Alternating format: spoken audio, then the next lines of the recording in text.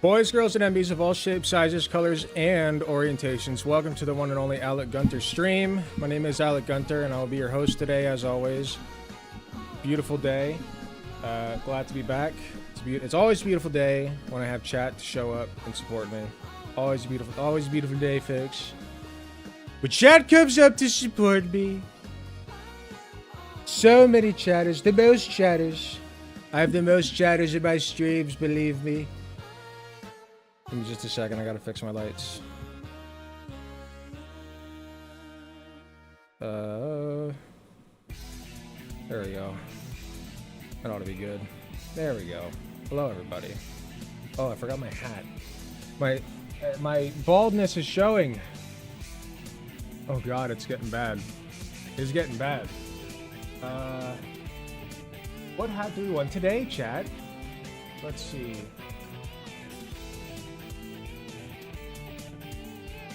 Oh, shit.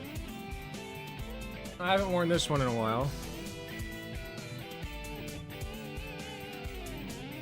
Buy a man eats fish, he day, teach fish man to a lifetime. My dad's favorite quote.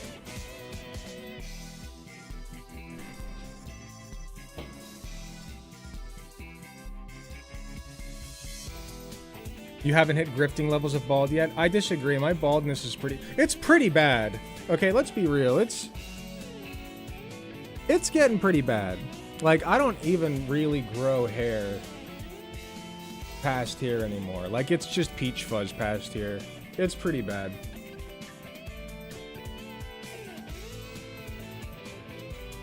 Blek Onter or Say Gex? I don't know. Say Gex? Like Gex the video game? My friend will be debating today and they made some pretty good points. This is my first stream watching Alec Gunter. I'm excited to see how this goes. Hey. Sweet. Yeah, listen. AI art, oh shit, I didn't mean to X out the music. Ah, the music. My bad. I knew I'd do that one day.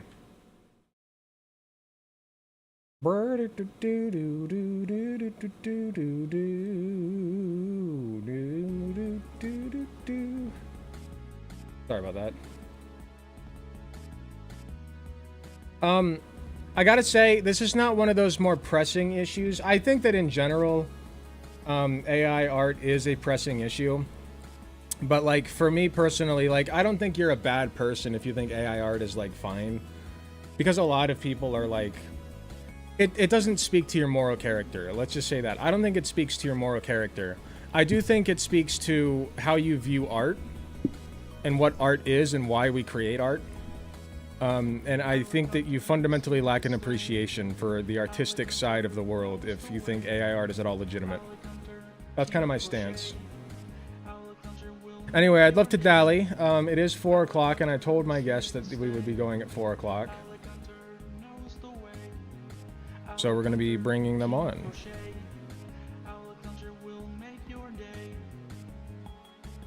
I would love to debate bro, my extremely transphobic colleague, but he's still my colleague and I have to work with him for at least 2 years. Yeah, that's kind of where I'm at with the whole Haitian immigrant thing, with people I work for and with. You know, it's unfortunate. It is what it is. Like, I try to divert the conversation because they're like, oh my God, these Haitian immigrants, they're driving erratically. And I'm just like, okay, well, a lot of people in Ohio drive erratically because past the age of 18 in Ohio, you don't even have to take a fucking written test. Like, you don't have to know jack shit. You just hop in a car, you show an instructor that you don't wreck into anything, and then you're good. It's really stupid. Yeah, old people do too. Get them off the road. I unironically think that there should be an age limit for how old you're allowed to be before you stop driving. Now, I think that age limit should come with, like, you know, a guaranteed income, Social Security. Let's put it this way: once you start collecting Social Security, you're off the road. Done. There you go. You no longer need roads. You're fine. That's not my real position, but I do think that there should be something going on there.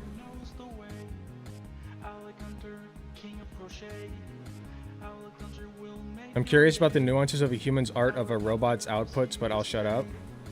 We'll pull in our guest. We'll just go ahead and jump right into it. We'll jump right into it.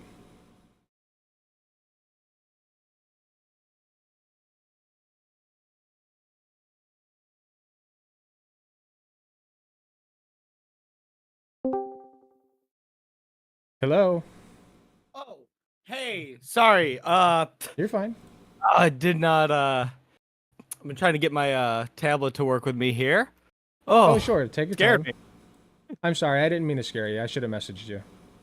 Oh no, you're good. You're good. Do I sound okay?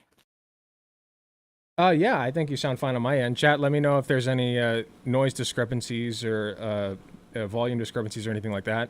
But yeah, you sound okay to me. So if you want to go ahead and just give everybody your name, your preferred pronouns, and what you're here to talk about today. All right. So my name is Ani Tennyson. Preferred pronouns are he, they, and I'm here to talk about the ethics of AI art and. Just real quick, you got quiet all of the sudden. Oh. Yeah. So, how much of that did you hear? If you could just start over, that'd be great. Okay. Yeah, so my name is Ani Tennyson, pronouns he, they, and I'm here to talk about the ethics of AI and the fact that I believe that the only thing wrong with AI art is just capitalism, realistically. Besides Okay. that, I think it's a very just useful tool for artists that is generally, I feel, when we talk about AI, a lot of the time we're just like, get rid of it. It's just a terrible, soulless tool. Just real quick, I think you are you drifting away from the microphone? Oh, a little bit. I'm sorry. Bit nervous. No, you're fine. I just want to, you're totally fine. I just want to make sure we have like a consistent volume is all. That's all. Oh, yeah. But continue. So, yeah, I feel like the biggest problems that come up with AI art are, a lot of it comes down to just crediting the original artist, which, half the problem with that is just when you steal an artist's art, they're not getting paid. And that's a problem I feel we could fix through stuff like universal basic income and other programs like that. What do you think the point of art is? I'm just curious. Realistically, just to express one's just to express yourself realistically. Right. And in my opinion, I don't think a machine is capable of like creating a piece of art that expresses your, what you want it to express. I just don't think it puts down what it thinks you want to express. That's all. Yeah. No, and I don't disagree with that necessarily. I feel as though in some circumstances it can be used to help better understand your vision. So I'm trying to pull up my screen share here. Sure. You're stepping away from the mic again, it sounds like. Yeah, unfortunately, I have like a bedroom set up right now just due to where air conditioning and heat in my house is. Gotcha. But did you you mentioned that you wanted you had a video feed, right? Yeah, I'm gonna try bringing that up here. Sure. I had it set up differently for a way that worked with my recording. It seems to not be working with Discord, so I got to move a couple things around. Apologize for that. Mm-hmm. Okay, FL You're fine. Studio's coming up. Yeah. Can I have just a moment on that to set everything up? Yes, please take your time. I'll just read chat right, while you're doing that. I appreciate it. Mm-hmm. All right, let's. So let me know when you're ready. Thanks. Honestly, a strong take. My belief with AI art is that there's an inspirational aspect if you use it as a reference and not as the art itself. I don't even think as a reference it's valuable. Like, I think I think the fact that AI art exists is now something that artists will be like it. The fact that it exists, I guess you can draw inspiration from it in some ways, but only from the pure fact that it exists now. Like I don't think it ever needed to exist. I don't think that there's value in it existing, but the value of the arts that comes from it, like the what I consider real art, like I can understand drawing inspiration from its existence because it's just reality now. So, people are going to do that. But I don't know, I just think it's perverted what we even mean when we say art. If you need AI to help with your ideas, that's equivalent of just saying your idea is like Undertale but better, which isn't actually helping or... No, it's not even like Undertale but better. It's like it's drawing from so many different like it's just drawing from like other people's inspiration, other people's work. And you can say, "Oh, well, that's what inspiration is." It's not inspired. It literally just throws it all into a blender and spits out what it thinks you want. You could adapt from there though, and I think that's a fine thing to do. I take issue with it, but just let me know when you're ready. Yeah. Can I just ask like what issues you take with it? I find it all very interesting. Sure. I think so. Let's say that you generate a piece of AI art, and like it basically just does its thing. It throws all these different art pieces into a blender, spits something out, and then now you're drawing inspiration from that. You're drawing inspiration from vomit, like from actual garbage, and it's not meaningful art that you're drawing it for. Like your art that you create from that, like assuming you're not like tracing it or using elements of it or anything. I think that's more art than the original piece. But like, argue that you're drawing inspiration from something that doesn't even exist, and that nobody else made. It's just like it's pulling the tracing thing. I feel as though tracing in certain circumstances is perfectly acceptable. It depends on what you're doing. Like if you're just tracing somebody else's design and you're trying to like copy, like let's say a cartoon. Like if I was trying to draw like Invader Zim, I just drew the lines the same way, colored him the same way, and said, "Hey, look at this! I drew Zim." It's like I didn't really do that. That's not my piece. No, but it was somebody else's first. You were inspired by that person to draw. Yeah. Yeah. But then, like, let's say you take, like, something I've been starting to do is tracing photographs for, I draw a lot of cartoons. That's what I have. I actually have it pulled up now. 3 examples of some cartoons that I've drawn just this morning. Very good. Yeah. So one of these is just no tracing, just all from my mind. One is traced off an AI image and the other's traced off a photo. Okay. And I feel that they are all, the one that was assisted by AI, I feel was, just as valid, or is just as valid a piece of art as the ones that were traced over by photo or the ones that were, not traced at all. I disagree. Really? Yes, I think that the one that you traced AI over is slop. Like, I'm sorry, it's straight up slop. You literally had a machine create something out of pieces of other people's work, like throw it all into a blender and spit it out into what it thinks that is in your brain, right? And then you're tracing now the machinations of what a machine thought was in your brain. And that is your inspiration. So just by looking at them, though, would you be able to tell which one was traced?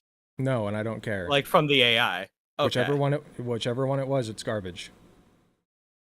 All right, so that's going to be the one on the left, far left. That is the garbage one. Let me just pull up the image it was traced off here. And I'm sorry if that sounds mean, by the way. I just I understand. Like, no, I get what you mean. It's not a criticism of me, it's a criticism of the process, and Exactly. I respect that. Yeah. So this is the image. I literally just went to the first AI thing I could. Just I don't use AI for my art generally. I Hmm. did this just it's been something I'm thinking about.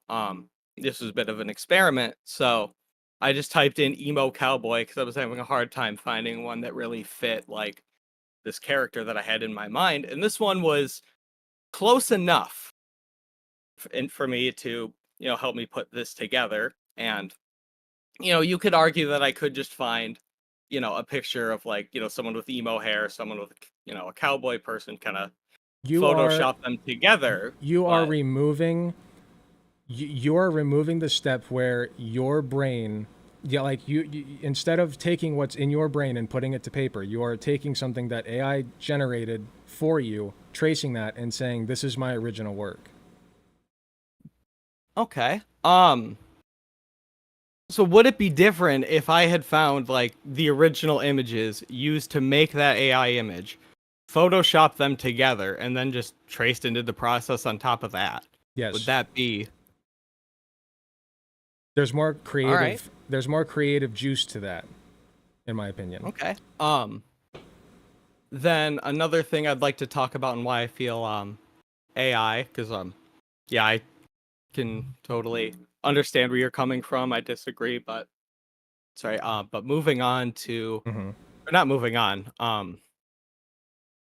So Into the Spider-Verse used AI that was, it wasn't based on other people's art, but it was based on like, the art that they did to do a lot of the outlines for a lot of the characters. Um, but it is using a lot of the same generative technology that was made, um, I believe using a lot of the same research and stuff as, any other generative AI. Um, do you think that's okay to do, or should they have gone and just drawn everything like by hand? Well, I want to know how they used it. So, how exactly So did I they use think it? I don't I don't I'm know looking at it exactly, right now. but okay. But from what I remember, they had started like, they had done a little bit of the art first and then had a computer just like let's say they wanted like a certain outline style, they would do a few frames of that and ask the computer to sort of continue that is my understanding. I I could still be don't wrong like on that that. though. I still don't like that. And is that I think just that okay, let me look at what's going on here. So, not the same generative AI that's typically seen as harmful. It was trained on consenting artists for a menial task. AI is a buzzword that can apply to a lot of things, blah, blah, blah. So, Spider-Verse are one of the largest teams of animators to ever work on an animated movie. I can assure you it didn't steal anyone's job. This is ethical use of AI. I don't know, though, because I still think it's removing its automation of certain aspects. It's not replacement. Okay, automizing a task is different from literally generating something from nothing. So I think that it's less egregious. I'll have to think about this one because yeah, I 'cause for still me, think there's artistic value in. Uh, I would want a little bit more detail about how they did it. yeah, absolutely. Just the way I would describe my view on it is instead of like me going through and finding a lot of different like reference images, I'm amalgamating a few different reference images or a bunch of them through an algorithm and just, shortcutting that process. Other people I do understand do like terrible AI content, all over YouTube's that just AI written, AI animated and voiced garbage, and that's soulless. That's Right, nothing. But right. I feel that I think there's something to oh be yeah. said for a computer taking away the menial labor. Like I think that Yeah. you can ethically do that, and it looks like that's what they're doing here. It looks like they're just And little by little, transitioning we're from one teaching the computer to make using a drawings that we computer to find make redundant. drawings that we find redundant. Drawings like About the expression. Form lines to describe sorry, the I'm shape watching of it right something. now. A thing like a nose. Yeah. The effects team did this amazing thing. It reminds me a lot where of the rotoscoping process. Um, that used to be heavily criticized as well for being lazy animation and more soulless CGI as well, when that took over 2D.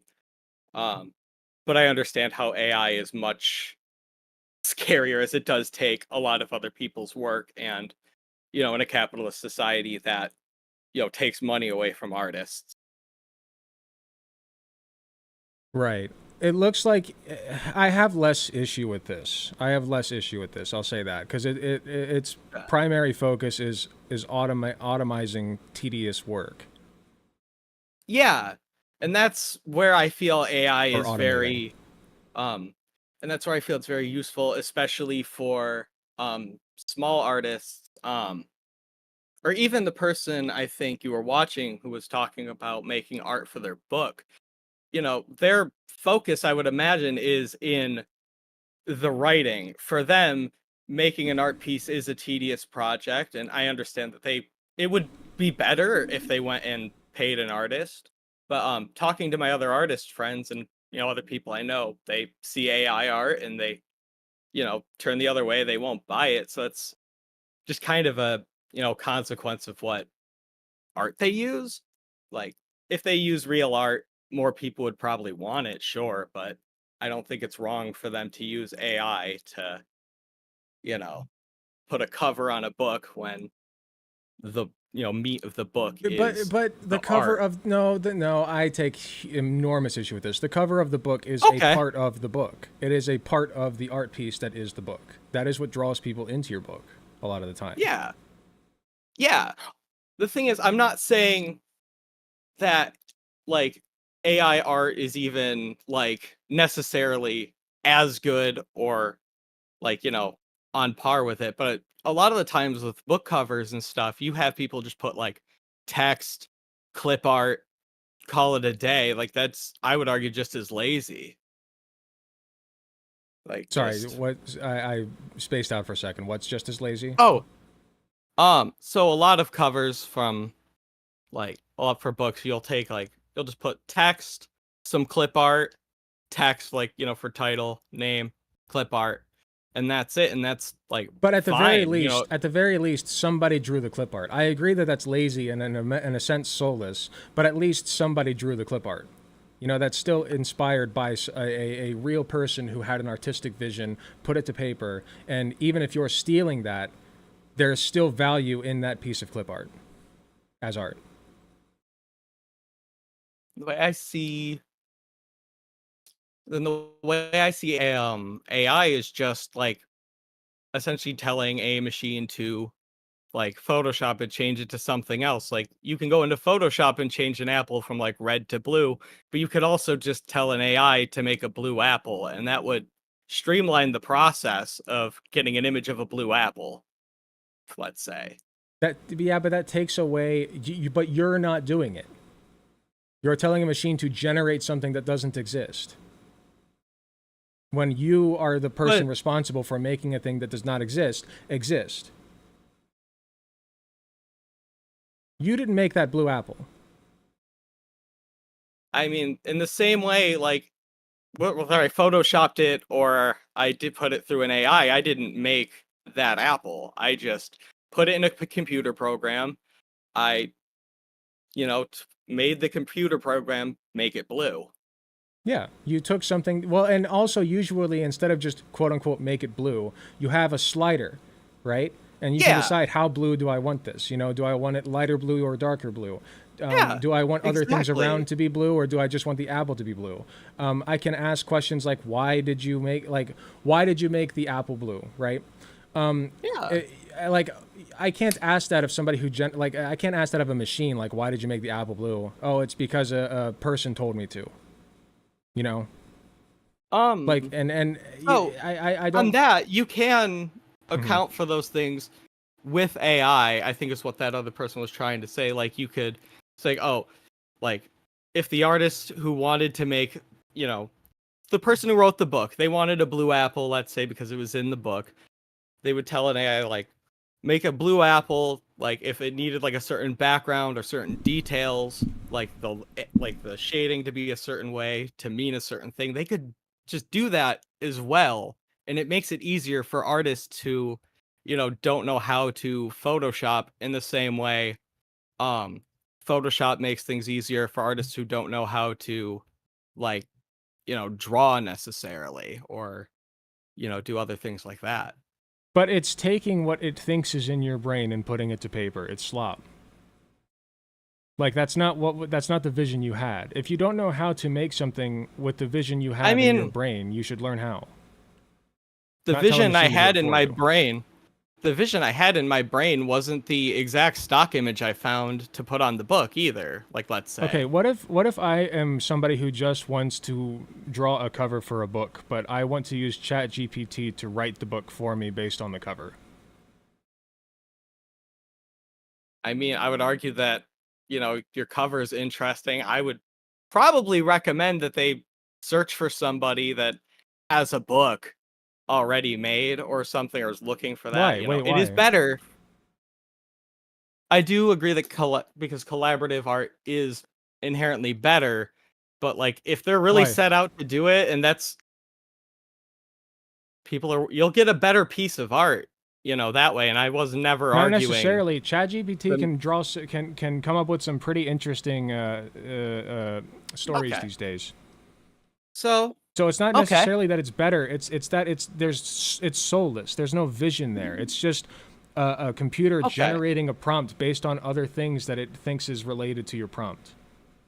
So generating off of. I guess my argument to that would be probably if people read the book, like let's say they really wanted to make the cover, the book, whatever they had the GPT write, it could mean a bit to them. It could mean a lot, like nothing, whatever's in there. If it comes across as soulless, people will read the book. All of the reviews will be like, this is just soulless garbage. But it's not a matter. Hey, they got a pretty cover. No, it's not a matter of it coming across as soulless. It is soulless.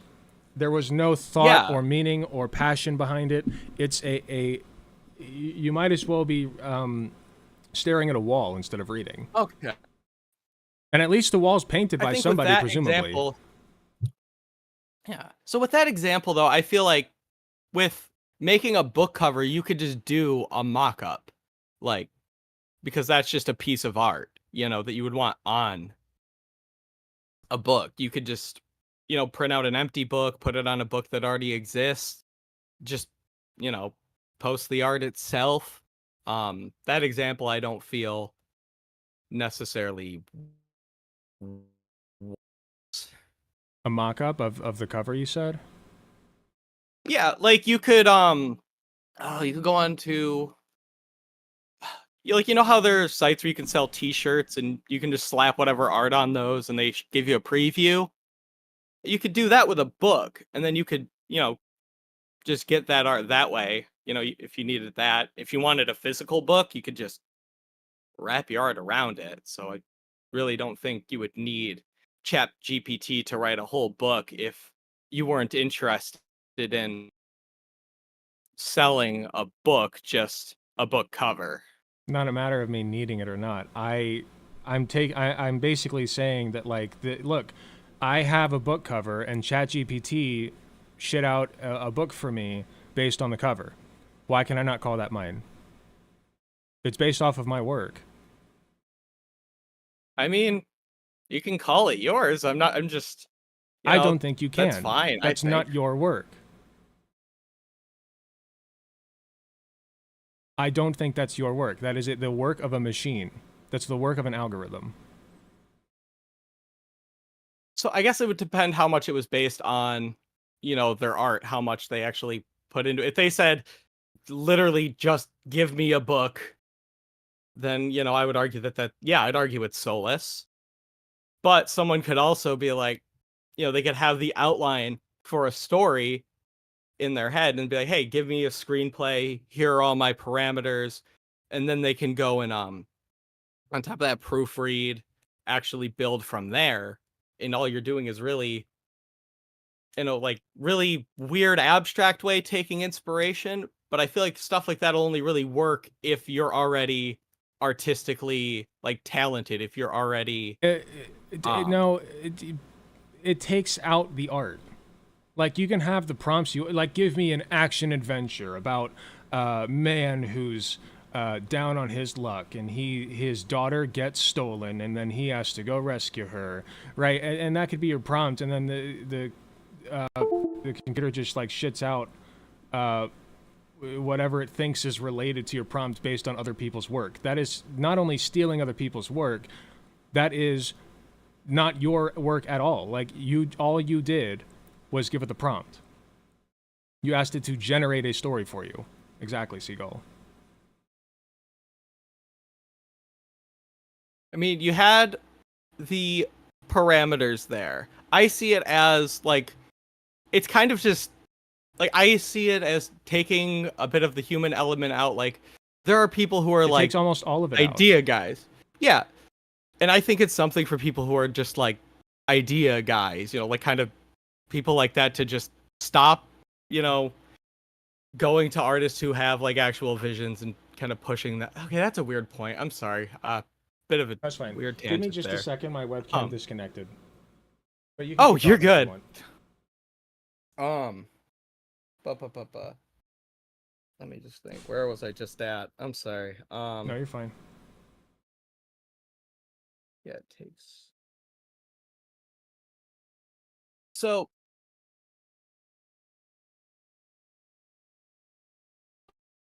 I'm going to take, for example, my mom. She has never written anything, but she used to spend a lot of time with writer friends and just kind of spit out ideas.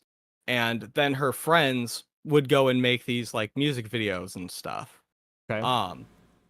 Would you describe her as being a part of that artistic process in any way, or no? Yes, the part that she provided was the idea. Okay, yeah. So she is yes, she is a part of that artistic process. When you translate that over to a machine taking your prompt, yes, you are part of the artistic process, but you're not doing any of the actual creating. You're just telling a machine to do it for you. In the same, like, it's a great idea. In the same but way, like my mom didn't. She didn't create the music videos. What I'm saying, but she, she could have inspired it, but I don't feel like inspiring. Yeah, no, exactly. I don't think inspiring a machine is good. Like, that's not what I want my art to be. And I mean, you can't inspire a machine to create. Like, if you tell 10 different music artists to give you. I'm sorry, that was a very interesting way of phrasing it. I really like that. I don't think you're trying to inspire the machine. I think you're using the machine as a tool and as inspiration. It's the other way around. It's just, a tool and a part of the inspirational process. Like the reason I did the emo cowboy drawing was, like, I've been watching both a lot of Westerns because I'm getting into George Lucas, not to trail too far into things. But mostly his work was very much an amalgamation of just tropes from all across, mostly pulp fiction, but namely Westerns, samurai films, and sci-fi at the time. So that stuff's kind of been inspiring me, kind of was what got me onto this thought process. And, I wanted a character that looked like an emo cowboy for a sci-fi thing, and that brought me to making, telling an AI to make an image of an emo cowboy. I then drew them, and maybe at some point I'll use them for a comic.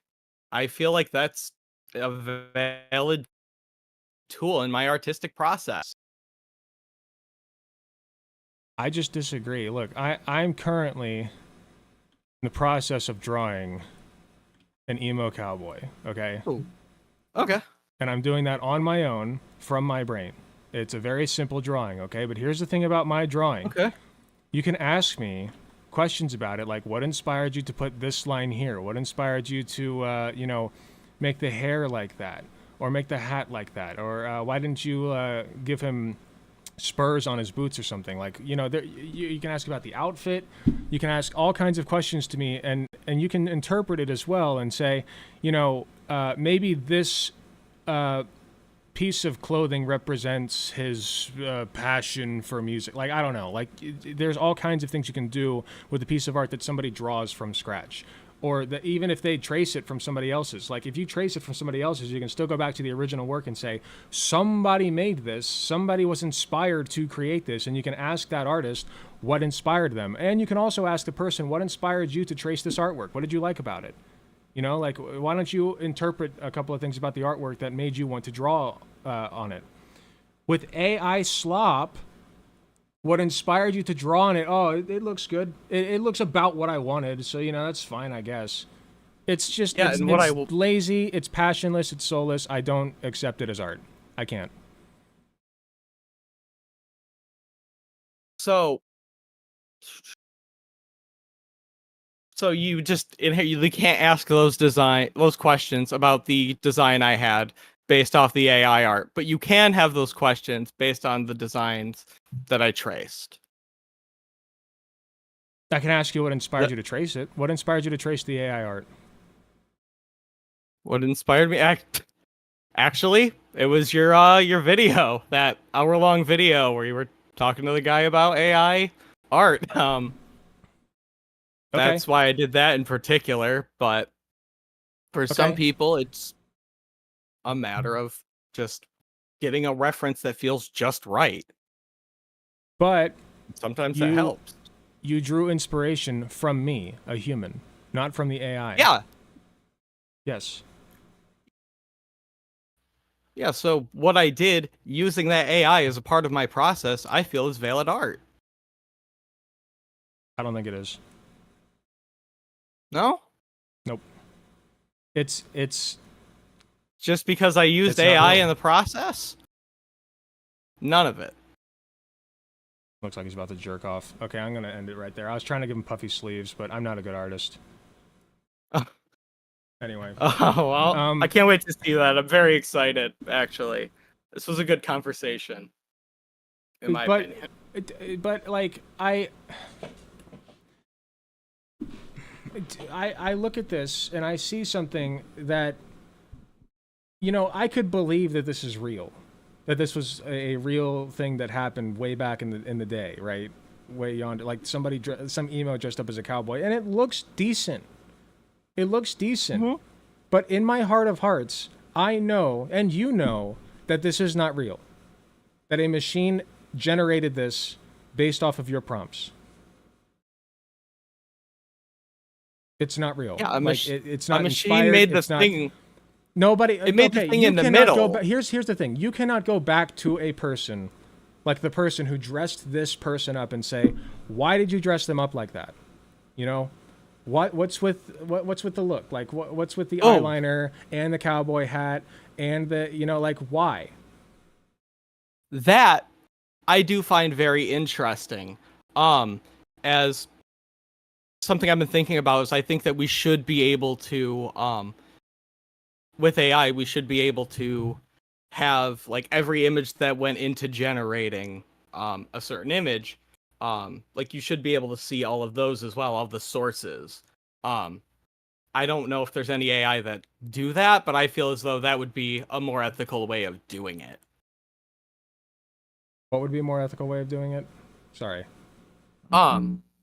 If when you generated an image, you got, like, a list of all the images that went into generating the image you've generated. It would be more ethical, but it's still soulless in my opinion. Just because somebody consents to it doesn't make it any more passionate. It's doing the work for you. And like there's an element. There's an element because you took this piece of AI art and you were inspired from it. Okay? I think that there is more artistic value to what you interpreted from it than there is in the original work. But you are still basing your work off of the original, which is slop and garbage.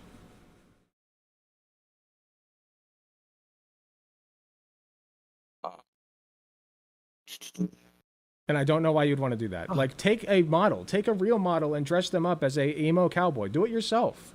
Yeah. Well, for a lot of people, that just comes down to a matter of accessibility.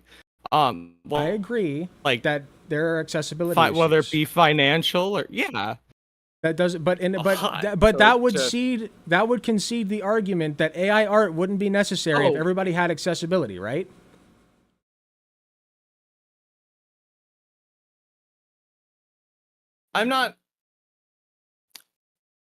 I guess I'm not arguing it as a necessity. I'm arguing it as a useful tool. Right, But for people who yeah, that don't is a have good as much point that access. you brought up. Exactly, for people who don't have as much Yeah, for access. either So you're agreeing less with access, talent, Yeah. or I would even argue though when it comes to things like autistic people, like there's like a lot of genuinely talented creators, not just autistic people, but a lot of mental illness. I say autistic because I am myself autistic. That's But fine. there's tons of creators, like just these like 3 subscriber channels just putting out like I saw one the other day that was just they called it Beavis and Butthead season 3 outro music, and I think it was just like a couple of other people's songs put on top of each other. But in their head they have like a whole like lore and universe connected to it. Like I don't know, And they should have like flesh that out pictures. themselves, and with the help of other Yeah. people, if they want. I wouldn't see anything wrong with them like taking an AI if it helps them like see their vision through. Like if they went and made like if they had an idea Because for a that's cartoon not or their something based vision. on it. No, that is a cheap imitation No. of what a machine thinks their vision is. That is what you're So doing. why is it better that they just upload a theme song from a show that's already established and just like the title of a show that's already established and say it's their own thing just by adding like a couple of characters over it in Photoshop? Like Because I they're just still don't see- they're still being, all art is inspired from other art. So- Okay, and from real things, they- etc. But Yeah. basically, like it all builds up on top of each other. Okay, AI art is not part of that process. Okay, and I will tell you also, a song that is inspired by let's say that they wrote a song that was inspired by that theme. That is Yeah, that has more artistic value than simply Yes. yoinking the song. Do you agree? Yeah. Okay, great. I would agree. Yes. I would agree it has more, but I wouldn't agree it's that the AI art is inherently valueless. Like if that person wrote a script for something they had passion for, put it through an AI, I think that's fine. YouTube back in I think 2011 had these little animation programs with like these little teddy bears where you could just type in text, the teddy bears would perform the thing, and you'd have a video. And that's And- lazy. Yeah, it is lazy. I'm not saying it isn't lazy. I'm just saying It's it's not gutting the immoral. artistic process. It's not even necessarily immoral. I'm not saying it's immoral per se. Like, Okay. let's say if you could have an AI. First of all, like a huge problem is the moral element. But since we're talking about just like Yeah. not like let's say that you have a world where like 50 artists consent to having their art used for an AI learning machine, okay, and then you dump a prompt into that machine. That is an ethical use of AI art. But it's still soulless. It's still passionless. Like, you're still telling a machine, look at all these other people's artwork that I like, and take that style and make what you think is in my brain. I feel like Instead of that's me what I'm just doing it doing when I myself. create as well. Though that is the thing I'm trying to say is I feel like using AI for me can cut out a lot of the process of like learning a specific style. Like it could streamline things a bit if used correctly. It can be used as a tool for artists. This stupid drawing that I made, a machine cannot, an AI machine cannot, replicate what I made here. Not really. Like, there's no human brain behind that machine. I very purposefully put hair over one eye. Okay? I very purposefully made the sleeves baggy. I did that because I'm going for what I think an emo would look like. Okay? Based on my interpretation of an emo cowboy. Okay? Based on what is in my brain. I am not going to tell a machine to copy what it thinks is in my brain and put it to paper. It's not the same. And I think acting like it's the same or acting like it's on the difference- same level is just gutting what art actually is. The difference is just this particular machine and this particular technology, though, is what I am kind of understanding. Are you referring to the fact that I'm using Photoshop to draw this? Oh, I'm not watching it at the moment. Wasn't Okay. able to do it with my setup. No. So what do you mean this particular machine, this particular technology? I'm confused. So, I'm trying to think of the name of the animator. I know he had a segment or a bit on Smiling Friends as well. He does like a kind of rotoscoped style thing where he gets in front of the camera, and you could argue that that's that is part of the art, but he does tell him like an extent to a machine. He tells a machine to go in and basically make a 3D model over him, I believe, or maybe it's 2D, and an outline, and kind of make him look like a cartoon. He doesn't go through and draw all of that, and that's people who are more into animation could argue, oh, well, that's not really animation. You're not that's that's a computer just CGIing stuff on top of you. And people could argue that that's more soulless than having somebody draw each frame on top of them. I disagree with that. They're taking a real they're still that's still an artistic process. They're taking real motions that somebody made and putting a style that they like over it. So, if I let's say I recorded myself doing if I recorded myself dancing and I told an AI to just dress me up as Darth Vader, would that be okay? To just do that dance, use that animation of me dancing, but dress me up as Darth Vader, I think that would be less artistically void than if you just had a machine tell Darth Vader to start dancing. Yes. But at that point, yeah, at that point you're basically you're telling that's not generative AI in the same sense of just spit out an image for me. Give me a prompt, spit out an image for me. That's I'm telling it I to guess you could spit out a make an bunch of images of Darth Vader on top of me. Well, if it's literally trying to put Darth Vader on top of you, then yeah, and that's why not just get a Darth Vader costume and dance in that? Exactly. One, maybe I can't afford it. Two, maybe I think the weird AI generative thing looks interesting. I've seen some horror art in particular from people that, yeah, it is just stealing a bunch of weird horror movie stuff that's these super surreal environments that are just covered in eyes and impossible geometry and stuff that I just it would be possible, but that's but the same difficult thing to do that with art. But then that's not the same thing as generative AI just spitting out an image or a video. That's literally you deciding, I like this style, I want to dance and put that style over my work. That's not the same thing. You can say that that's AI generated or whatever, but it's really not. Okay.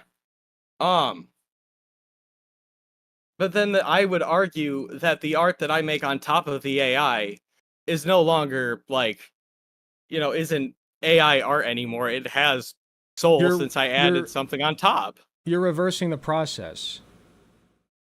You're starting off with something that an AI spit out, and you're drawing something on top of it. Whereas with the dancing, you're starting with the artistic part of the dancing, and then throwing it, and then slapping a style onto it, which is fine. That's fine. Yeah, I think that's fine. I'd say it's in the. For me, it's in the middle of the process. Since the reason I went with the emo cowboy thing was just emo's very much just my style. I've been watching westerns and Star Wars, and that was part of the big genre mash thing I was getting into. So there was a reason that I used the AI to make that image to then draw on top of. Right, you told an AI, hey, I just throw together what you think a cowboy emo would look like. But this is one of a million things that it could have spit out. You just decided this was the one you And- like. This is the one that looks good. Thank you. That's what And then you Google went- Images does. Except it's, you know, the original image, and that's Yes. somehow There's better. more value. Like- Yes, there's more value to that. You're drawing inspiration And- from other people's real art or real life. And with AI like existing, it's one of those things that unfortunately I don't think we're going to be able to just fully get rid of. Who's to say the image I find on Google Images isn't AI? Exactly. Like, if I just That's a bad Yeah. thing. That's very bad. Yeah, no, I think it is too, and that's Okay. why in art, like, to be cataloged better, I think it's, you know, a bit of transparency with your artistic process. Like, if you make AI art, you probably should say, "I make AI art," in the same way, like, you know, somebody made CG that looks like hand drawn animation, and then said, "Hey, everyone, this is hand drawn." People would be mad. But saying Um, somebody ought to say, "Hey, I'm an AI art maker," which they ought to. Yes, you're correct. Yeah, Does not that's not helping the argument that I'm making, which is regardless of whether or not they're being ethical about it, which you can ethically do it. You can ethically Okay. take people who consent and take their artwork and throw it into a machine and say, "Yeah, this is art now." Okay, I believe that there is an ethical way to go about it, but whether or not it's ethical does not itself determine whether it's valuable art. okay. See, it's just,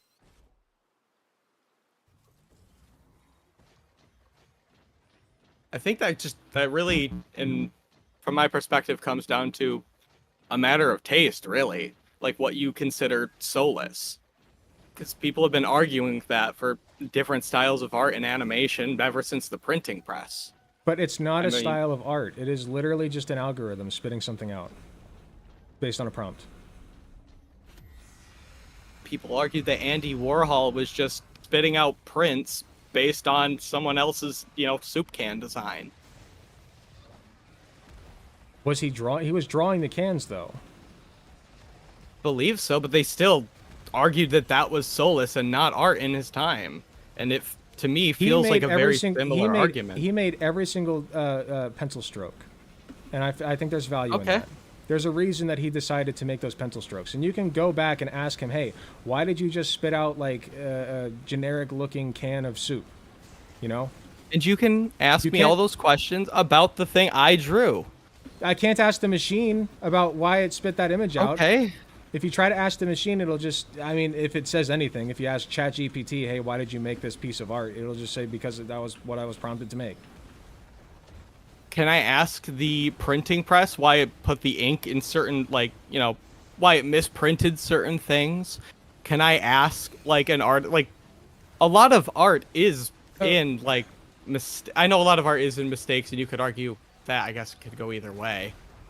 Well, if a printing press messes up, that's not artistic. Like, there's no artistic value in that. You can, as an artist, look at that and say, that's an interesting splotch that this printing press put. Yeah. Perhaps I can make something Exactly. from this. Okay?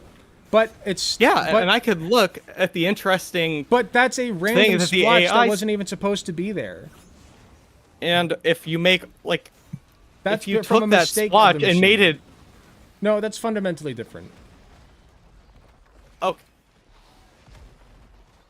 I think that's fundamentally different.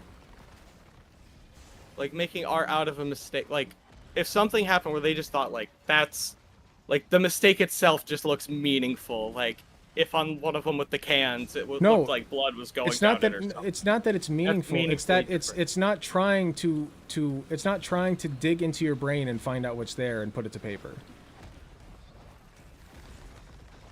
It's just a random mistake. But would it be wrong for that artist to then go and say that, like, if the mistake looks like something, he, you know, goes and says, like, oh, well, it actually means, like, this bit of commentary about something that aligns with their artistic vision? That Would is that the be artistic wrong? vision that the artist imbued into the splotch. Okay? When you have a Okay, piece and of generated AI, okay, you are I taking imbued artistic value into the thing I drew on top of the AI. but I disagree. Like you are to an extent when you draw over it, sure. Yeah. But I just don't think that's as valuable as if you took something that like actually existed first, you know, or like something that that somebody else drew first. You're taking something that, I mean, like, again, the base upon which you are building is rotten. but I That's feel the the problem. end results of the art that I've made, all three examples, I feel were equally viable artistic products, or I don't know if that's the right phrasing, but equally valid pieces of art. Do you think that the Yeah. original thing that you generated is art?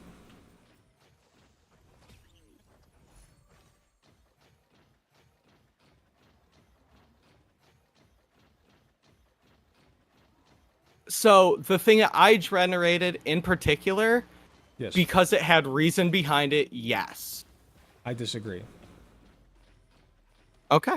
I mean, Why do you think it's art? Defend your point. okay. So I could go in. I have like, give me just a minute. Sure.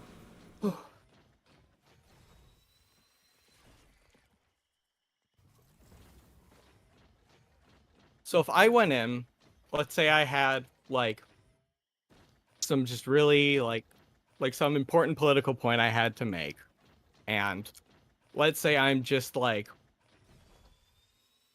it doesn't matter what. Like, let's say I have some political point to make, and I, like well knowledge on, well researched, and I have this very like particular image in my head, but I have no artistic talent because like, yeah, let's just say that. Like, I have no artistic talent. So I go in to an AI and I make, I type in all the things that were in my head. I know I'm only getting the closest approximation of what's in my head.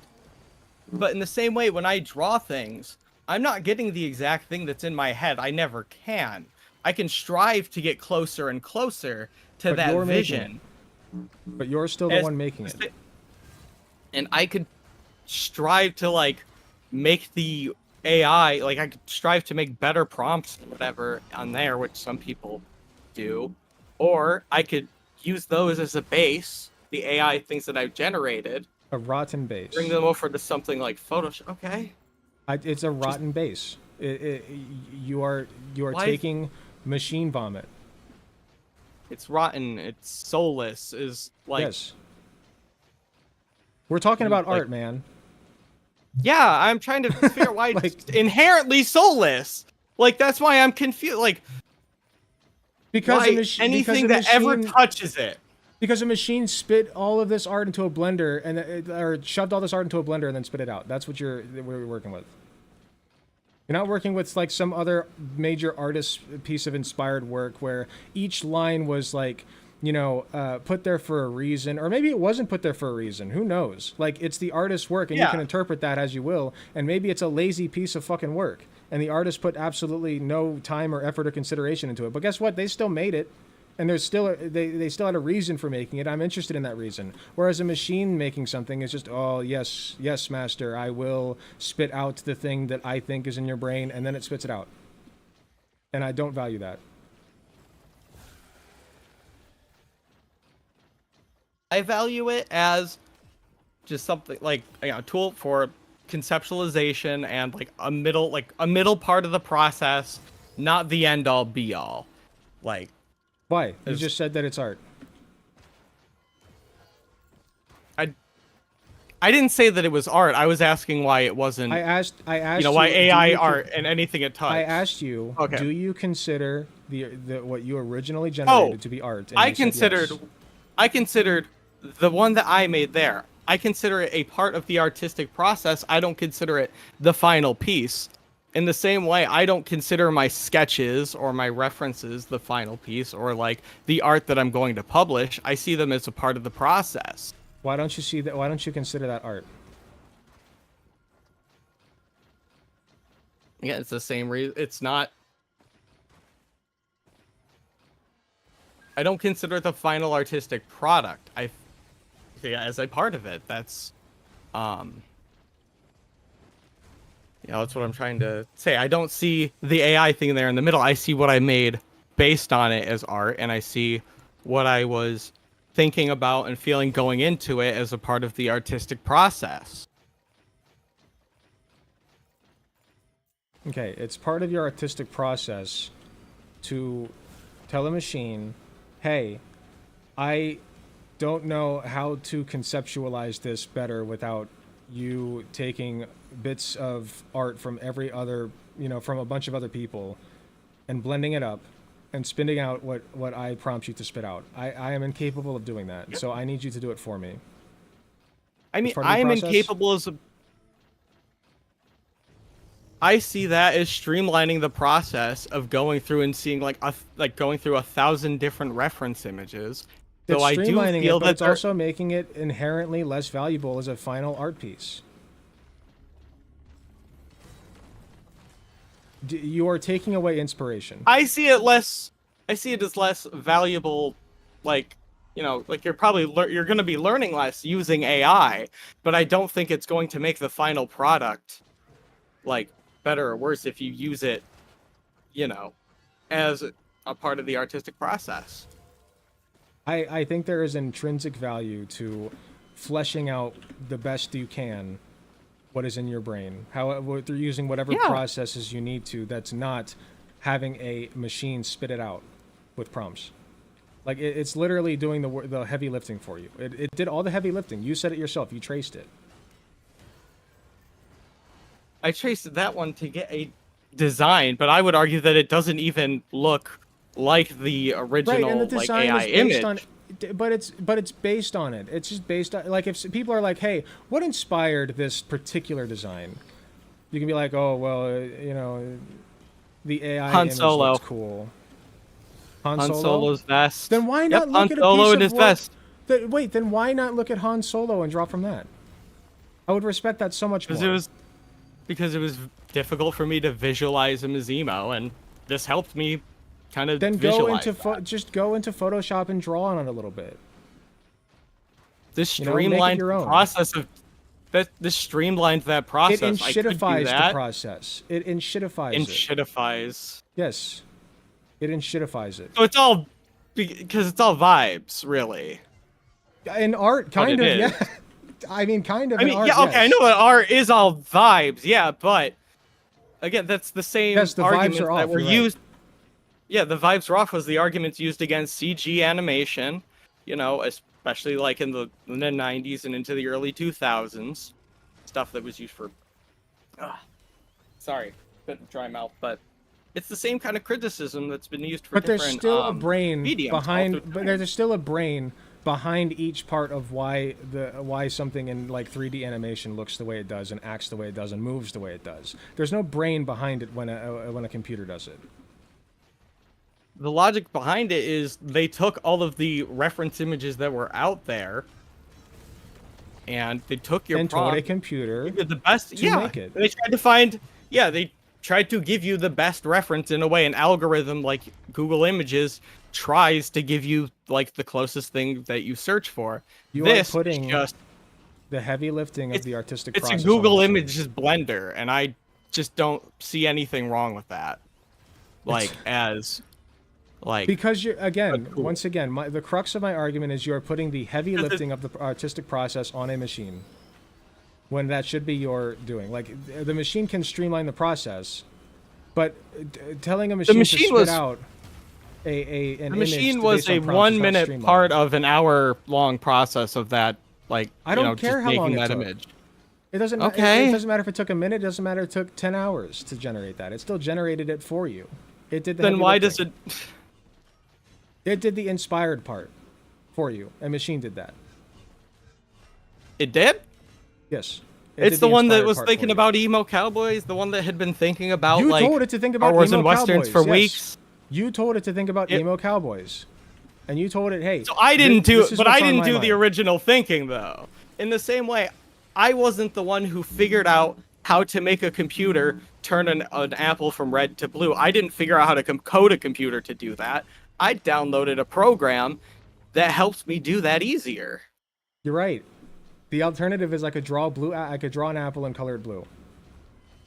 Okay. Yeah, Yes, and I you're don't right. see why either But- one is like I don't see why one is inherently better than the other.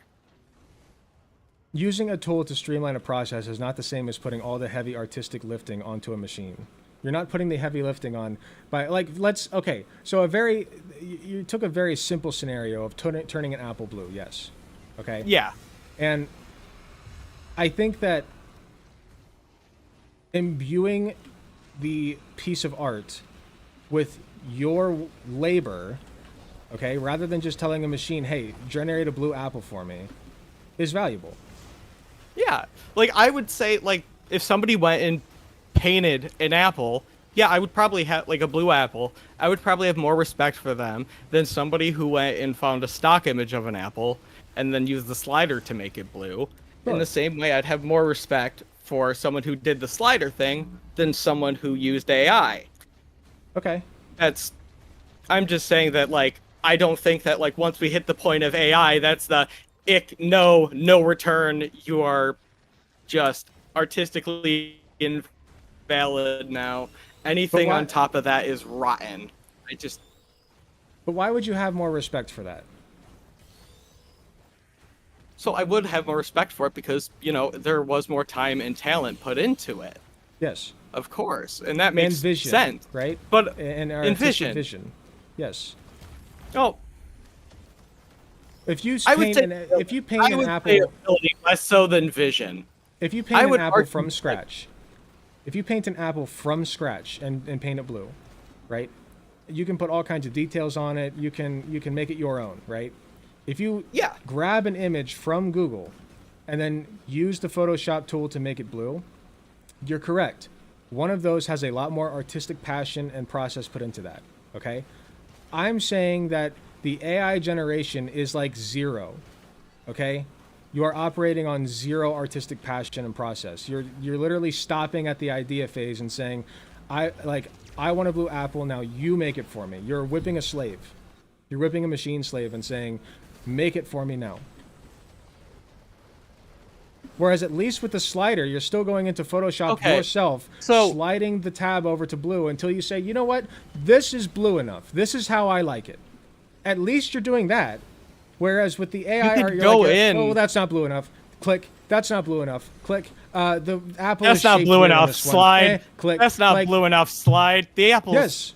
You could. Yeah. It's. Yes. You literally go in, look for an apple that you like. You slide it as opposed to typing the word, lighter blue, or it's just a slightly different use of technology to generate an image. But you're the one still with the lever on the blue switch. And okay? I'm still the one with the hands on the keyboard. Or with your hand on the blue switch, sorry. The hands on the keyboard typing, make it lighter blue. I could go, if I wanted to, find a specific shade of blue and tell it to make it that. Like, you can have a vision and put it into AI art that does, it's not inherently valueless. That's what I'm trying to say. If I have a slave, right, and I tell that slave, hey, I need you to paint a blue apple for me, and then I take that blue apple, right, and I say, this is my art. I made this through my slave. My slave was my tool that I used. Would you accept that?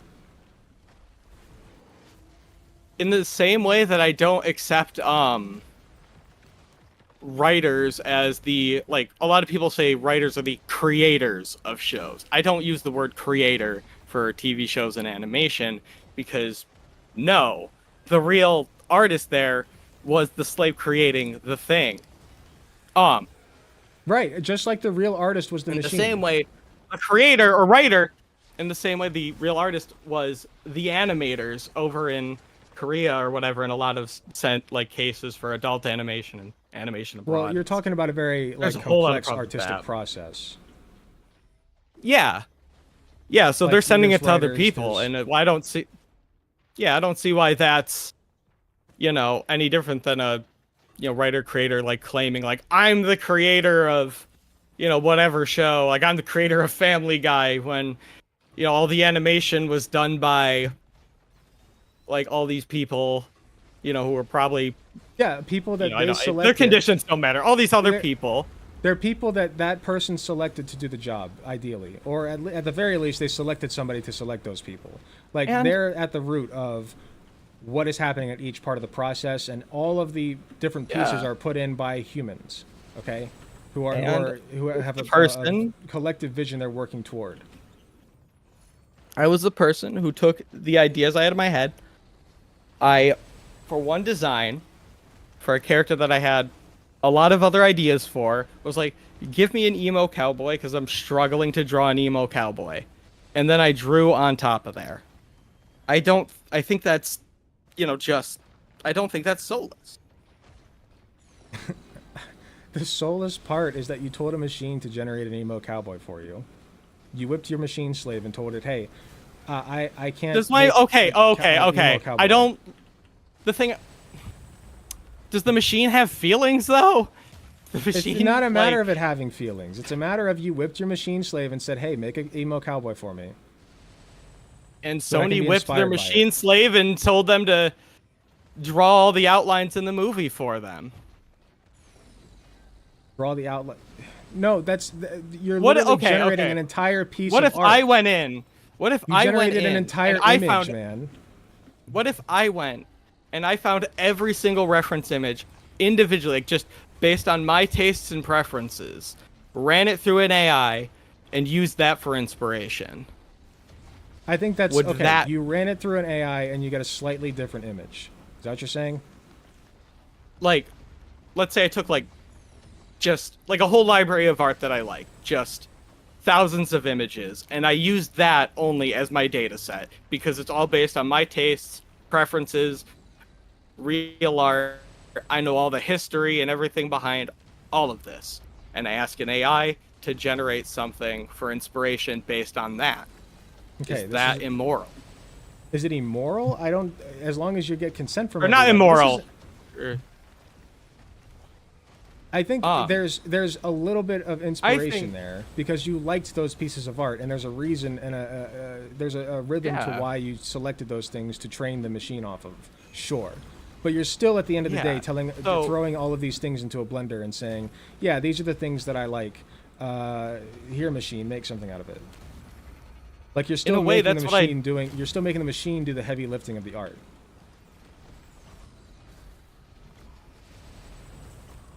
Yeah, I don't think I agree with it being the heavy lifting of it. But it is. Like, so if I spent I spent hours or something writing a comic for this character here, and I use this just to I use the AI just to kind of get an idea of what I want them to look like. Is that what's wrong with the rest? Is the rest of the comic now tainted by their design being AI? Yes, you've been influenced by the machine, by the algorithm. You sold a piece of your soul to the algorithm. Yes. You sold a piece of your soul to the Wow. algorithm, and that yes, that is exactly what's happening. That's. Oh my Why god! would you? I'm Why would you sorry, want a that machine to do that? Why? Why not just get a person? Because I couldn't the thing was I would Because access, try right? to find access, Would it and be- I would try let me to ask you this. find references that I wanted, and I couldn't find any. I would spend hours. Would it be preferable to get a human reference as opposed to an AI reference? Would that be preferable? Yes, it would be Okay, why? preferable. Because I do believe that better art is created collaboratively. The best art is never made by one visionary. I will concede to that. That's something I believe. But also, the AI isn't the visionary of, what I've drawn here. And, It is. all of You this gave stuff. it your idea and said, create something from this. I gave it the words emo cowboy out of this whole concept I'd been thinking about for weeks. This whole Yes. script I'd been writing with working on with not just myself but my friends. So an actual collaborative art project. I told an AI to do one image for one design. And do you think that But you isn't- said it yourself. You traced that image. The AI did the bulk of the artistic labor. Okay, so would you argue that if I traced a photo, that's the same thing? Somebody else did the Because bulk of the artistic labor, yes, but not a by machine. taking the photo. Yes, but not a machine. You still trace, like, it's Okay, still but- functionally the Okay, same but thing. the You bulk- traced somebody's The picture. bulk of the work that goes into the AI is made by humans. I don't. Okay, like, but the humans that make don't- the AI... Okay, hold on. The humans that make the AI do not have an artistic vision for emo cowboy. They Okay, have no. they have a vision for No, something not the that people will that spit out make an emo them. cowboy when you put in the prompt. Yeah, they have an idea for a tool that will help you make something. That is the way I see it. But it generates it generates slop from pieces of art that it thinks make what you think it wants, or what it thinks you want. I mean, when I get commissioned by other artists, I'm just drawing what I think they want. You're correct. And then they You're can correct commissioning me, yeah. You're commissioning a machine slave. You're commissioning an algorithm for free. Okay, so then the issue comes down to capitalism and the fact that, artists aren't getting paid. And that's, Okay. the But only then you issue would- I see with it. So you would concede the point then that minus capitalism, the preferable thing to do is get a real artist to make it for you, right? Yeah, if that's something Okay. I could do, but I also don't think that it's like just bad and soulless to not do that. If that's just like if it's to streamline like the process, if your artistic vision is not necessarily like finding this one character but telling You like said- some grand story. You said it's I'm sorry. preferable to have... No, it's fine. You said it's preferable to have more than one... Like, it's preferable because there's more than one person involved. I think that Yeah. having a solo... No, I think that having a solo art piece is fantastic. You can have a solo art piece that is miles better than a collaborative project, for sure. And AI would help with that. No, it wouldn't. Immensely. How? Yes. How? How does Because it help? okay, so it's easiest just to do examples for me. I apologize for doing a lot of examples on this, That's fine. but By we the way, have- I'm not looking at your video feed. Should I be? oh no, I haven't really been. I figured you Okay. said you were drawing, so I just kind of forgot to turn that off. No, you're fine. No, so let's say we have an artist or a writer, right? Not a very social guy, but they have this idea for like just some grand piece of fiction, right? And they want it to look like realistic to some extent. Like they want it to look like an old like let's say they want it to look like an old Western film, just because that's what's on the mind, that's what's in front of me. Okay. Like it. I don't think there's anything.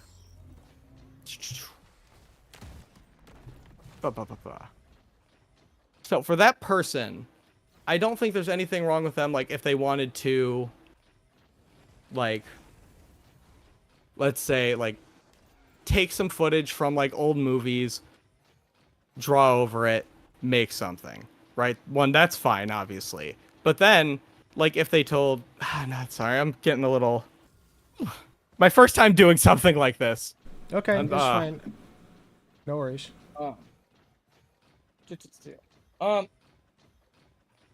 What I'm trying to argue or say is that it can help a lot of like independent artists, especially those who are, like one, they either want to keep their vision to themselves or they don't want to, for whatever reason, they want to be a solo artist. It can help them see their vision in the same way like a music program can. At that point, they would not be a solo artist. They would be an artist using a machine as a collaborator, an algorithm. Okay. And I think at that point it would be fair to say that, like, yeah, A passionless, soulless machine that has no thought processes and only puts out what you the prompts that you put into it. I don't find that a very good collaborative partner. Well, we were saying for a solo artist, like if they wrote this, like they wrote something, they have no skills in animation. It's not something they're very passionate about. Let's say it's just not, what they want to do. Yeah, it would be preferable if they like either learned how to animate, or it might lead to a better product if they learned how to No, animate, it's not even, or if they got someone else. it's not about But having I'm a sorry. better product. It is about having a more authentically you product. If you Yeah. don't know how to animate and you don't want to learn, find somebody that you like who has an animation style that you like. And even you can ask them questions like about their animation style. You can say, "Why do you do this? Like, why do you do that? What's your process Well, for this?" oh, You know. so what I'm saying is, people that don't becomes a always collaborative have effort. interest in every part of the artistic project. I'm sorry. You're fine. Yeah. Sometimes they're one They and the don't same. always have Yeah, definitely in my case. Um. Da, da, da, da. They don't always have interest in every part of the artistic yeah. process. Is that what you're saying? Yeah. So. Yeah, that's what I'm saying. Is not every single. Yeah, they don't need to like. For. Yeah, they don't need to put their all into every single like aspect of their art, and Well, I feel obviously, that it's fine. Like if they wrote like a script for like they want to make like an animated movie or something, they're just Yeah. someone who's just socially like they want to be left alone. They want to make their little movie, and they write up a whole script and they feed it to an AI to make something, and it makes them happy. I If that can't see makes you anything wrong happy, with that. no, morally speaking, if that's what makes you happy, whatever. I'm not arguing Okay. on moral grounds here. What I am Okay. arguing is on artistic grounds. Okay? I don't think that there's artistic value in that. If that makes you happy personally, okay, and that's what you want to do, that's Yeah. fine, I guess. I still think there's like you still have to disclose. Yeah, I used a machine algorithm to help me produce this. I still think that ethically Yeah. you should be disclosing that, and that's going to, in my opinion, I agree. devalue your work. Okay, I think that devalues it. But as long as Yeah. you're being ethical, about it, I don't really give a shit what you do. Like I don't Yeah. find an ethical problem using like spitting your own ideas and art and whatever into an AI and saying, hey, or people who consent, I should say, and saying, yeah, spit out a thing for me. Okay, there's nothing like morally wrong with that, as long as you're admitting what you're doing. That's not my argument. My argument is that it's soulless. Oh. Okay, see, yeah, that part was my argument. I mean, it's not... Yeah, I would say that, yeah, having someone, like, if they wrote that whole script and then animated it somehow, even if it was garbage animation, I would probably personally like it more, but... The scripts can be fantastic, but that's the only piece of art that I would respect out of that. Not the animation. I don't care because animation also requires interpretation of the art piece. Right? You understand? Yeah. That? Right. Yeah, oh, absolutely. And I don't want a machine's interpretation. That's slop. Yeah. Exactly. In the same way, I would say, like, with proper modification, transformation, something like modified from in a meaningful artistic way, like something modified from an AI image in an artistic, meaningful way, I think is like, valid art. I don't think it's as valid as like sense. art that's inspired from real things, like from either real things or other artists. Yeah, and that's that's a very valid way to feel about it. I just I know that a lot of people want AI to just be abolished and wiped out and not used, and I think that's a little far, because they're very useful applications, like especially things like Sony and smaller uses, like I said. But like Sony, you said, like or Sony. Well, and I talked about Spider-Verse right, a while ago. Okay, so AI is a very loose term. Like if you're using yes, it to stream that too. Yeah, if you're I think that's a big worry I have as well. If you're using it to streamline certain things, I'm fine with that. But I don't think that what you're doing is streamlining. I think that's putting the bulk of the artistic labor onto the machine. Okay. Yeah. It's something where I feel like the lines might be subjective for people. I would say, like, I don't feel that way, just, because my perspective, I have spent a lot of time on this project otherwise, and I just want to say, I did this just for an example.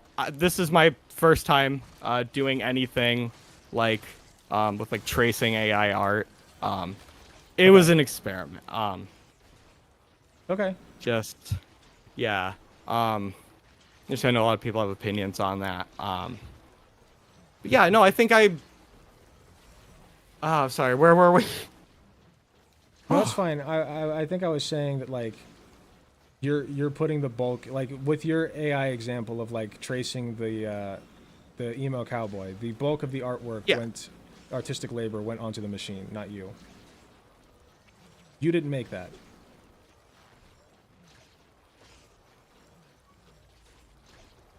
And I'd argue to an extent that you didn't even make the drawing that came from that. Like that's not really your work. That's the work of a machine.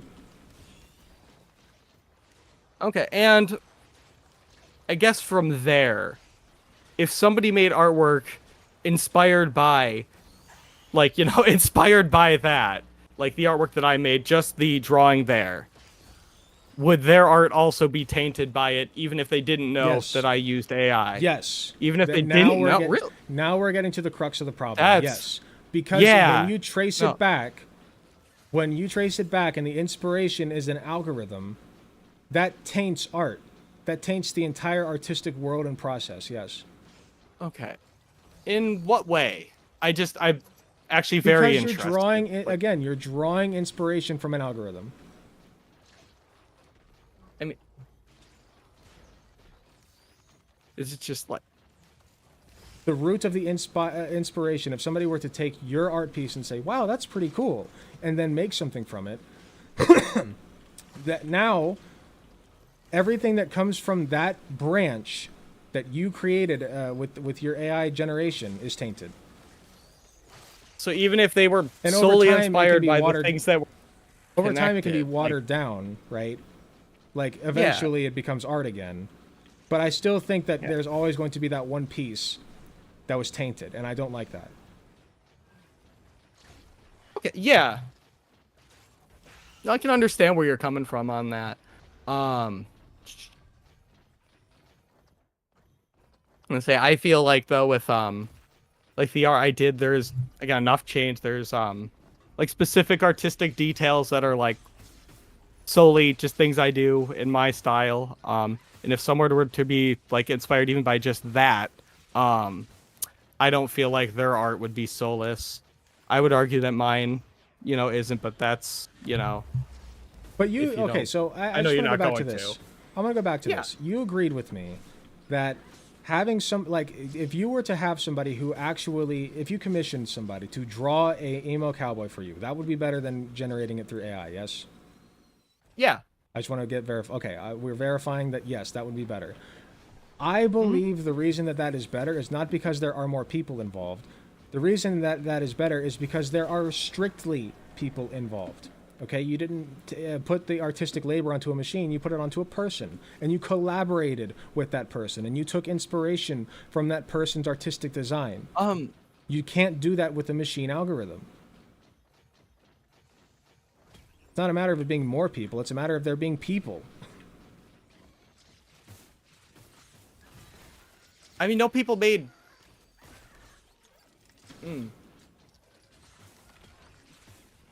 So...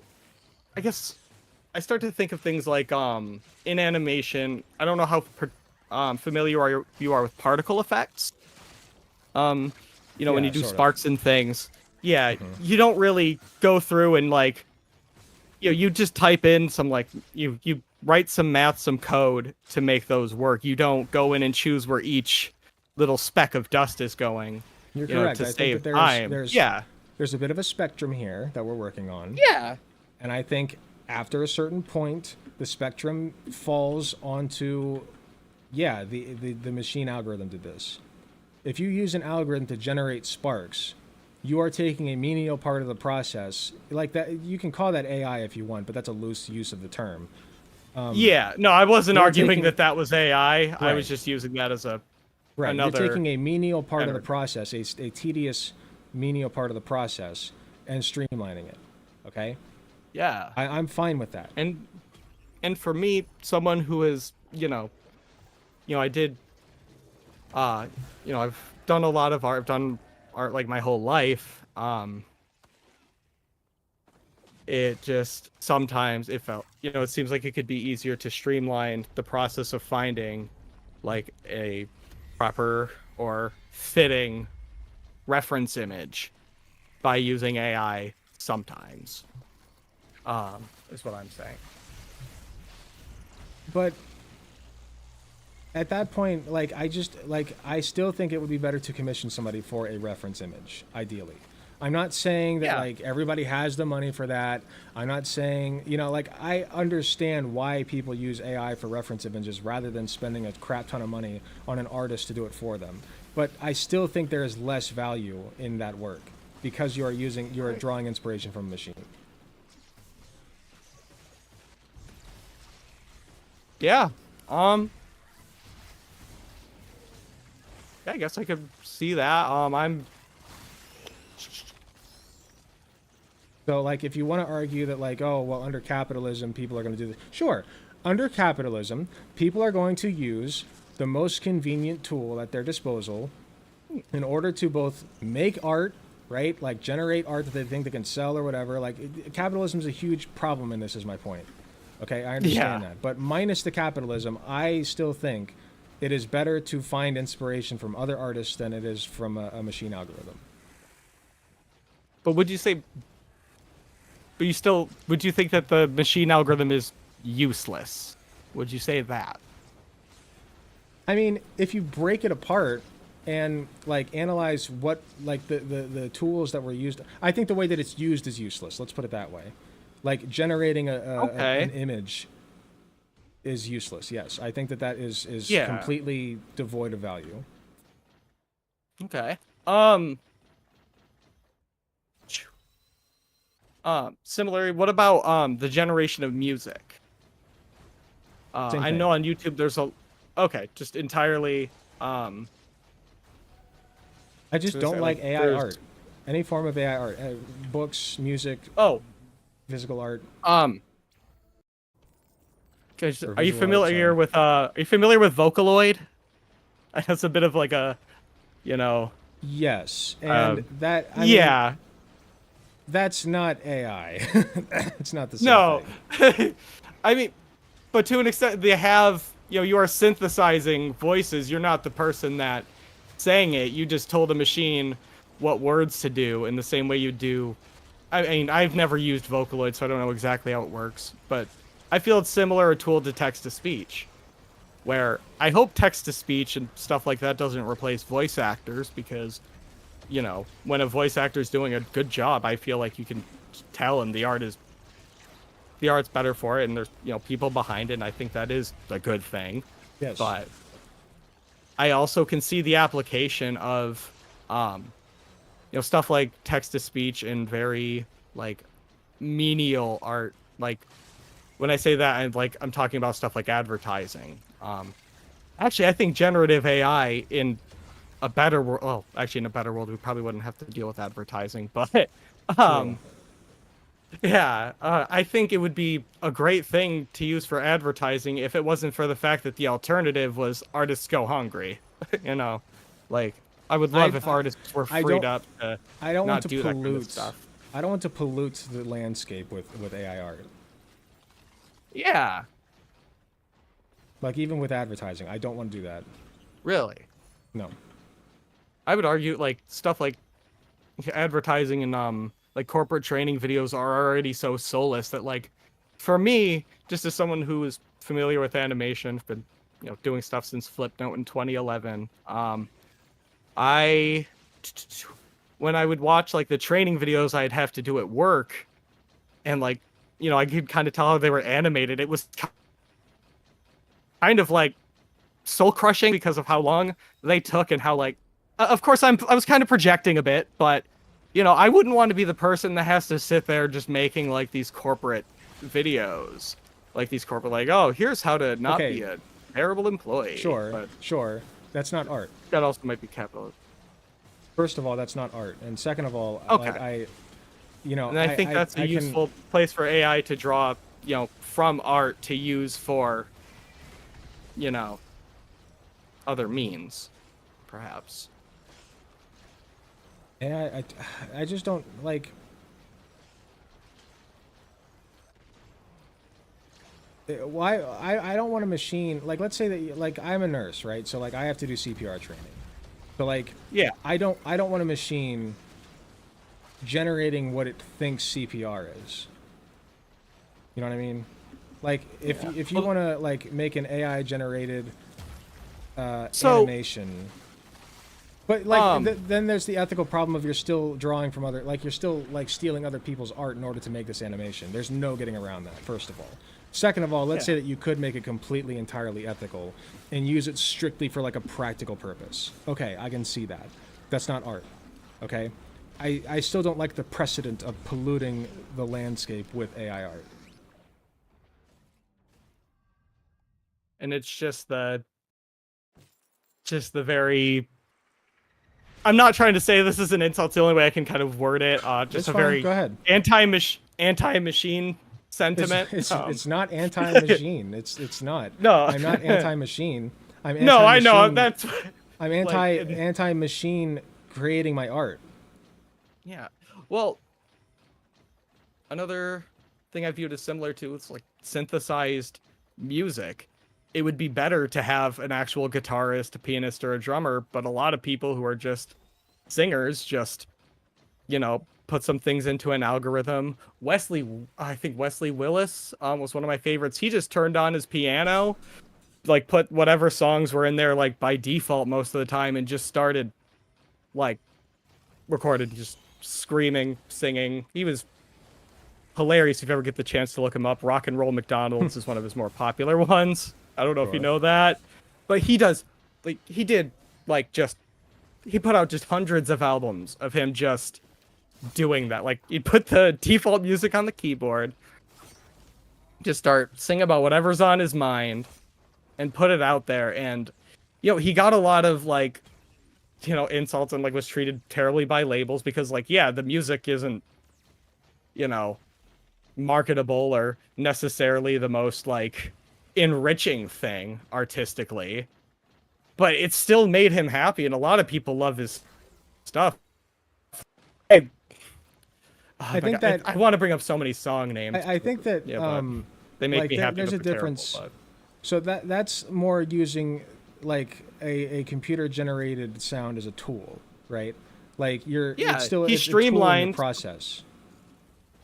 Yeah, But it's not doing exactly. the bulk of, like, I don't consider that having a machine do the bulk of the artistic vision there. And I agree with you that if you have like a guitar part in your song, and you would rather have an actual guitarist doing the guitar part rather, because if you genuinely like the way that a computer generated guitar sounds, that's fine. Oh my god, that just fell off the map. Yeah, like if you like that better, that's fine.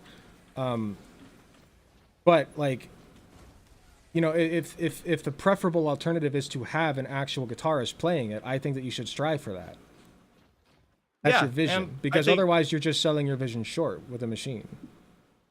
Yeah, I could agree with that fully.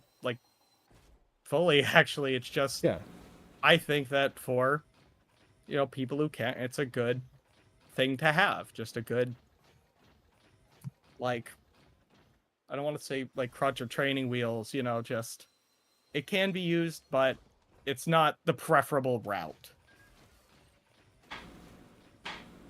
Okay. I think that we might be going in circles a little bit here. I guess, like, just to close out, I think that, like I said a couple of times already, also we got a boss trade. Hello, everybody. Yep. Welcome. I think that, like, it is a spectrum. I agree that it is. I think we both agree that it's a spectrum. And I think that putting the bulk of the creative process onto a machine is the problem. And most people are just having a machine spit out generated pieces of slop rather than making their own art. And you're adding this extra layer of, well, I trace it. Well, and I know that you said that you did that as like an experiment, whatever, like just for the sake of argument. Yeah. But let's say that you did that like genuinely, right? Like The problem is you are making the machine do the bulk of the artistic process there. You are you are basically telling the machine the prompt, making the machine do the inspiring part of the work, like the actual inspiration part, generating it, and then just grabbing that, saying, "Oh yeah, that looks pretty good," and then tracing over it. And I think that's soulless. All right, yeah, I mean, I can see where you're coming from, but yeah, in the end, I think I do disagree. But I feel like my opinion has changed through this, though, and I really appreciate you having me on and being patient with me. Yeah, of course. I think my opinion changed a little bit as well. Like, you know, I cringe at the very mention of the word AI. Oh, trust me. Yeah, I've been I having think conversations all week with friends about it, and I have a lot of artist friends. They've been mad at me. I wouldn't say that I've changed my opinion. I would say I've refined it a bit through this conversation. Exactly. And I think that's really what I was sort of going for. I feel like that's what I've had just thinking about it, is a more refined opinion. Yeah. And it's fine if we disagree on this. Like I said, I don't have any moral qualms with you. I know that you know that, like, stealing people's art to throw into an AI blender is wrong. I assume you think that's wrong, right? Like, that's not a good thing to do because that steals from them. So or do you want to have a whole conversation about that?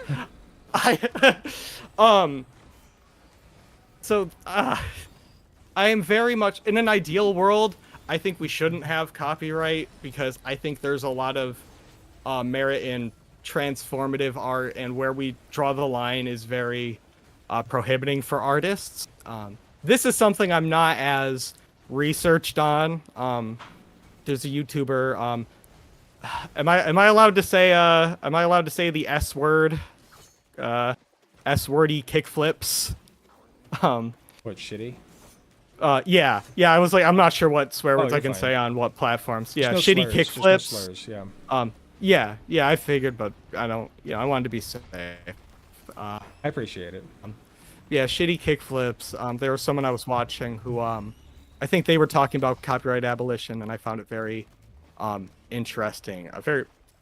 Another one of those things that I was adverse to at first, but found interesting upon listening. I think there's an interesting conversation there. I think the bigger problem is when you, I would hope you agree with the premise that it's wrong to just swipe a bunch of people's art, throw it into a blender, have it spit something out, and say this is an original work.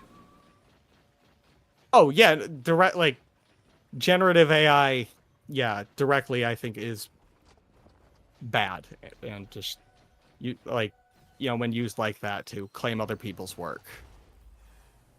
Okay, I think we can agree on that. So, yeah.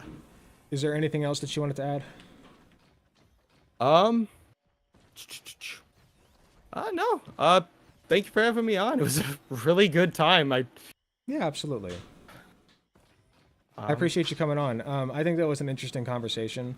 I do hope that you consider what I've said, because I still think that, like, the whole tracing over an AI piece of work, like, yes, you're imbuing it a little bit more with some art, I guess, sure, but, like, the foundation is still slop, you know, and that's, I don't know if I'm going to be able to change my mind on that. So. All right. Yeah, I'm going to get a couple of thing. other friends together. I might review this. Yeah, I think it might be. It's what it seems to be, but the whole thing has been very interesting. I'm trying to get more opinions, so. Yeah, for sure. Gonna keep doing that. Yeah, and no hard feelings or nothing. Oh yeah, no, dude. Had a good time. All right, excellent. Well, with that, I think I'll let you go. All right. All right. Yeah. Thank you. Yeah, absolutely. Thanks for coming on. I appreciate the content always. Yeah. I'll see ya. Alrighty, take care. Okay, I guess that went about as well as it could have. I don't think that we agree. Like, we obviously don't agree on, like, the crux of the issue, which is that, like, generating... Well, I guess he kind of agreed with me that, like, generating AI art and, you know, plopping it out is not art. I still think that there's, like, zero artistic value in having that. Like, just commission somebody or find an inspiration. I don't like it it just sets a bad precedent, leaves a bad taste in my mouth. It's bad vibes. And you know what? Sometimes art is just about the vibes, guys. You got raided by Voosh? I saw. Thank you, Gabe Fesh, for letting me know. Hello, Voosh Raiders. Welcome. Welcome in. Welcome in. If you're watching on the Vosh site, that's okay. I'd really appreciate if you could click on the stream, because I know you can do that from the site, and like it, even if you're not going to join us in my site chat. And just like the stream and you know, like the stream. Shitty kickflips video on copyright abortion vid is copyright abolition vid is great. Okay, gotcha. Yeah, I don't know shitty kickflips. Can I join and add to the AI topic a bit? I have to pee, so let me do that. But if you want to hop on for a second after, that's fine. Give me just a second. Be right back.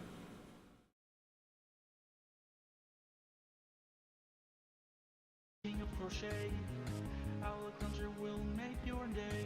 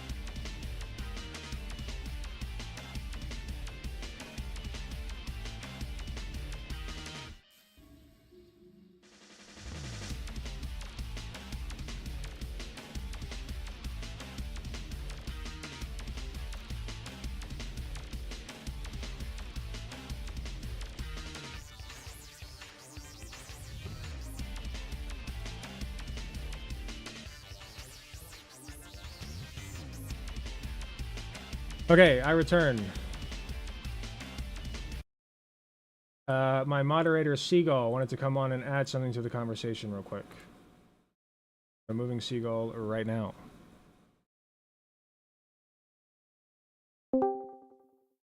Hello. Hello. I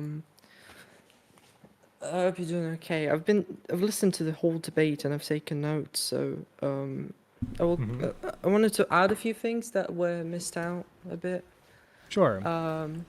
So the first kind of thing is that AI is not like creating anything new really. Like it's just generating images, just like kind of melting together the Right. images that it takes from the library that you put, like that you tell it to use basically.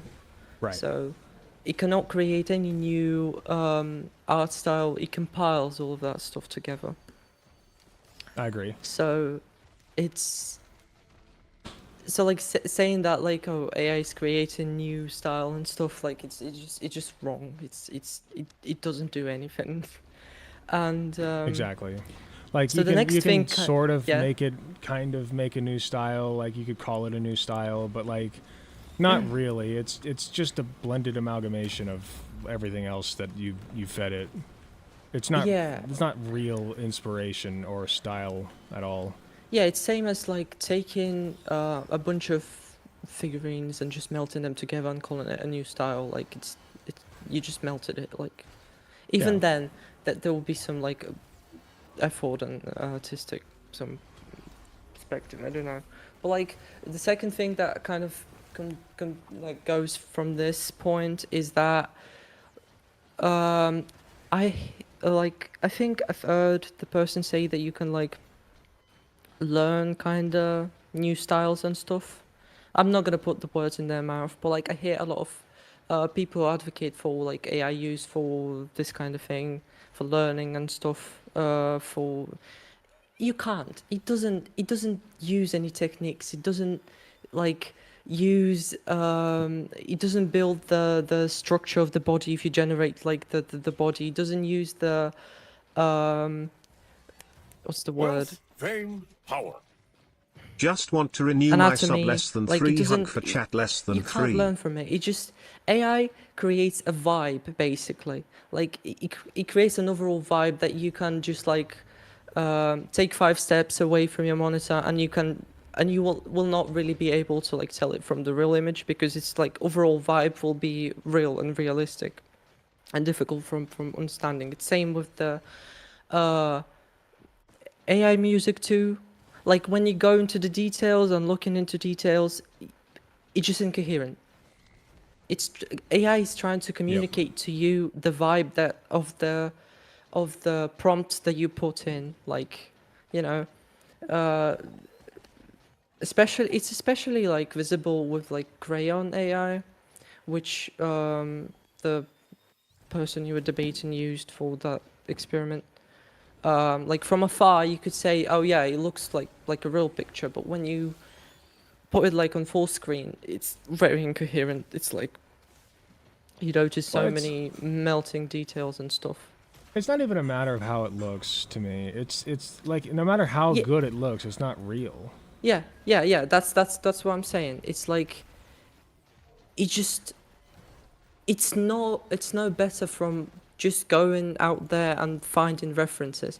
Also, the very important thing, using AI for the references, it's just pointless. Like you already have references. It's not needed to create AI for this. Streamlining the whole process of looking up references, you can just sketch it on paper. You just sketch out your like visions and stuff, and like from that you can build the picture you're trying to draw. Right, don't or need like AI from Photoshop this. it together. You know, you can slap a cowboy hat on an emo guy, at least. Yeah.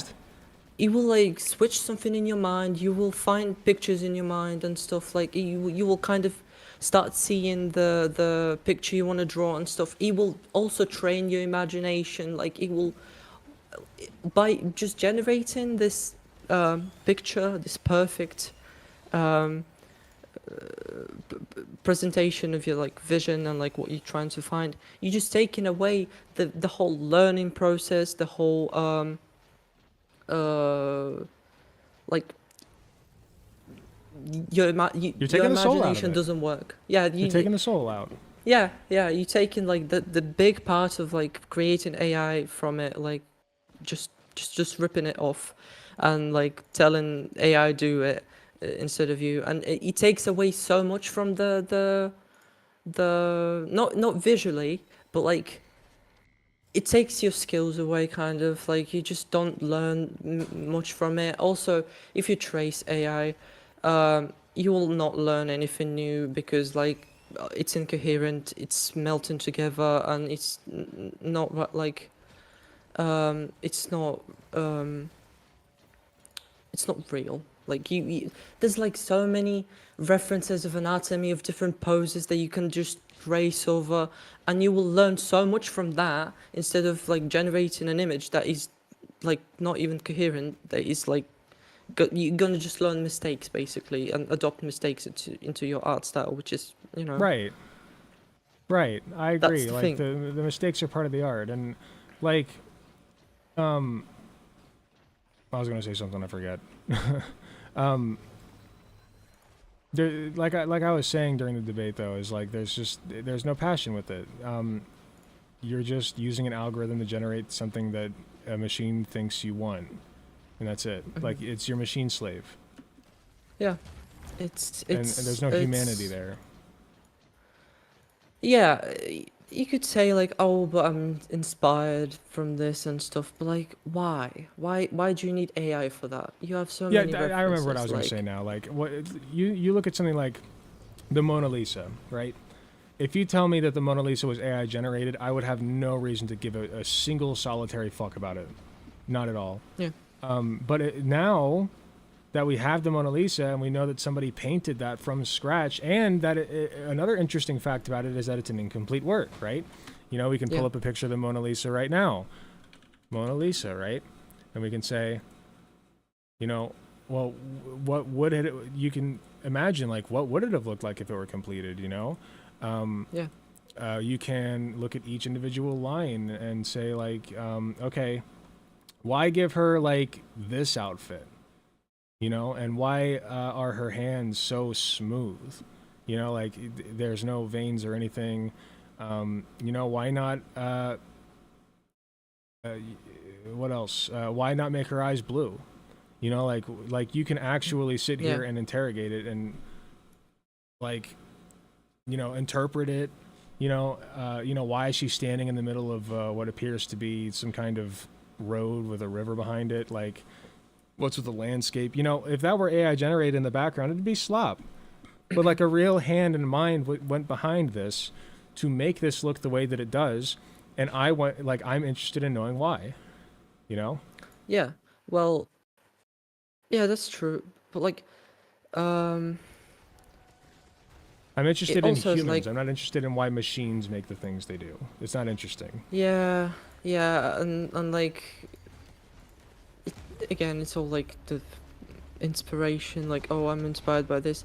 It's just my whole point that generative AI like this, it's just pointless. It's not needed. You Right. have all the references in the world.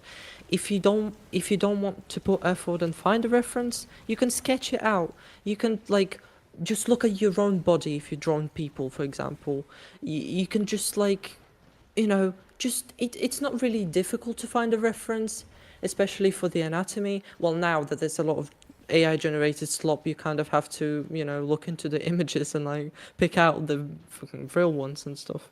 But it's not really that difficult. You're just being very lazy and you just kind of using AI as like, oh, well, it's much easier to just type it in and like have a bunch of randomized images that you can just pick out from instead of, you know, scrolling down and like actually finding an image that you like and that will, you know, kind of fit. Also, while you're finding the references, you may find a bunch of different references, like different art styles even, and just compile them in your mind and like say, oh, I want to draw this part, like I want to draw a hat from like this image, like kind of looking like this in this style. I want to draw that in that style, and like pick out different references and kind of um, uh, you know, create something new.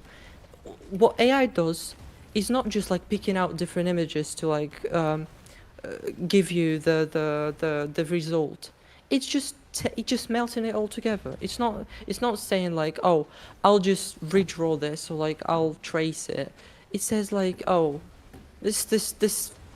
like chunk of pixels looks convincing enough. I'll just melt them together in this part of the image. Right. And, like It's the great like algorithm blender.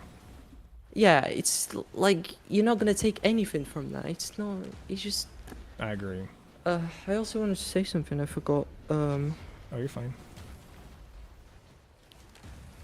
About AI. Oh wait. I want to... Also, Mhm. well, I'll go into the AI music, maybe. The AI music is a great example of like to see how this whole AI melts things together and how it like translates vibe instead of the real trying to it's imitating basically. It's like it's not even trying to create something new. Like AI music, when I've listened to a lot of this like meme AI music or like just AI, like even real attempts of AI to like try to make something very similar to music. When you're trying to listen, when you're listening to that, and you're trying to like depict different instruments, sometimes rhythm, sometimes like something, you just can't. It's just sound. It's just noise. It's like it's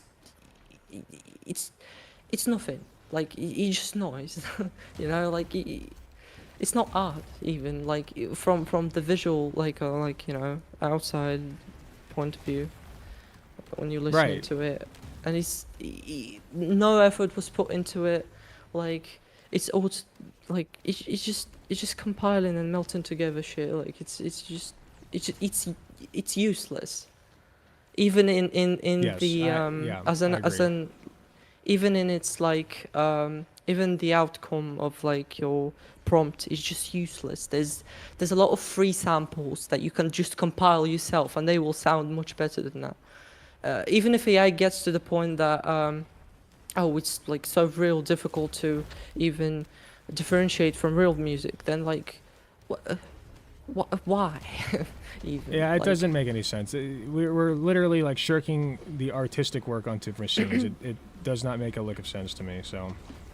oh also the thing Mhm. the probably the last thing I want to say about AI is kind Sure. of, to me, it seems as a product of just pure product of capitalism. Yes. Because like it's not needed. It's not needed. It's a buzzword to like sell to people. It's just not needed. Like as I've I already agree. proven that it's pointless, that it's not needed. It's just that this shiny little thing that is being sold to you, that is being even if we throw away all like unethical use of AI, it's just a little shiny thing that's being sold to you, that's being sold to investors. There's a big problem that is going on right now also with AI in companies, in corporations. People who like graphic designers and stuff having their work basically templates and stuff saved and fed to AI that is being basically trained on them, and then they're getting just replaced by that. Like Yeah, that's it's the thing that's disgusting. happening, and it's like that's the thing that is happening because people are largely just adopting that, oh, AI is this, like you know, normalizing the use of generative AI, um, and it's like, yeah, they're just gonna replace the designers and stuff with this if we're gonna like continue advocating that it's like, you know, and that it's even needed, like when it's not. Oh, I remember Right. the thing I wanted to say. Right. The Spider-Verse didn't use any generative AI, so that comparison Right. was like My understanding is that they streamlined the disingenuous. process. I- I It's go ahead. it's like no, it's not even AI that can be compared to any generative AI. It's like it's just it's a plugin. It's like Mhm. it's a very specific thing. Like it's a very specific thing. When generative AI is like this thing that can generate anything you put in, basically. Like Right. it's Yeah, completely exactly. different. Like I said, it's a matter of whether or not the machine is doing the bulk of the artistic process. To me, Yeah. I don't want to cut you off, but I do have to get. There's somebody else that wanted to talk. Is there anything else you Yeah, wanted to add it's before you go? no, I've said everything. That's thank you for allowing me to speak. Have a nice day. Nice Yeah, stream. absolutely. Bye. Thanks for coming on. Yeah, bye. All right. Did you still?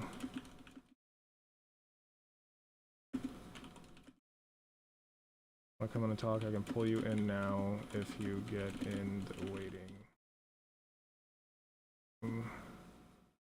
voice channel.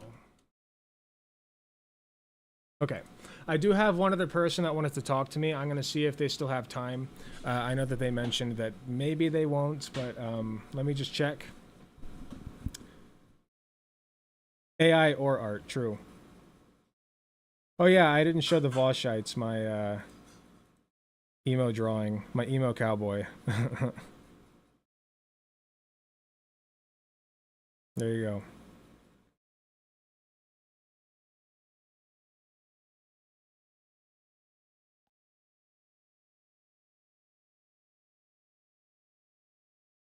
Okay, cool. Cunt incarnate, nice. I have to, oh shoot, I can't say that. I forgot I'm gonna get demonetized now. Oh well. Am I even monetizing? Yes, I am. I said can't incarnate is what I said. Yeah, YouTube really does not like that word for some reason. All right, I am going to pull in our next guest here. And I forget exactly what they want to talk about. I guess just like my debate tactics. So we'll just pull them in and see what's going on.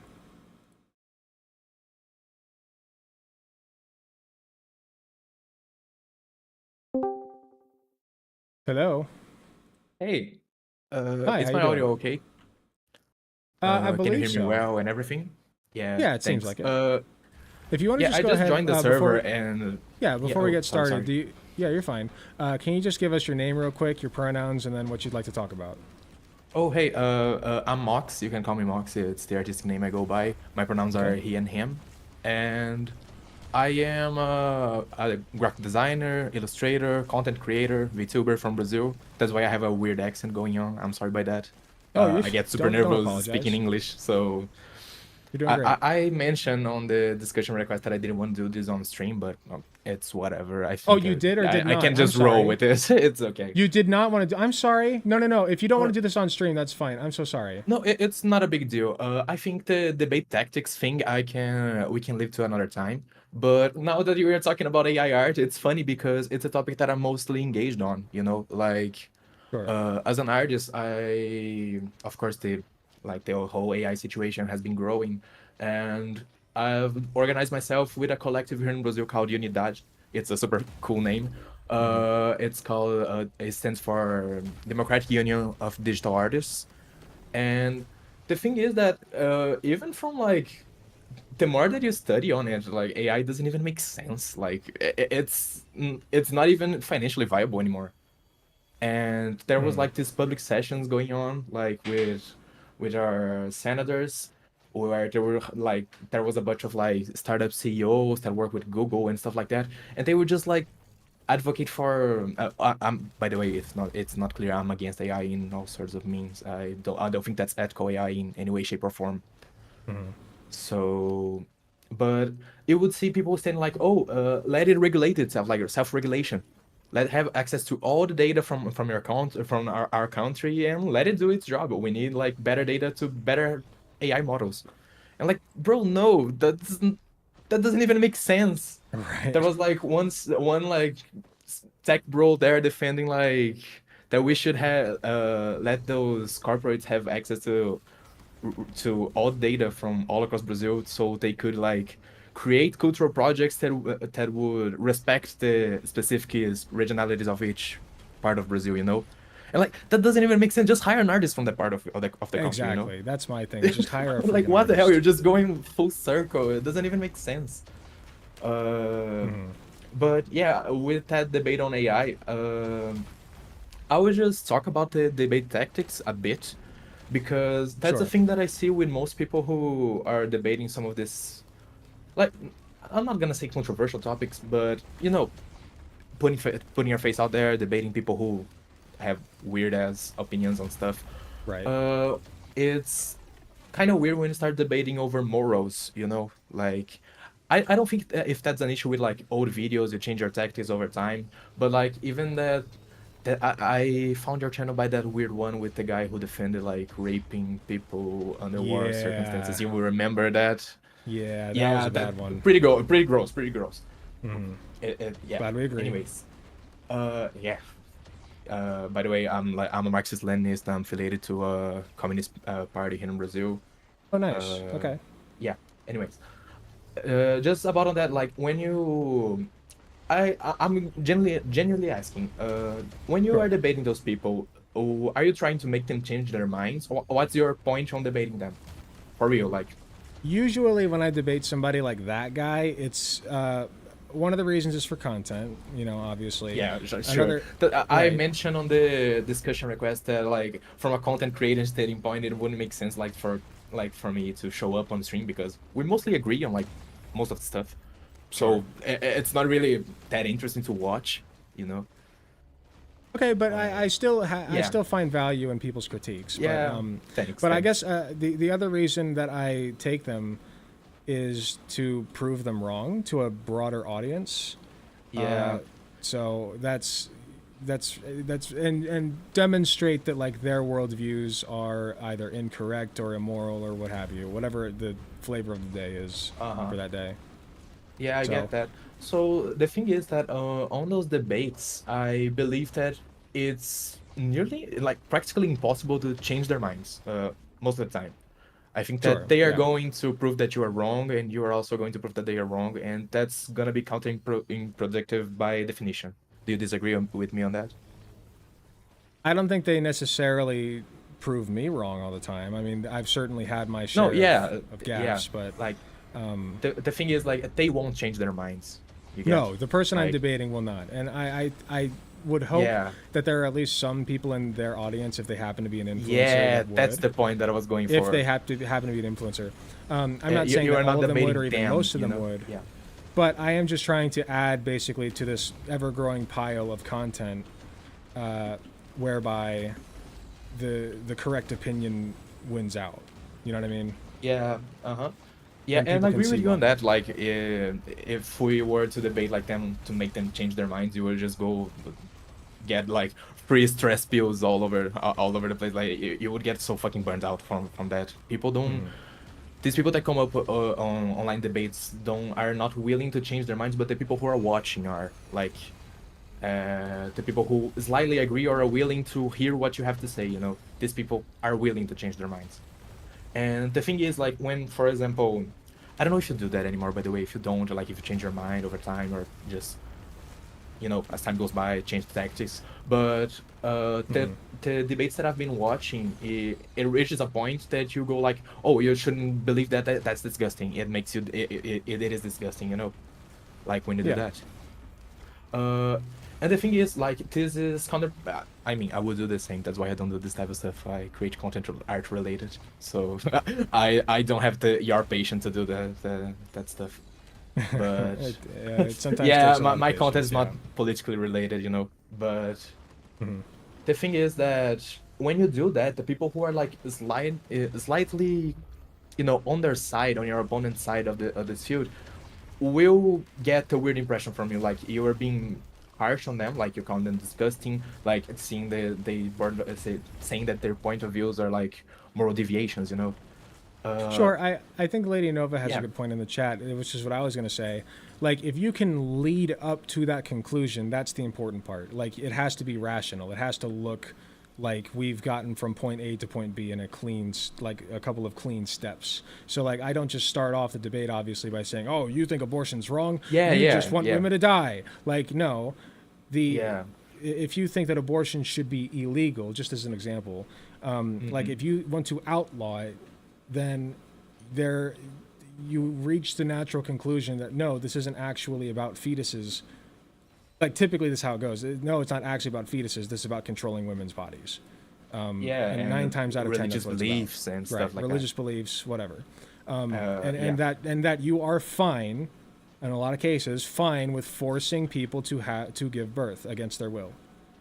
Yeah, You know, that's and- how usually they go. Like, And that's yeah. disgusting. And so that's when you Yeah. call a person gross, I disgusting, agree on perverted, that what on have you. everything. So Right. yeah, Right. I told you I'm talking as an ally. You know, we agree with mostly.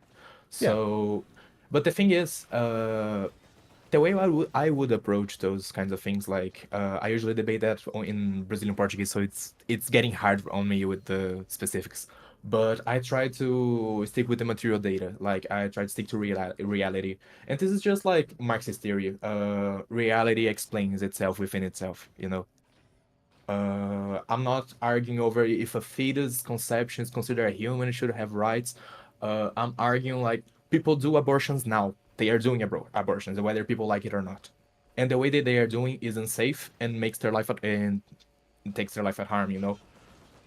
So that's the real problem. It's not like, oh, but if a girl who's 13 years old, we are not like But that is reality. talking over That like happens. yeah, it is a real example, but Right. it's like they It lets me reach the root of their moral opinion on abortion. yeah, Like, how okay, far will they take it? Uh-huh. Yeah. Okay, that makes sense. But yeah, I would say like it's easier to give an example here in Brazil because here weed is it used to be illegal, but now it's sort of legal. It's in a weird state. But the thing is, like, people were arguing like, oh, should we, if we liberate it, people will start using weed all over the place. It's a yada yada yada. You get it. Right. And the thing is that people already use weed. Rich people use weed a lot. Like, Right. yeah, they have easier access to it, and the people who use weed and like are from like lower cuts of society, they don't have access to a product that has any sort of quality insurance, and that sort of quality insurance can leave people at risk, you know. And They don't have access to. Sorry. to any way of regulating that thing, it's illegal. So Oh, gotcha. people Okay. just that there's any way of regulation of the product, you know. Right. And so the problem with when the debate goes moral is that if you say like I would just take the that you're disgusting, what you're saying is disgusting and stuff like that. When you say that, what of course when you say like a child should be forced to conceive the child, they will never say yes, you know. But They would never say yes to what what they are- exactly? when you give like an example, like for example, if a 13-year-old should keep their rapist child, you know. Oh, when you give I've that had people say example. yes to that. Oh, really? For you? Yes. Oh, okay. I mean, Matt Walsh okay, thinks yeah, that. that's okay. That guy, that people is like on another place of delusion. Right. But the and then people who if they say no, Yeah. then you can say like, well, then your worldview's inconsistent because you're saying this is murdering a baby. You know, like, okay, so sometimes it's fine to murder babies. Like, it's still, no matter what way you cut it, you can still, like, the point is to show them that, like, abortion, like, is to show the audience at least that, yeah, abortion should be legal. That is the only consistent worldview to have unless you're just a morally abhorrent person. Uh-huh. Yeah, and what I wanted to say to add to the debate tactics is that you should insist that, for example, it's not a moral question. It's not like whether I like abortions or not. Like, yeah, I don't like weed personally. For example, I was using the weed as an example. I'm not debating over that, you know. Sure. But like, I don't like abortions personally. Like, I think it's invasive, kind of dangerous, you know. But yeah, personally, I don't fucking like those things. But people go for it. It's and the thing about arguing over the morality of those questions, that the guy who you're debating might say, "Oh, I don't think that's disgusting," and then like debate is over, you know. Like, I think that's disgusting. I don't think. Yeah. But the point isn't to convince the guy that he's being disgusting. The point is to convince the audience that he's being disgusting. Yeah, but if the audience slightly agrees more with the guy who you are debating, they will like that. They should feel that kind of offended, and they rhetoric should will- want to yeah. like re-examine. No, they should. They should because they Yeah, believe that. okay. So they're going. So yes, you're right. They are going to empathize with the other guy. But like, if they don't see the logic behind from point A to point B, how we reached from going to I believe that abortion is wrong to you're a disgusting person for holding that belief. If they can't recognize that, then frankly, I don't know if there's any saving that person anyway. At least not at this point. At least not at I this agree point. with that. There's a point where there's no debate to be made. Like Right. there's a point where the guy is a bro is too unhinged to even talk to, you know. Right. Exactly. But I agree that most of the people that follow those persons, like I think I tapped on your debate channel. I used the term cult leaders. You know, your Ben Shapiro's or even smaller like guys who, like, you know, right wing brainwashing dudes who are just proliferating weird content around. The people who are following them don't really. So the people who are making this content, they are not dumb, like in a sense. They are ill intentioned, but the people who are following are usually like dumb, and can point out the flaws of their thinking on their own. You get that? Sorry if the accent is a bit weird. For real, you're fine. I like practicing speaking English. So So you're saying that like the people who shill that content, like Ben Shapiro, the cult leaders, are like they know what they're doing. They're not stupid. yeah, But the people who follow them are that's pretty stupid. much, yeah. Right. So then, but that's the point. Is like the people who follow them, not that they're stupid necessarily, but that they've bought into this nonsense because it's been framed in such a way that they can morally justify it. You know, the point is to unravel that moral justification as best you can and lay it bare for the audience to see. And if that's not enough for them, sometimes they're just beyond saving. Like my dad is a great example. You know, he just cannot, like, there's no reasoning with that man. No reasoning with him. Oh. So, you know, sometimes you just got to give up on some people. But I think for the most part, that, you know, when I do debate, for the most part, I think I do a pretty good job of like unraveling those arguments and laying it bare. Yeah, no, I agree with that. Like, I'm just talking about his specifics because I believe that they can be harmful for people who can be safe for real. Like,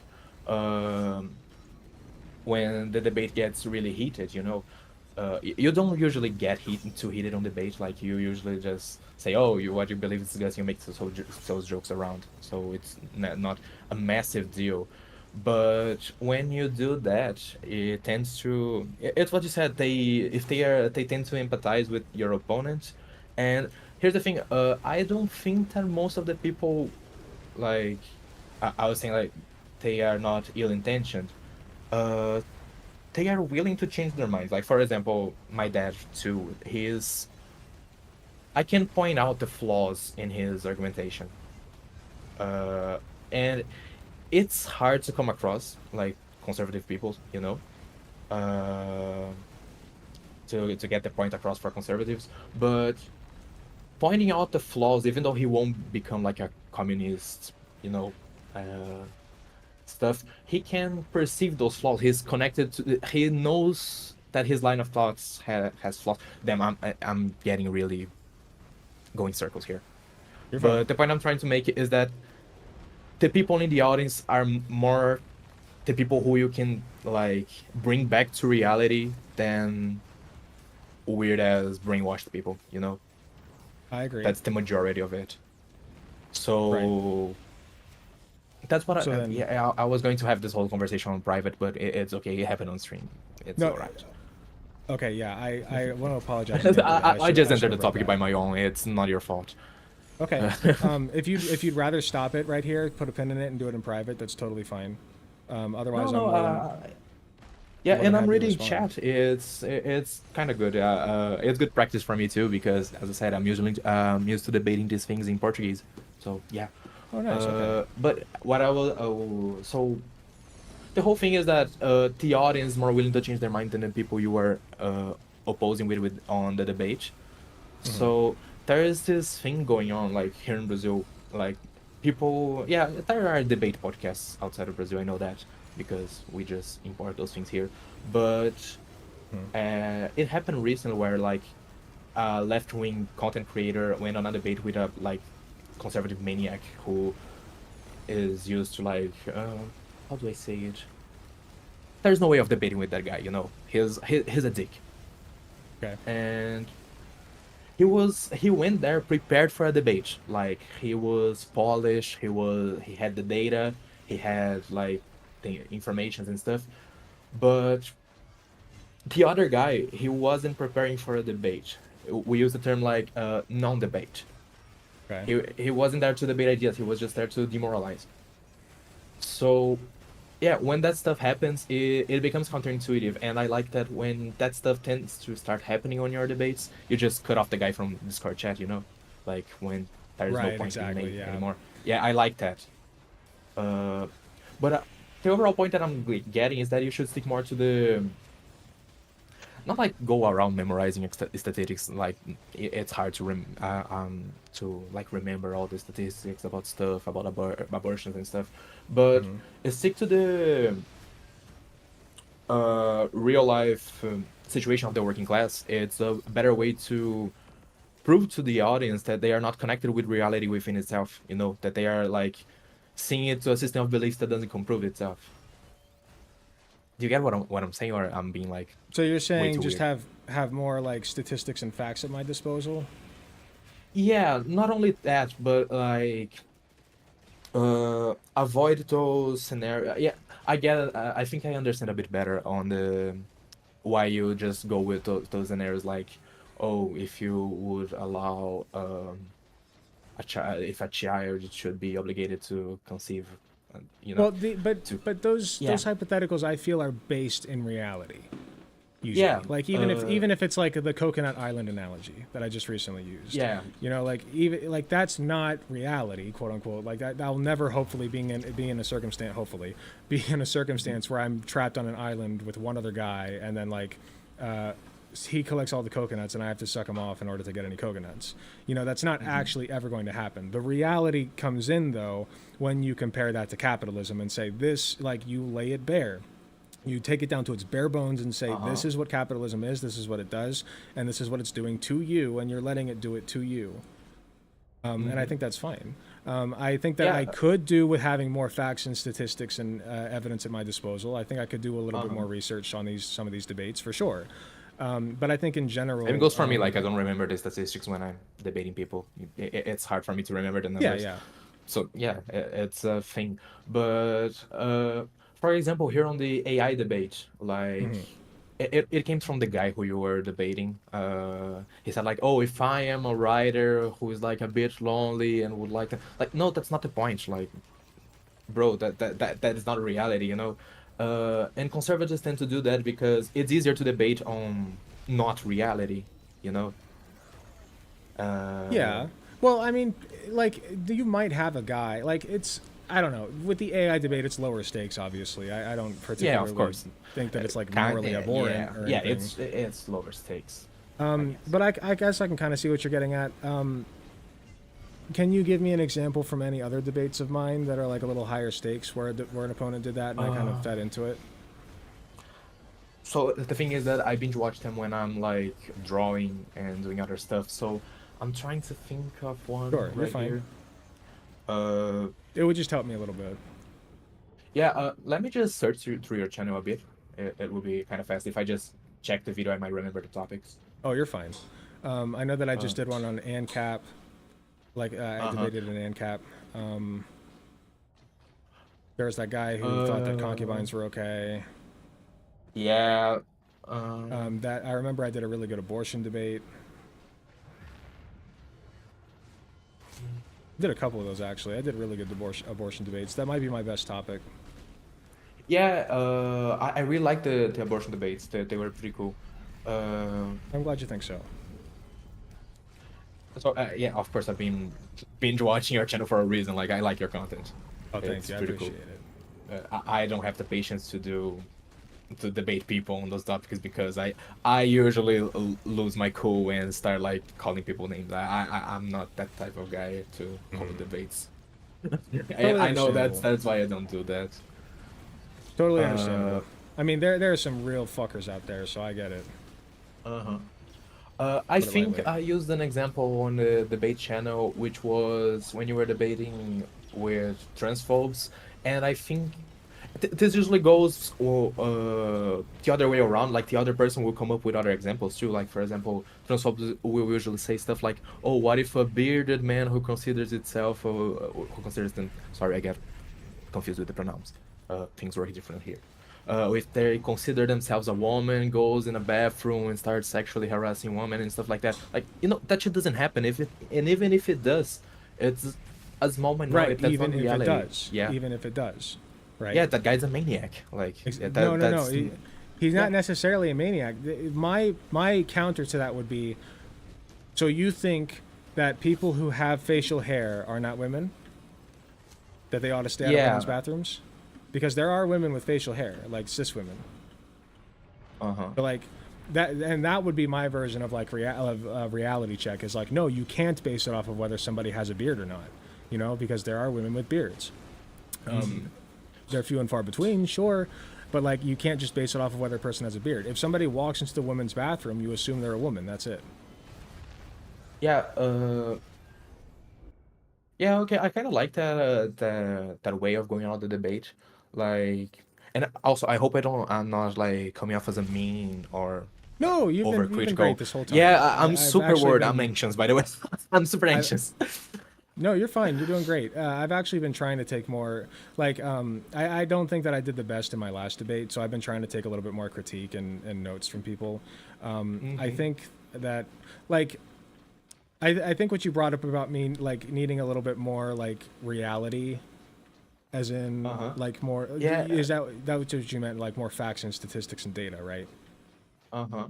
And the thing is that what I wanted to say was Hmm. not only ah, shit, I forgot. You're fine. Uh, Take your time. mhm. Yeah, I was watching the anti-furry debate. By the way, like, I have a Oh, glowy yeah. icon. Things the I call did is coming okay from in that inside the one. house. I'm a furry. No, that's fine. I mean, that's great. I'm happy for you. Yeah, no, I'm a I furry did okay. artist. I give myself like a I'm safe solid for B work plus for that only. debate. Yeah, yeah, it was. Here's the thing. The part that I like the most is when you started saying like giving real life examples of people who were harmed by this anti-furry discourse. Right. And when you started listing like um the crimes committed at some cons that were listed in a wiki for or something. That was like the reality check that I was hoping, and I was like, damn, you got them. That was the part I think that I you're was like, right. yeah, that. I could see myself like during an abortion debate bringing up like real cases of women who have like had miscarriages and then bled out, Uh-huh. stuff like that. Yeah, totally. Yeah, I could probably do Uh-huh. a better job of that. Yeah, and the thing is, you can do. I was talking with the other people on the debate server here, and I think I didn't get my point across very Okay. clearly. Is that you have to apply this materialistic approach. You can apply this realistic approach to every topic. Uh, for example, I think that the guy was saying stuff like, "Oh, but what if a child is exposed to that content?" Bro, how many childs? Which child? From which country? Where they come from? Do they have parent supervisioning? Do they know how to use the internet? How they were lectured on it? You know, that's the reality check that I usually like to do, and giving it. Well, I think I keep that coming back to the AI guy because it's a topic that I'm mhm. most engaged on recently. Uh, oh damn, I forgot what I was going to say. It's Sorry, fine. I'm I think super the anxious. one that I did though, the one that I did was though I did two. One was children are going to access it regardless. Like there are just going to be Yeah. some children who do. And if you take proper measures to say, hey, this isn't for children, that's the best you can do.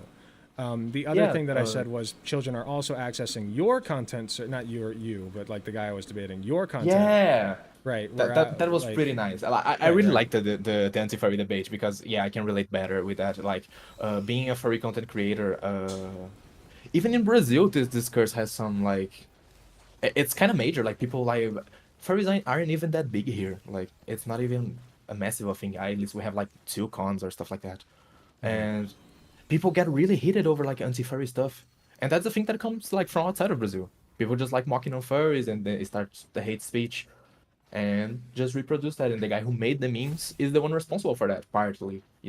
The people who make this kind of content. Yeah. Yeah, and what I was going to say, About AI art. AI art. Yeah, yeah, a bro brought up the accessibility stuff. Like he couldn't hire, in the case he couldn't hire an artist, or if he was like mentally or physically disabled.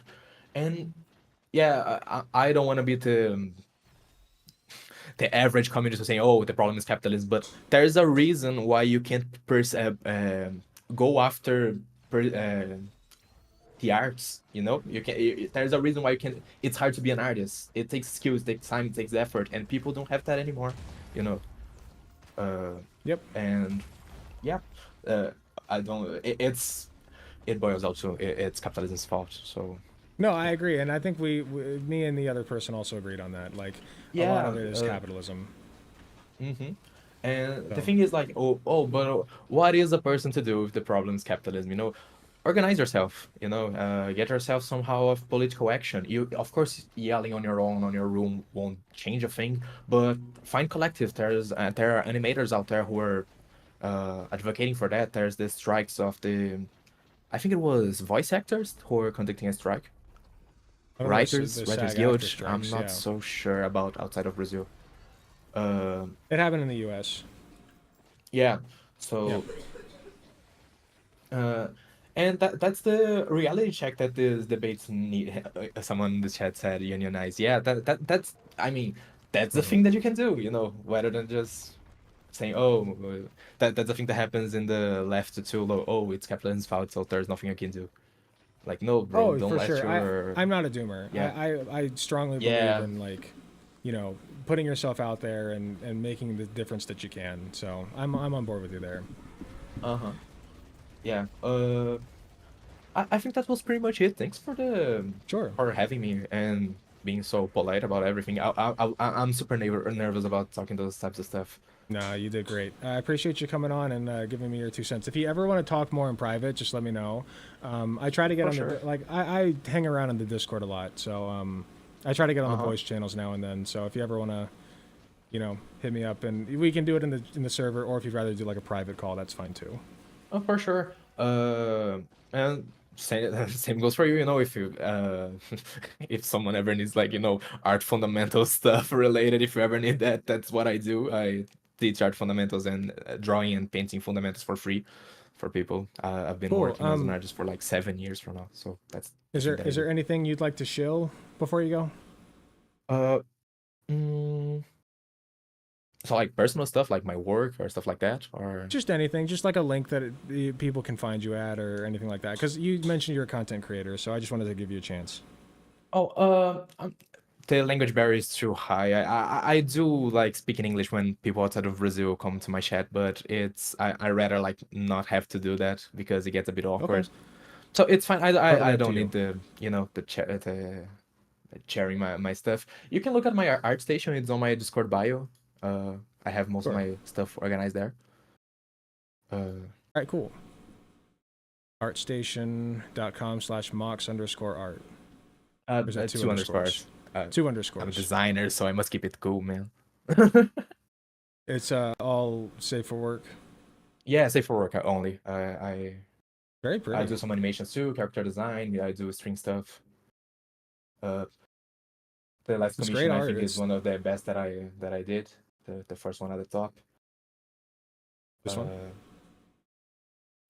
I have the string delay going on. Like, Oh, I'm not really sorry. Yeah, I'm looking at the Oh first yeah, one with it's the the okay. It loaded here. Yeah, Aurora that's the first. That's the Borealis. last one that I did. I have the rest of the process there. So, oh, someone mentioned if my nick is my nickname is because of Magic the Gathering. No, I learned that later. That's funny. But yeah, thanks for having me. I appreciate your patience on hearing the feedback. It means a lot for you. Yeah, Your channel has been growing absolutely. a lot, and I think that having these debates where you can better base yourself in reality will like better make people have this reality checks. Yeah, I It's appreciate the feedback, and I'll try to do a better job of having those like yeah, reality you're based. doing amazing.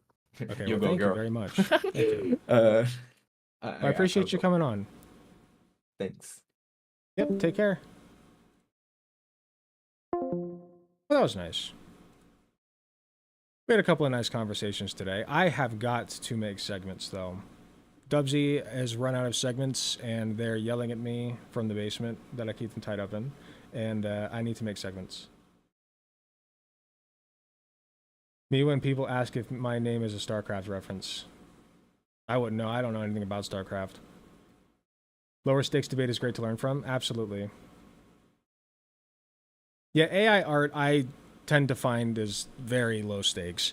Like it still has major implications, but like moralistically speaking, or morally speaking, I don't know what's the difference between moralistically and morally. Is there any difference? I don't know. Morally speaking, I don't think that it like is crucial for me to like win on. You know what I mean? So anyway, we got to do segments.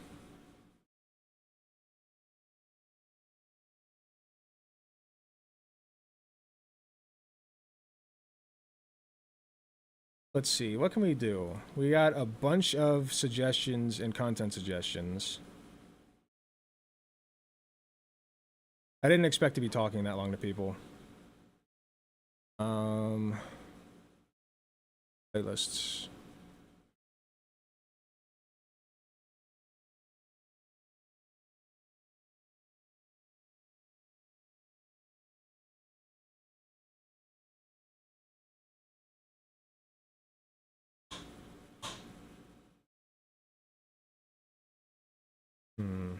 Let me see what's some content suggestions.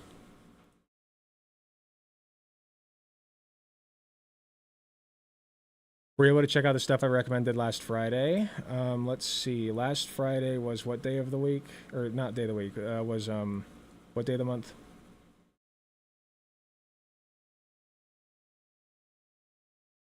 Tuesday is the 17th, 16th, 15th, 14th, 13th. Friday the 13th. Oh yeah, because it's right. Month started on a Sunday.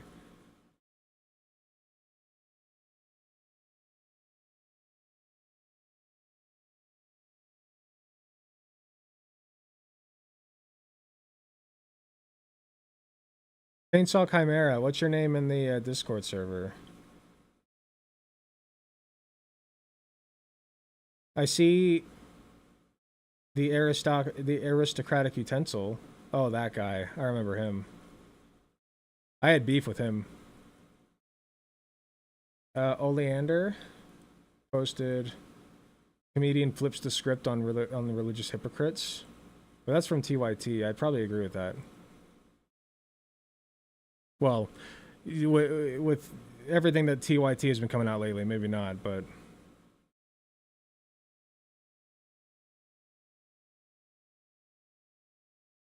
you were on the original internet running around with the... Oh, sorry. That's not from Chainsaw Chimera. It was the race realism thing. We spoke on the chat after the debate. The race realism thing. Did you leave that in content suggestions?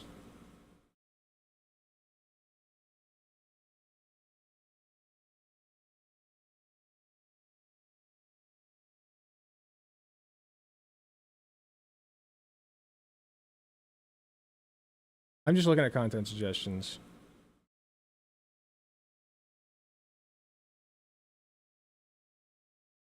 But if you want to link the race realism thing, you can. And I can take a look.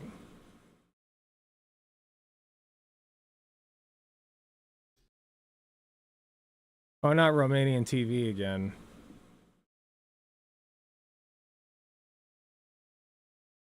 I can't do this guy. He's so boring. His sarcasm is way too thick for me.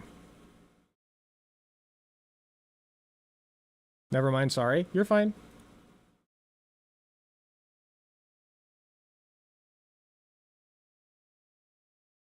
Ooh, these video game videos always do really well for me.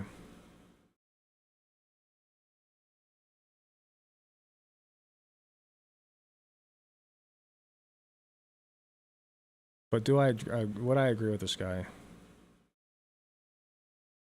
Square-eyed Jack. Who is he?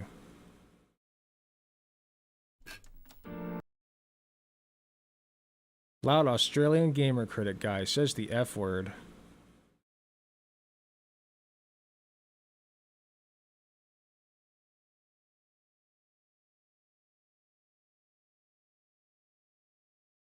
I don't think this guy's particularly...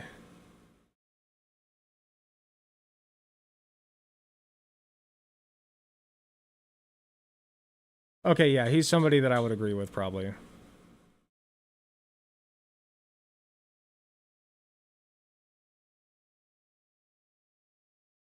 What do fascists actually believe? What is this? If you don't know what fascism 60 minutes? I can't do 60 minutes.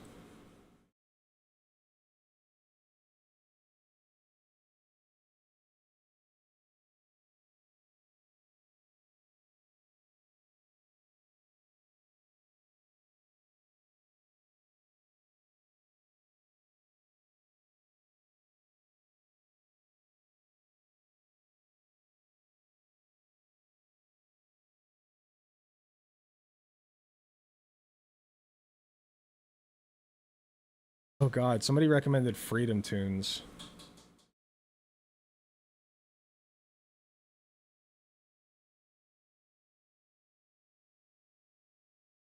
Wait, there was like a furry one that I really wanted to go over, and I can't remember. I haven't gone over furry content in a while. That always gets me big views.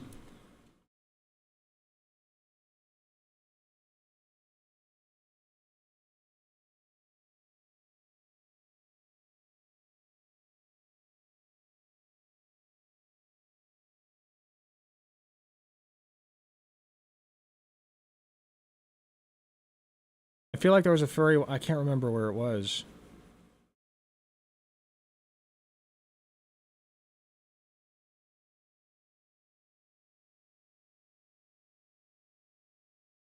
I had a cringy username back then because I was a boy. Listen, boys don't always make cringy usernames, just most of the time.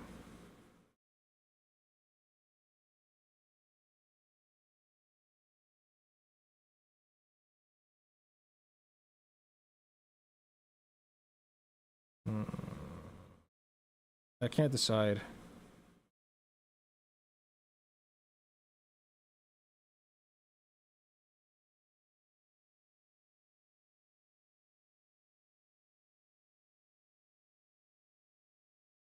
Ooh, mint with the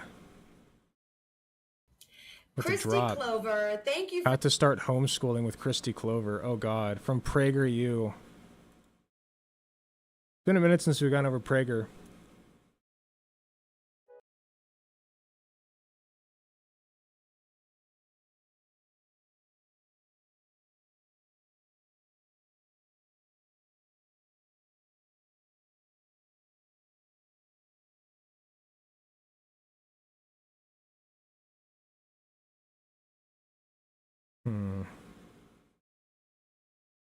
Withdrawal, establishing a school, homeschool curriculum, myths, challenges, people, parenting issues, full-time homeschooling. Should we go over this one? Let me see what else Prager has been up to lately.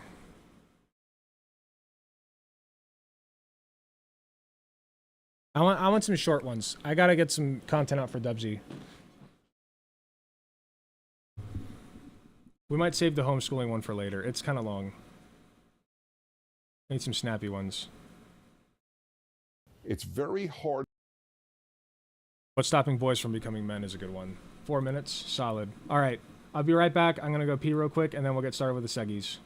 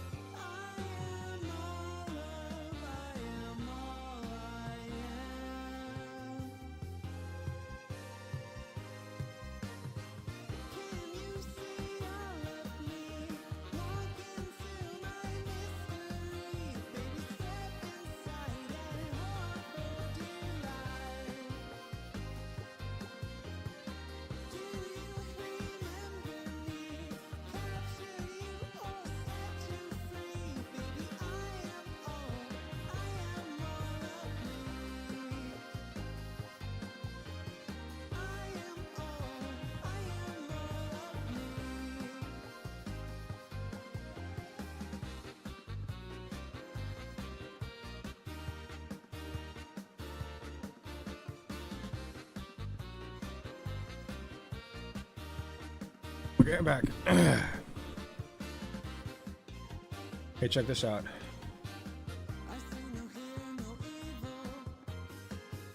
I'm on the Voosh site. Look, there's chat. Hello, everybody say hi, Voss chat. Hi. Hi, Voss chat.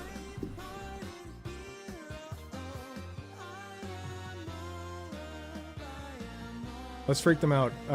If they have audio on. Tragically comedic. Gaunt Yeti, hi.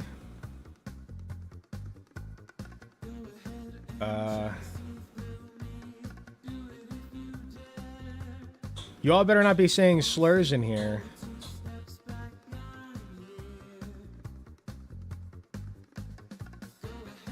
There's gay fish. Gay fish spotted. Gay fish spotted.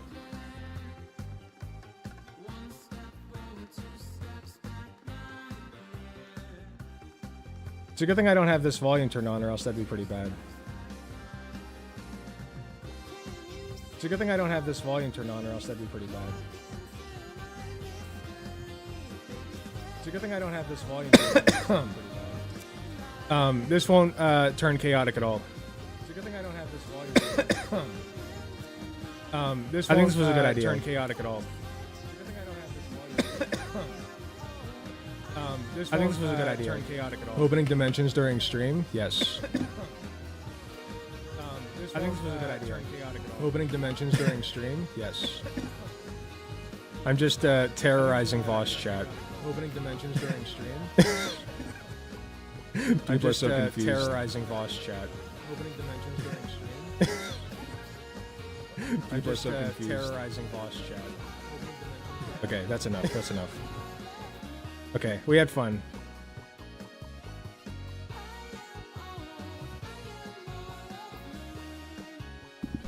We had fun. Okay. On to the Seggies. I'm in both chats. Nice. Penis Prager.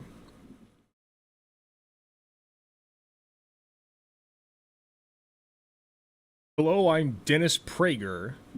What's stopping boys from becoming men? You're going to find out in this edition of Fireside Chat with me, Dennis Prager. It's very hard for boys to grow up without a male model to show them what it is to be a man. This is why we have such a tragedy in the what we call in America the inner city, which is largely blacks and Hispanics, but especially... Yes, okay, that's really funny because I was literally going to say what he means by that is black people. Just saying it. Especially blacks who... Which is colloquially the way that Americans say the N-word. In 80% of the cases don't come from a married mother and father, and frequently just don't have a father in their life. How are you going to become a man? So often the... Okay, if you actually... First of all, the problem of not having a male figure in the house is a little bit of a myth, I believe. Correct me if I'm wrong. But I believe it's a little bit of a myth because that goes off of marriage statistics. And so it's because of welfare being the way it is, you collect more money when you're not married as opposed to if you are, because they count that as a single income or something. And so people who collect welfare, which is largely the black population because of their economic disenfranchisement throughout history, don't get married. They don't get married. And so they count... They count that as the father not being in the home when they draw upon this talking point.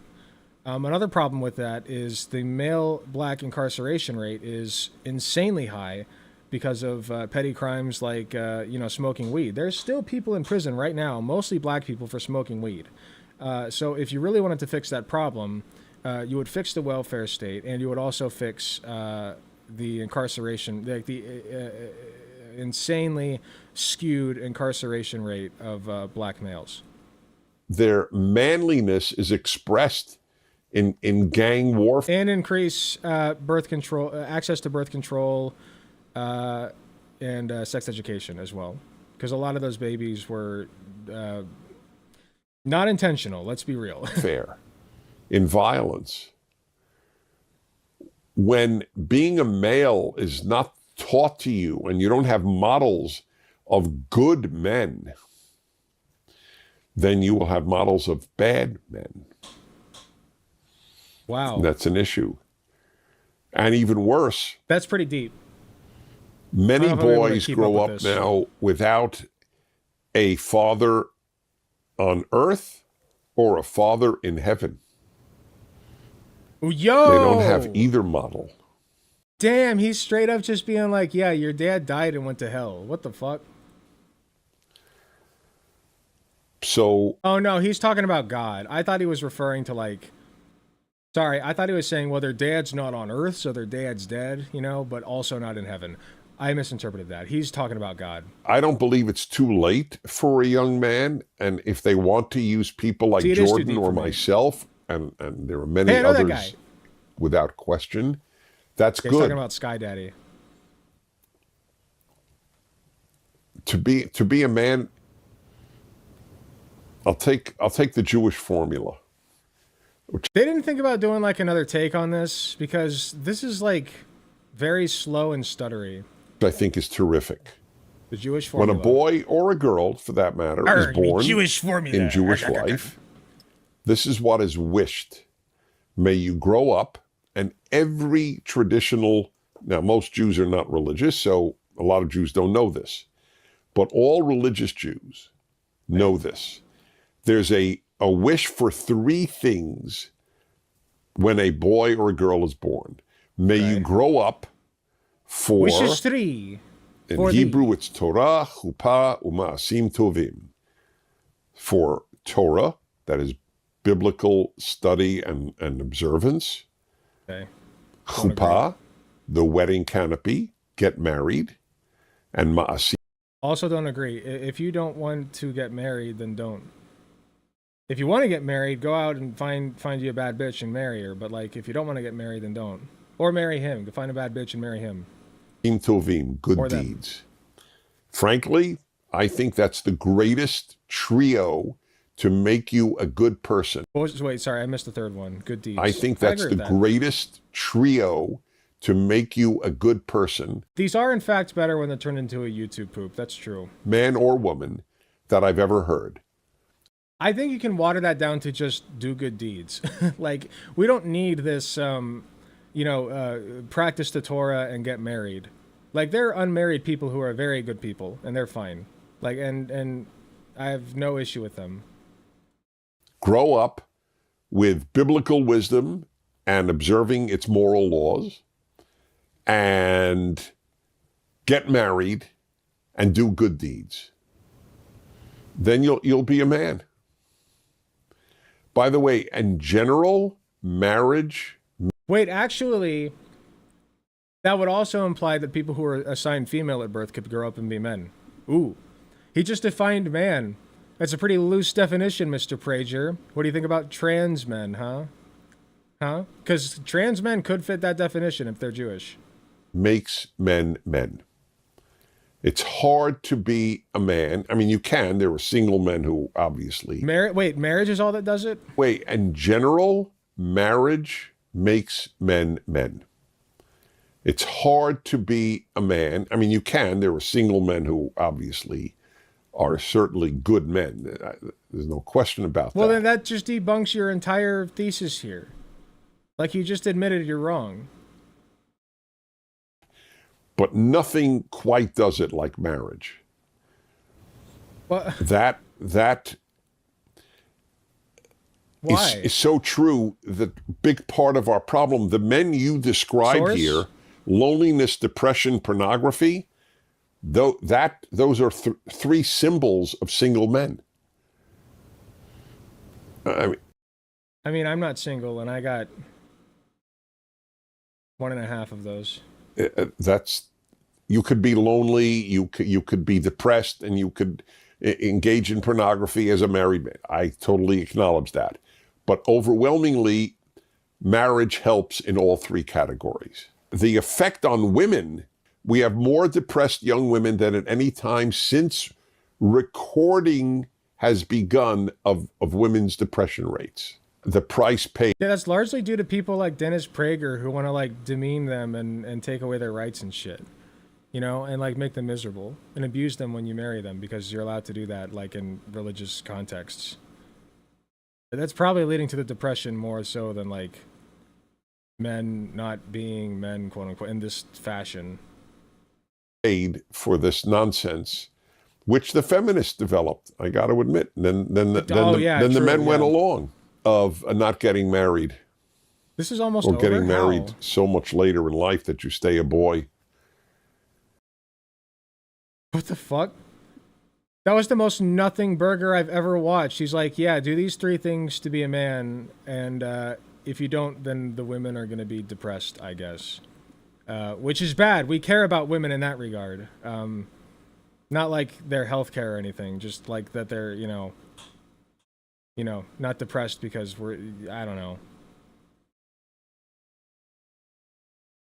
But, yeah, I don't know. Like, I don't agree. I think that what makes you a man is calling yourself one, frankly. If you want to be a good man, just be a guy be somebody who calls yourself a man and does good things for people sometimes. And for yourself. Do good things for yourself as well. Part of caring for others is caring for yourself, you know. But that's how you be a good man. Don't listen to Mr. Penis Prager over here.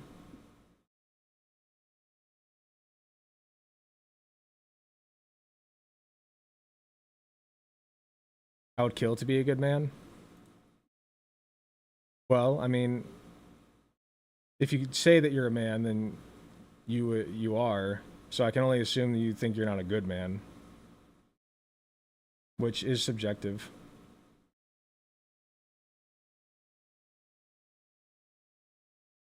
I want to see what Melanie Mack's been up to. She's been kind of popping off on Twitter, on the Bird app.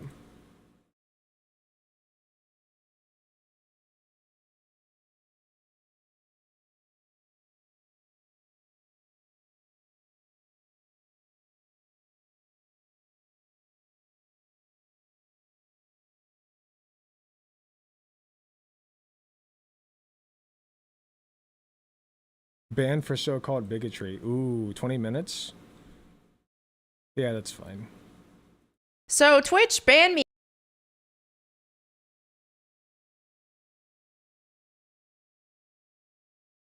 I have her blocked. She's just awful for attention. I mean, I've gone over a couple of her videos, and I haven't gotten caught yet, so...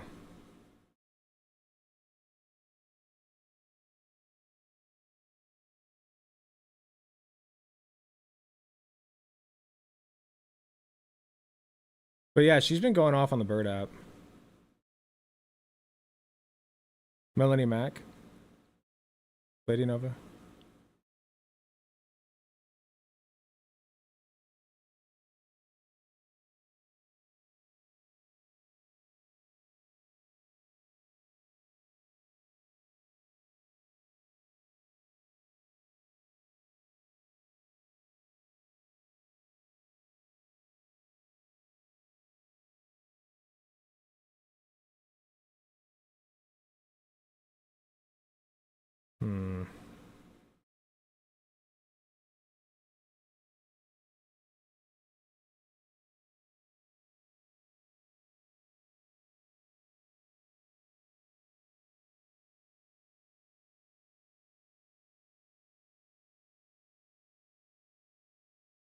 Sorry, I'm looking through her Twitter. The Twitter icon, nice. Her voice is annoying? Yeah, it is a little bit. It's fine, I'll just do the video. So, Melanie Mack. Who's Melanie Mack Go Boom? It's this person. We can take a look at her channel real quick. We've gone over a couple of her videos before. But social commentary, mostly centered around nerd culture. So she does a lot of like video game and like TV show reviews. She's like one of those review bros who is very homophobic and transphobic and just a religious zealot. I've gone over a couple of her things, like I said. She got banned off of Twitch recently, as it turns out. She was banned for so-called bigotry. What could she have possibly done that would have caused Twitch to ban her? I can think of nothing, frankly. So, yeah, let's see what's going on with, you know, Melanie and Matt getting banned off of Twitch. So Twitch banned me again for homophobia, I think. They don't really ever tell me the exact reason why I'm banned. They say hate Correct. speech, but that hate speech is me talking about the Bible and biblical principles. But I digress. True, that is hate speech. Finally, a good ruling from Twitch. Let's go. I think this case may have been for the use of a slur on stream this time. However, may have. I've got They have a strict rule against slurs. If you said a slur, that's why you got banned, dipshit. a lot to explain on this, and I will People got banned for soon. saying But I fucking just thought it'd be cracker. funny to react to a couple articles that were written about me, about my Don't forget throughout this, Hassan Piker and Vosh both got banned off of Twitch for saying the word cracker. Okay? The C slur. I'm just saying. homophobia. So let's go ahead and dive into Yeah, if she dropped the F slur on Twitch, of course you're gonna get banned, dipshit. You can only say that on YouTube. And not this get in trouble. video. Well, not get in trouble by YouTube, but by your audience. Yeah, probably. Now, to Even though I clear the technically air, have the pass. I technically have it. people are gonna be like, "Well, are you really homophobic?" Or "Oh, you're not actually homophobic. You just think it's funny to say that." I would say I'm not homophobic in the fact that I'm not scared, but I am against the crayon mafia, if you will, and everything crayon mafia. that entails. So, yeah, I guess you could call So wait, is Crayon Mafia a reference to the like the colors of the rainbow, or is Crayon Mafia supposed to mean like we eat crayons? Yeah, homophobic, exactly.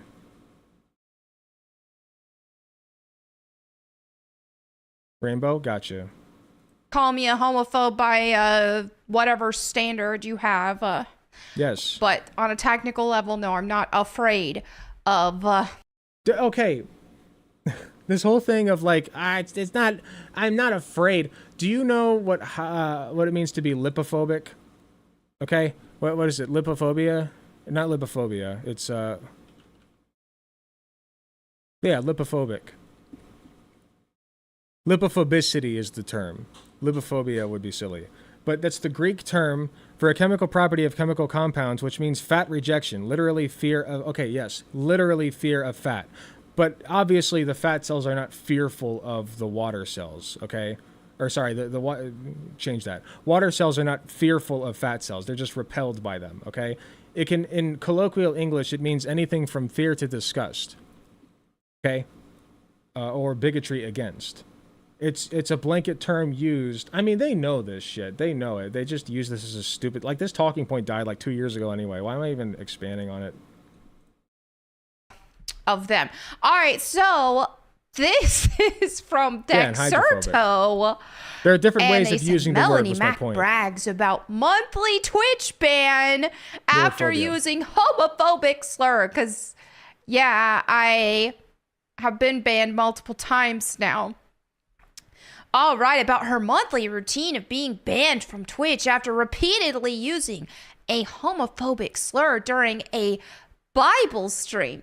Mind you guys, by the way, because I know there's always going to be dare you. comments, oh, well, why don't you stream here? Why don't you Using a stream slur on while this holding the platform or Bible? that Ew. platform? I do stream here on YouTube and Rumble, and I course, just Rumble. multi-stream to Twitch whenever I'm not banned.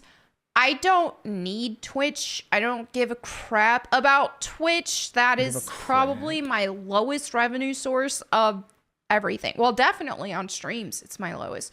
So, I don't Yeah, I'm not mad, guys. I'm not mad or anything. Yeah, don't put in the papers that I'm mad. care. And plus, I Twitch literally is a don't care. cesspool I don't care so much, in fact, that I made a 20-minute video about how much I don't care. of prostitutes marketing to children. Let's be real. So if this kind of platform doesn't like me, maybe I don't feel that bad about it. All right, so I did have a Bible stream. Now, if you want to watch the entirety of the VOD or look around, skim through it, and figure, did she deserve a ban? Well, that VOD is on YouTube and Rumble. You can check it on my stream VODs. Click the live tab on YouTube and you can see the entire stream. I was going to play a game and it turned into a... I would go and click on that right now, but I don't want to watch the entire stream. I don't care. Unless there's like...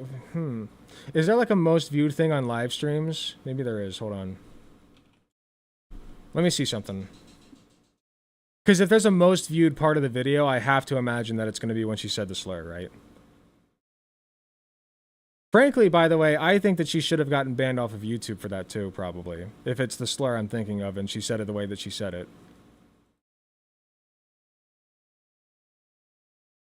How long ago would that have been? 7 days ago. So it probably would have been this stream, yeah? 12 days ago. Guys, there is... Okay, sometimes YouTube, on some videos, YouTube will have at the bottom the most viewed part of the video, and I thought that it might for this, but unfortunately, no. Let's keep going. Bible stream because chat Not was on lives, yeah. on point. Chat was asking a lot of questions and about my opinions on No, things. we already had the debate. We just really dove into the Bible a lot and discussed biblical things. Now, one of those things being that homosexual activities are an abomination to God according to his word. I don't care. The Bible. I don't care what your Bible has to say if it thinks that being gay is bad. And I also mentioned promiscuity, things of that nature as well in general. And I did say my favorite slur, which is the bundle of sticks word. I knew it.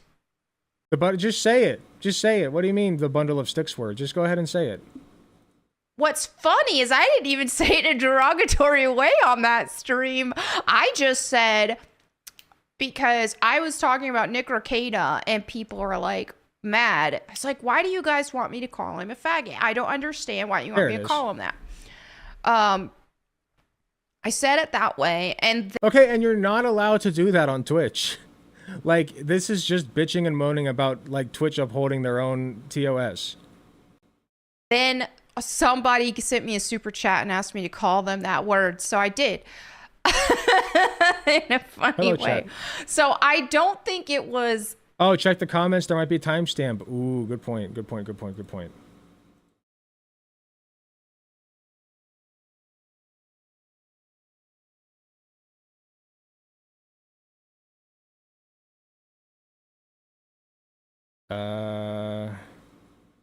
No timestamp. Oh well.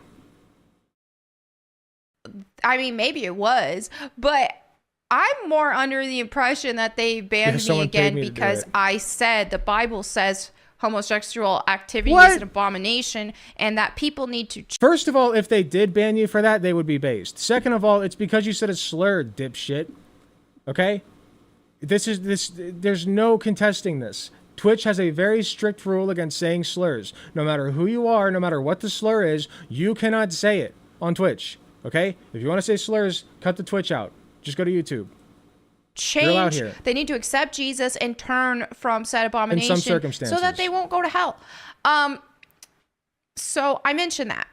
And all right, she's the savior of gays because she's telling them they'll go to hell if they're gay.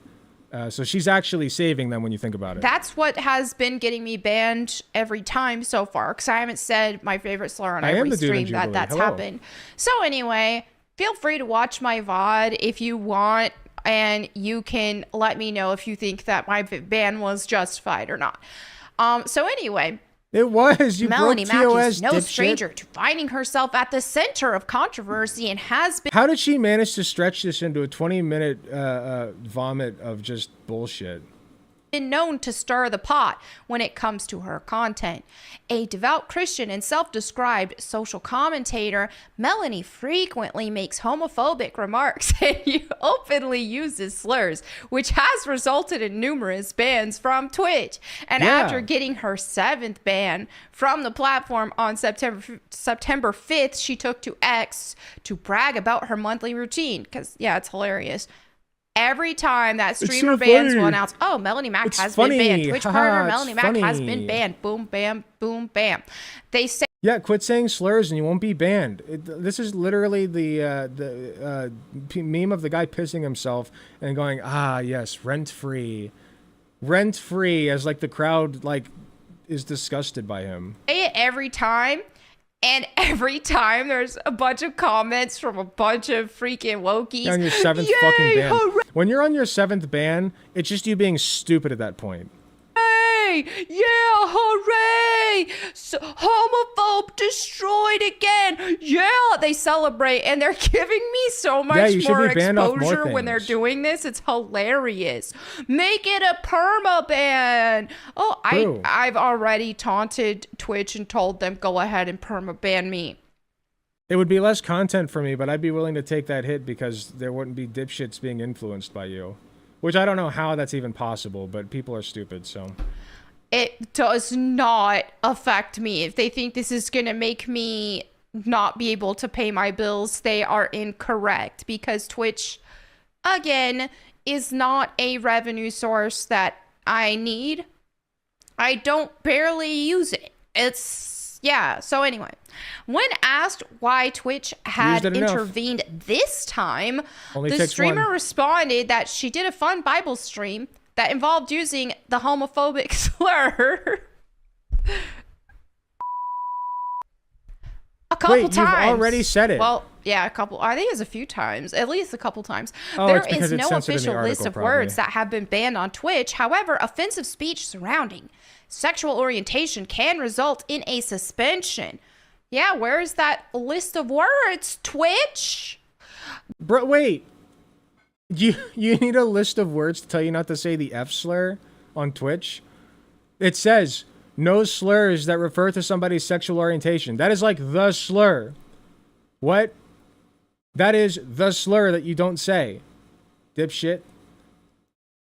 This has become a monthly routine. Yes, this is where I said that. She found her continuous bans hilarious and I had a don't really barely good use streak it. going. I do. It's great. But It's banned while 7 times. Melanie She sees is humor in mentally her like bans, 10. others are less impressed that Twitch has continuously let the controversial content creator Yeah, 'cause you're back onto their stupid. platform despite numerous Everybody's laughing offenses. at you. One user on X questioned why Twitch was giving Melanie so many second chances, claiming that YouTube was already doing the same despite accounts getting permanently banned for less every day. All right. True. Washer That Crack. happens. Okay, great input, Washer Crack. Melanie Mac has one platform where the rules aren't enforced against her. I don't want to hear from the side that has like universally praised cat turd, okay? Shut the fuck up. Accounts get permanently banned for less every day. Why is she getting so many second Maybe you chances should on wash your Twitch crack. too? She's not sorry. She's not going to change. She's mocking your wrist slaps. You are It's correct. true. I am Twitch mocking should the crack wrist slaps, down and I will permanently. not be changing on this. So That's why, yeah. No, that right there should be used as evidence for Twitch to just permanently ban her. It doesn't make any sense. Why is nonetheless, she still Melanie on there? remains unfazed as she doesn't rely on Twitch revenue whatsoever, meaning the status of her account makes no difference to her. I have no reason to even stream there except for the lulls of it.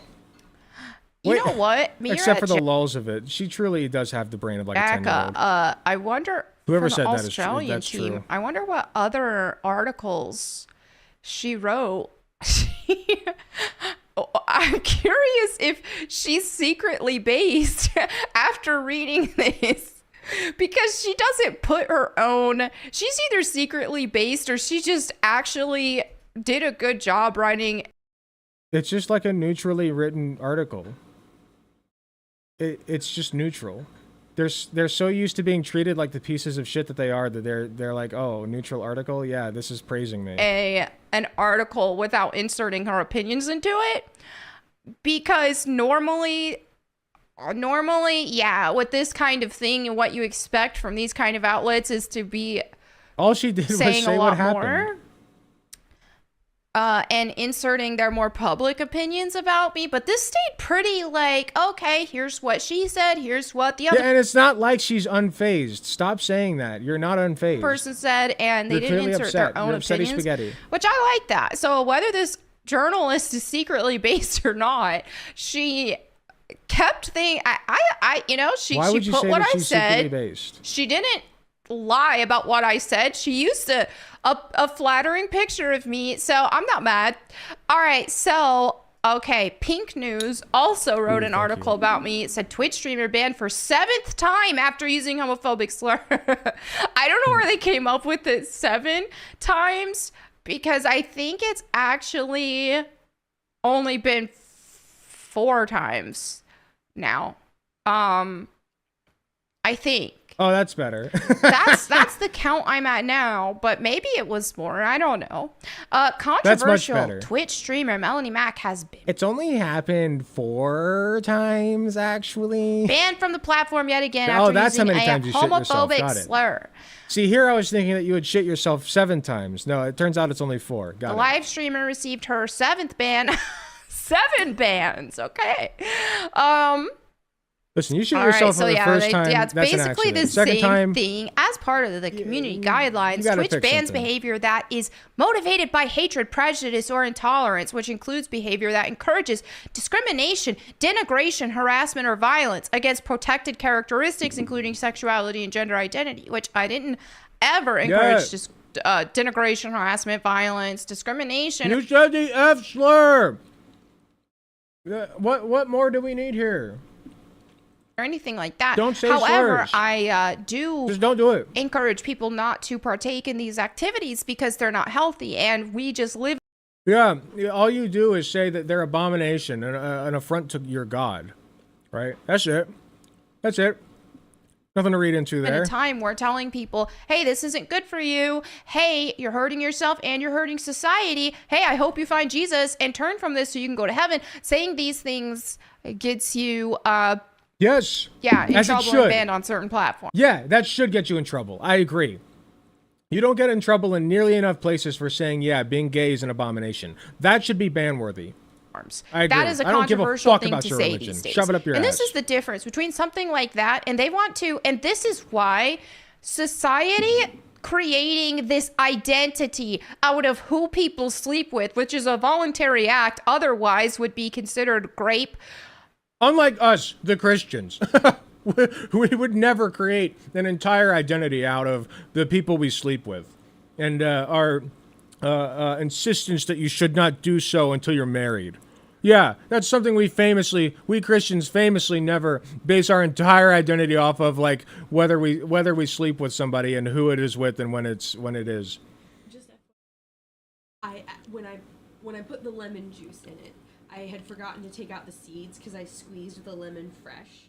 So just be careful, there might be a seed in one bite. I got like 2 of them out, but there was one that I think I missed. Okay. So I'm sorry if that happens. That's fine. I appreciate it. Thank you. If they were bad, then why would their God make them in the first place? Yeah, it doesn't make any sense. Don't ask questions that are logical and sound. Tastes good.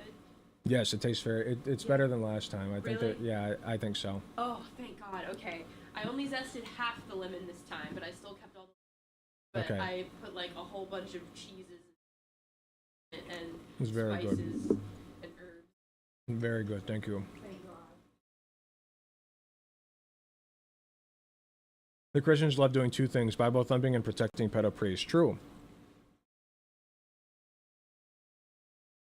In which case, that is out of your control. I hope not, Chainsaw.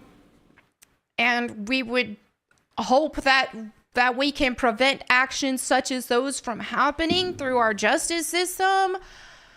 And so Prevent actions such as what?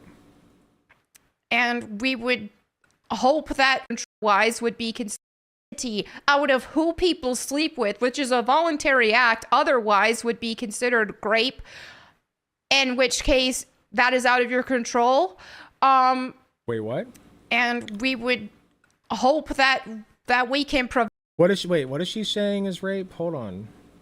controversial thing to say these days. And this is the difference between something like that, and they want to, and this is why society creating this identity out of who people sleep with, which is a voluntary act, otherwise would be considered rape, Oh, I in which see. Okay. case that is out of your control.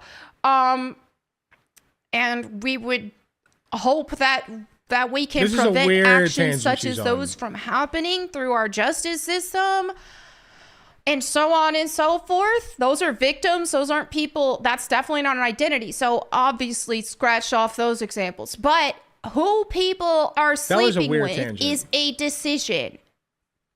So why are they pairing that or Yeah, and who they have the desire to quote unquote sleep with, as you're saying, it's really a lot more than that. It's a full-fledged relationship that they want because they're fucking people. Okay, it's not just about who you sleep with. Like, it's exactly the same thing that you presumably want with a guy. Okay, it's exactly the same thing. So when you just water it down to the guy you want to sleep with, Katie's not the girl that I want to sleep with, the NB that I want to sleep with. Sorry, like, she's my partner. She's like practically everything to me now. Like, what are you talking about? Like, that's what gay people have with other people that just happen to be of the same sex. So that's what you're watering that down to.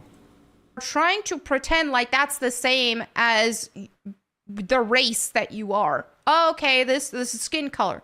Oh, okay. I'm white and Native American. Nobody said it's exactly the same. It's just comparable in a lot of ways. In a lot of ways, it's comparable. You can't control it, for one thing.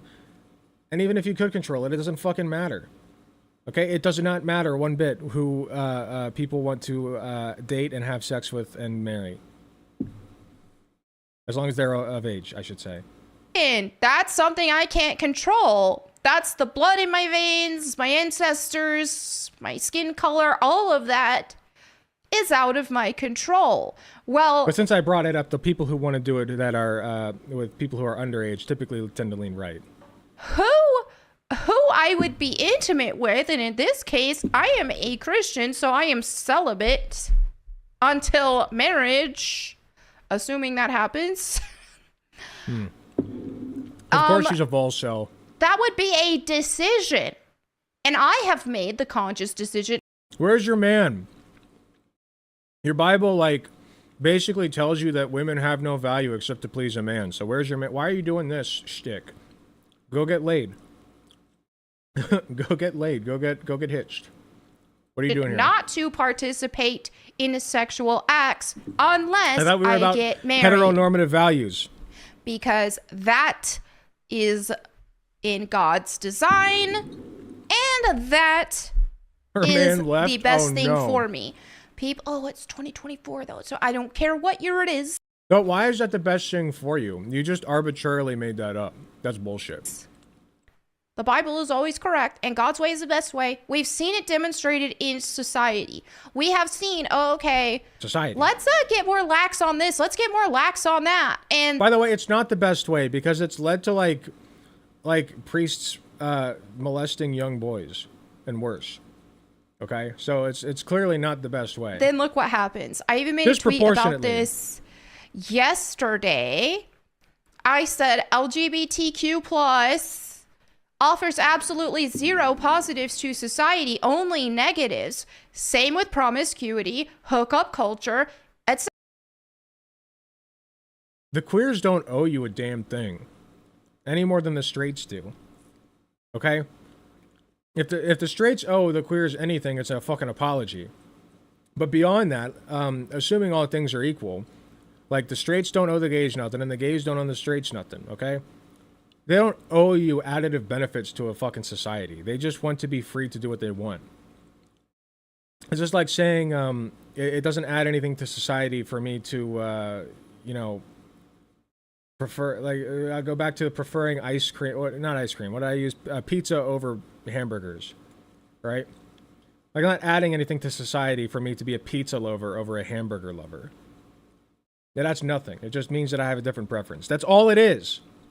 It's literally just a different preference. Yeah, get your noses out of the gays' bedrooms. etc. And I will add premarital sex to that. Acting People like will they- get mad at it, but I don't people owe you care. shit. It's true. We shouldn't be encouraging any of these things for anyone. This is common sense, but for some reason controversial to freedom. say. Why are we encouraging people Christianity offers absolutely zero positives to society. There, I said it. to live lifestyles that is bad for society, that does not offer any benefits to society, but only negatives? And people, oh, well, what's so negative about this? What's so Okay, well, Good question. STDs rampant, way more rampant in gay relationships, and even the ones in. If I recall correctly, that's because of the economic divide between people who are gay versus people who are straight. Is that right? Like, there is a discrepancy, but that can be accounted for by socioeconomic factors. So if you want to fix the STD problem, you would increase access to education, protection, and improve the circumstances of gay people, which you don't want to do. Straight relationships are a result of promiscuity, hookup culture. Let's put it this way. It's a lot more heavily correlated to economic well-being than it is to anything else. Premarital sex, all that. You know, if people Wait, what's wrong with premarital sex? Who cares? were living according to God's design, as the Bible tells, we wouldn't have these issues. But Okay, we would still have fucking STDs if there were no queers, dude. That's just a fucking lie. We've always had STDs. They've always existed. we do Shut the because fuck of up. that. So it's like, oh, that makes sense. Whether you like it or not, that makes sense. Sometimes if you have this hedonistic mindset with things, which sometimes we all have been there, but if you have a hedonistic mindset with The Bible says you shouldn't have tattoos. Cut your arms certain off. things in life, oh, but you know, that makes me happy or that makes me feel good. So why would I not thought you do loved it? God. Cut your well, arms it's off. bad for you. Outside of the confines of marriage between you and a person of the opposite sex, it is bad for you. It is bad Why? for you mentally, spiritually, physically, all of those things. Source? Look at, would we have all of these STDs if people were only, if people are abiding to biblical standard and find We would have a lot fewer of them if we had access to sex education and protection, which you don't want. Your people don't want that. You are making the problem worse and pointing the finger at every other fucking person. Go, it's your fault. No, it's yours. Shut the fuck up. finding a husband or finding Everything a that's wife wrong with society is like your fault. of the whoever is the opposite I'm sex comfortable of saying you that. Everything that's wrong and is being your fault. monogamous. No, now I mean, we live in a sinful world, so there's going to be repercussions. And what we see in society with STDs, or even if on the LGBTQ side, they have shorter lifespans, right? At some the lifespans recorded are shorter. Also a result of socioeconomic factors. Queer people just tend to be less socioeconomically advantageous, or advantaged, I should say. The suicide rates, especially with the Okay, the suicide rates are because of social conditions, not socioeconomic. Social conditions. I believe same-sex STD transmission is heavily weighted because of prison sexual assault. Ah, that makes a lot of sense. That makes a lot of sense. That's unfortunate. T here. When you're talking specifically the T here as we have well, gendered the prisons, body good point. mutilation that comes via hormones or surgically, right? All of Hold our on, I gotta go back. I was saying the suicide rates are because of people like you. Okay, it's people like Melanie Mack who drive the suicide rates up. It's disgusting. And then they're like, oh, well, you see, turns out the queers have higher suicide rates. Like, you did that. Once again, you are the problem with society. You're the problem. When you're talking specifically the T here as well, the body mutilation that comes via hormones or surgically. Mutilating my right? body with hormones, yes. All of these things. This is all degenerate behavior. It is not productive to society. You can call it degenerate all you want, but like, your tattoos aren't productive to society either. Cut your arms off. What way You love your God so has much. this You love your God so ideology much, but you have tattoos. ever Cut them off. contributed to making society a better place? Get the Never. time for the apple peeler. Look at societies that accept these There are ideologies and ways, push these there are methods. ideologies. They glorify these ideologies. They fall. And America, if we don't get our acts together, we will fall too. And that's another reason. The queers will bring about the downfall of America. Kind of based. It is anti-American to even be wanting this stuff glorified, to even be to No, what's anti-American is being anti-freedom, you anti-freedom bitch. Okay, I'm sorry. Like, you're just an anti-freedom piece of shit. You don't want people to be free to date who they want, or have sex with who they want, or marry who they want. You hate freedom. You fucking despise freedom. You want everybody to be chained to your sky daddy because you're convinced that you'll go to hell if you don't convince other people. Like, your entire worldview is based off of a punishment. A fear of a punishment. Like, that's your moral compass? Ew, get the fuck out of here. Nobody gives a shit what you have to encourage say. this You're just stuff good because you're content. going to hurt your own society. You just make good even content. if you want to look at it in that kind of way. For me. Why would you encourage That's your people only purpose. to live in these ways? Same with promiscuity, hookup culture, even between people of the opposite sex. Why would you encourage these behaviors? Why wouldn't you encourage, find a husband, find a wife, find whoever's the opposite sex of you that you can fall in love with and Why the opposite? Live a happy life with. Maybe start a family, or at least live happily together. I would love to have a debate with her. I would fucking wipe the floor with her. Right? Have a companion for life that will She would never. Support you and you Never. them and make your lives better. Right? But anyway, it's controversial to say these things, Yeah, that's but what I was is saying, it not Killjoy. common sense? So we're at that No, point, it's really and it's not. like, well, look at how much of a protected class all of the LGBT stuff has become.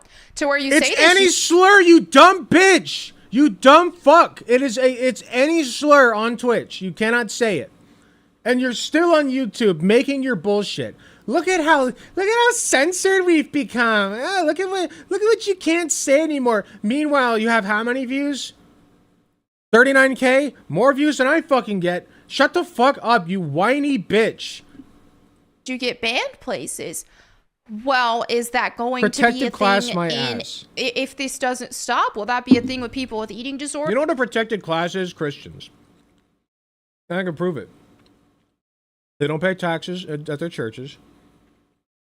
It's still standard to put your hand on the Bible. That's the default, right? In God we trust is on the coin, on the money. One nation under God, right? That was added as a little DEI thing for them back in the day. Into the Pledge of Allegiance. You're like, you can't make fun of them anywhere. Like they literally run the entire fucking government. They've been DEI to shit and back in the fucking government. Okay?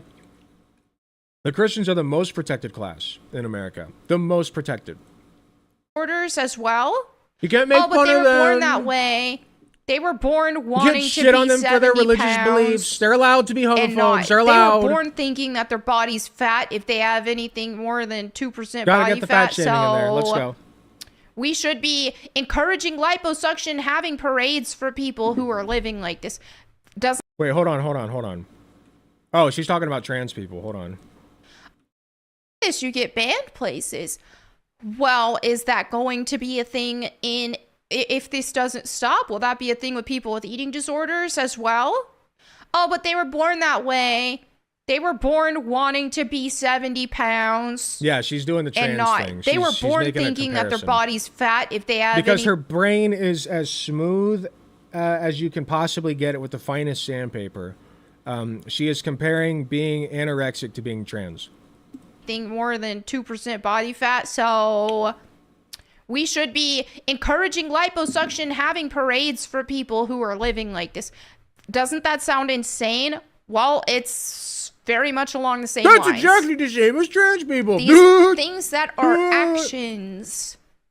You know, some people might struggle I'm with smart. feeling an attraction toward the same sex. And if that's the case, then you don't have to act on it. We are all born with simple. I'm special. I was born with a natural attraction to men, and so I get to do that, but you don't get to do your thing. Why? Because God said so, and you're going to hell, sweaty. Fuck you. Nature, and so we all have like an innate desire sometimes to do things that aren't good. Sometimes you might think, oh man, how nice it would be if I could just go to. It's not even just like a desire to fuck somebody. It's disgusting that they would reduce it to that. It's having a whole full-ass relationship with somebody, okay? Maybe they don't even want to have sex. Maybe they're an asexual gay person who just wants to date for romantic reasons. Like, there's a clear difference between sexuality and romance. Okay, it's both of them combined that makes a relationship. Okay. To a car dealership. It's more of the romance. Get in a car really. and drive off and just steal it and not even get caught for it. Oh, how great! Oh, yeah, would it that might be the same thing to them. Sounds great, right? But it's not. Hey, true. Stealing a car is exactly the same as being in the same sex relationship. Just go fuck yourself. But it's not. Stealing isn't good. So, how great would it be just You to could be just able not be to a Christian. eat cake and It is possible for you to just not be a Christian anymore. Just stop being a Christian. It's a sinful desire that Satan has put on you to be a Christian, to be this way. That's not naturally red hair. Maybe the chemicals rotted her brain. It's possible. every single day. Oh, I just want to eat cake and pasta every day. Spaghetti, chicken Alfredo, cupcakes. Yeah, and I believe in people's freedom to do that. Candy. How does it every hurt day. you? Well, guess what would happen? Guess what does happen to people who eat like And that? also, like, binging yourself on food is not the same as wanting to have sex with somebody who's of the same sex as you. It's not the same thing. You're not hurt by that. You are not hurt by that, unless you get an STD, which in that case, you should have been using better protection, okay? Like, They get the really other person should have fat informed and they you of get their really STD. unhealthy. And even they have But become that's the somewhat problem of with a both protected class. sexualities. It's Well, like, okay, Both sexualities. All sexualities, sorry. I meant, like, gay and straight. well, maybe the desires that you have, your fleshly desires, aren't always good for you, and in many cases are bad for you. Surprise, surprise. It's almost like we've heard these things. It's almost like I hate her. we have I hate her guidelines so here much. that are for the betterment of our lives and that don't exist for no reason. It's almost like our creator I knows hate what's best her. for us. Whoa, what a concept. Anyway, so No, good stop. TLDR. I got banned again. I don't know how TLDR. long. Don't really care. Oh yeah, I forgot. This whole video was about how she got fucking banned from Twitch again. Yeah, don't put in the newspaper that I care, by the way. 20-minute fucking video about it. Okay. If you want to watch me stream, you can watch me stream here. Uh-huh. Oh, I multi-stream on X as well. But anyway, thank you so much for hanging out with me today. Let me know what you think in the comments. God, I hate her so fucking much. It's not even funny. She's such a disgusting, perverted piece of shit. I cannot stand Melanie Mac. What good content, though. That's one good thing she provides to me is good content for my channel. So thank you for that. Her voice is so grating. It's terrible. If you get a chance to debate her, she'd probably cry and disconnect. No, I don't think so. I think that she would think I think that her brain is so small that no matter what happens throughout the debate, she's going to come out thinking she won. Okay? That's how small her brain is. That's how small most of them are.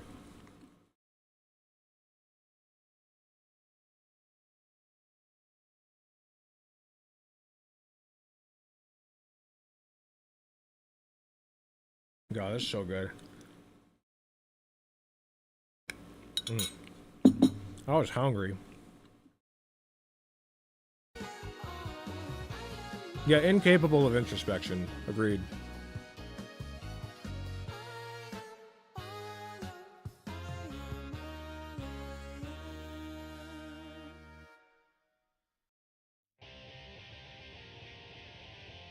Let's see.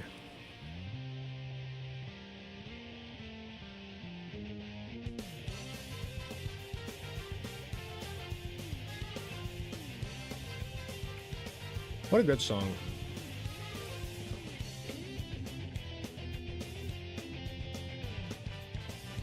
A nice bowl. I got it for Katie because she's a big. She used to be a big Overwatch nerd, so I got it for her for like her. Maybe our first Christmas. I want to say our first Christmas. Or no, I got her a bunch of drinking shit for our first Christmas together. I got her this for like her second birthday or something.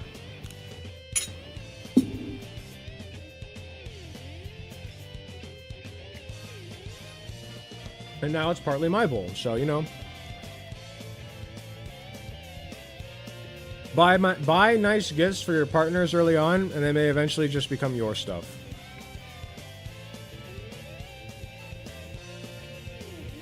Cheat code. Life hack, in fact.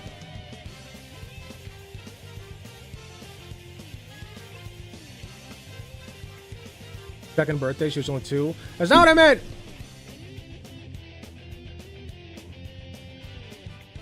Don't be weird.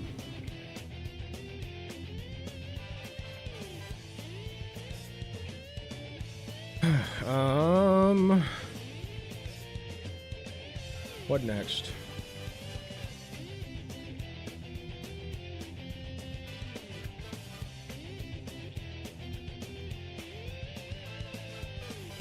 Who have we not looked at in a while?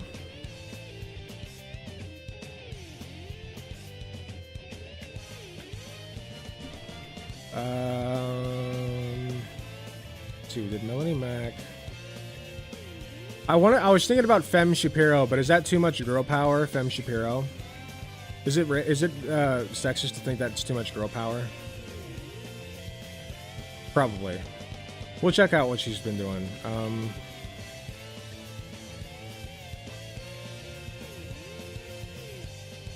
Too much? I don't think that people can handle it.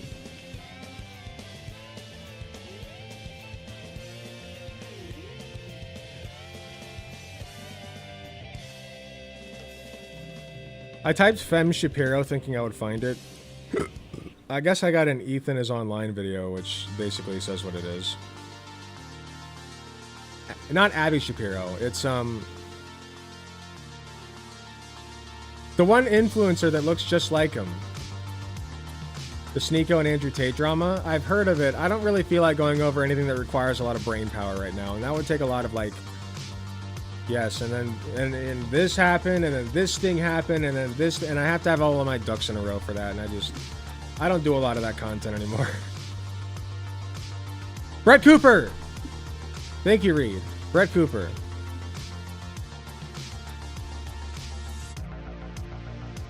What's Brett Cooper been up to?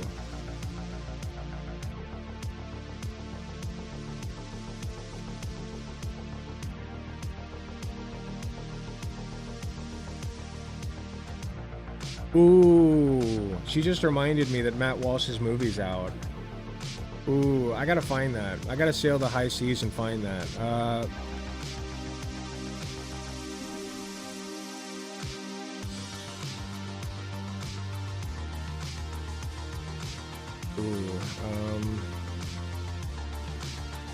Can I find it?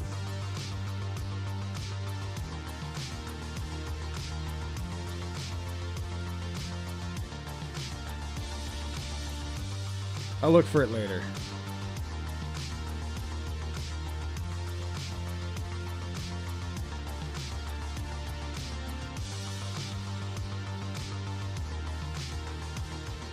The 1,000 bottles of baby oil?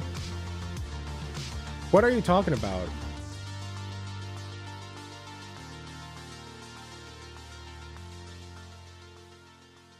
$50 trolls Diddy and his 1,000 bottles of lube and baby oil found in federal raid. That is a lot of baby oil. I don't know if there's much to talk about there.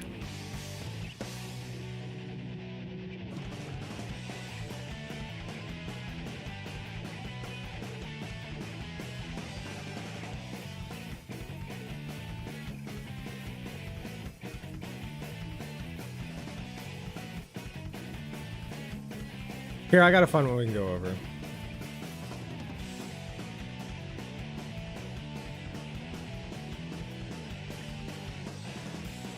If I can find it. Oh shit, hold on. There it is.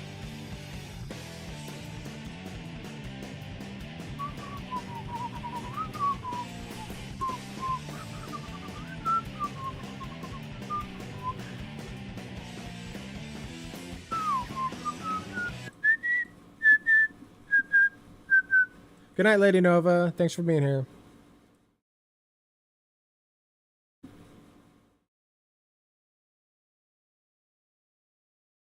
So usually, you hear about Republicans voting for Trump and Democrats voting for Kamala Harris. Sorry, I'm trying to get better about saying their last names, as opposed. I'm just gonna start over. Hold on.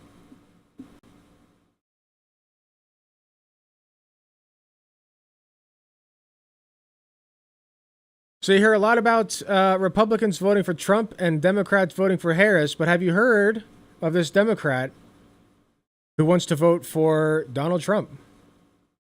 It should be an interesting look into the mind. Like, I've heard of Republicans switching sides over to Kamala Harris, but not the inverse.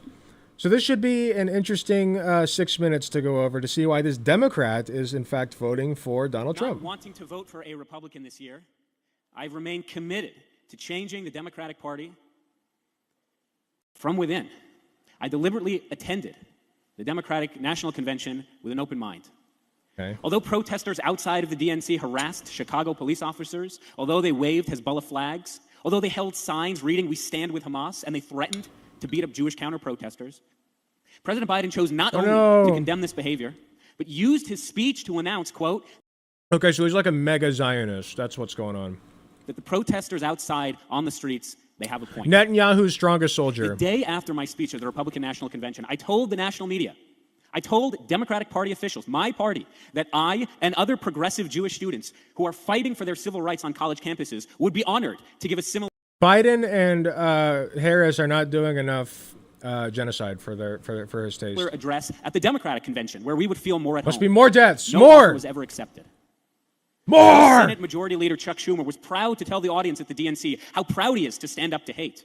Because of him, the bipartisan Anti-Semitism Awareness Act that would alleviate the concerns that I and Jewish students on college campuses have has yet to receive a floor vote on the Senate. That is a direct response and a direct result of Chuck Schumer and the Democratic leadership in the Senate. Isn't it? Hold on. I need to go back. Bipartisan Anti-Semitism Awareness Act. Let me look this up.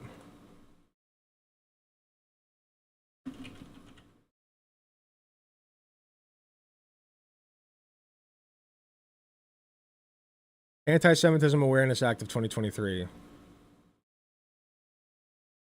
This bill provides statutory authority for the requirement that the Department of Education's Office for Civil Rights take into consideration the International Holocaust Remembrances Alliance working definition of anti-Semitism when reviewing or investigating complaints of discrimination based on race, color, or national origin programs or activities that receive federal financial assistance. According to the IHRA's working definition, anti-Semitism is a certain perception of Jews which may be expressed as hatred toward Jews.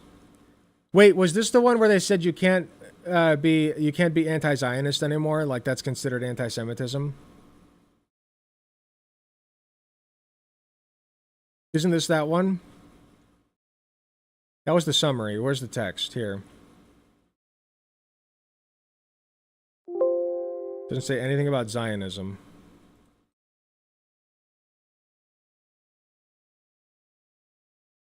This is the one? Let's see if it says anything about Israel. Nope. Definitions.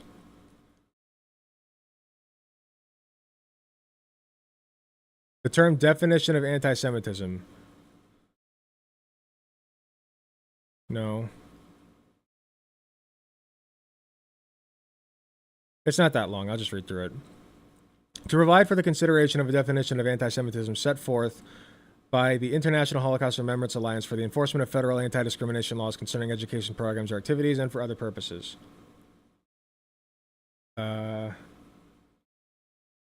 Section 1 short title. This act may decide, don't need that. Sense of Congress that the Title IX of the Civil Rights Act of 1964 prohibits discrimination on the basis of race, color. Yeah, so Title IX, right here, is your first issue, my man. Like, you really think conservatives give a fuck about Title IX? I don't think so. Like, why would you vote for Trump if you're, like, looking for Title IX protections? That doesn't make any fucking sense.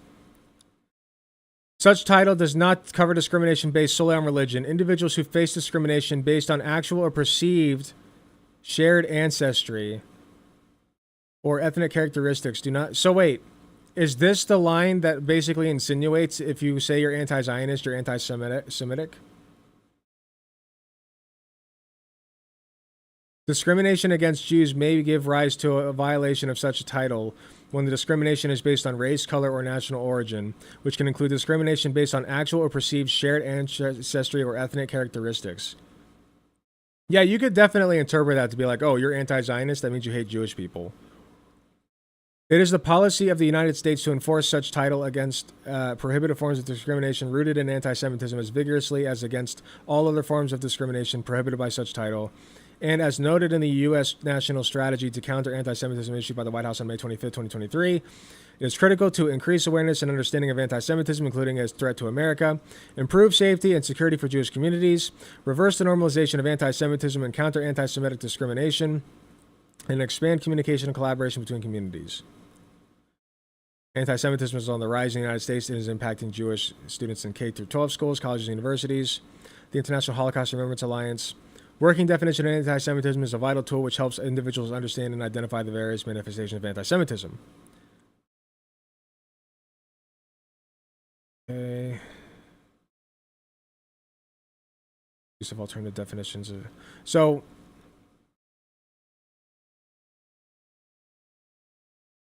this is based on Title IX protections, which the conservatives don't want. They fought against it for like trans people. It's stupid to think that they would at all protect your right to not be discriminated against, even if it's anti-Semitism. Like, why would you think that the conservatives would be more, like, less anti-Semitic than the liberals? That's idiocracy. The concerns that I and Jewish students on college campuses have has yet to receive a floor vote on the Senate. That is a direct response and a direct result of Chuck Schumer and the Democratic leadership in the Senate. It will be... Sorry, I want to see why it was turned down.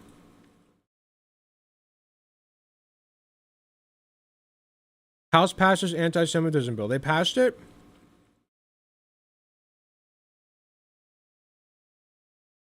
So wait, they passed it.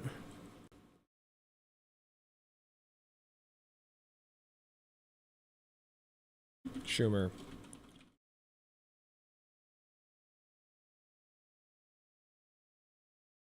Senator Schumer, bring the Anti-Semitism Awareness Act of 2023 to the Senate floor.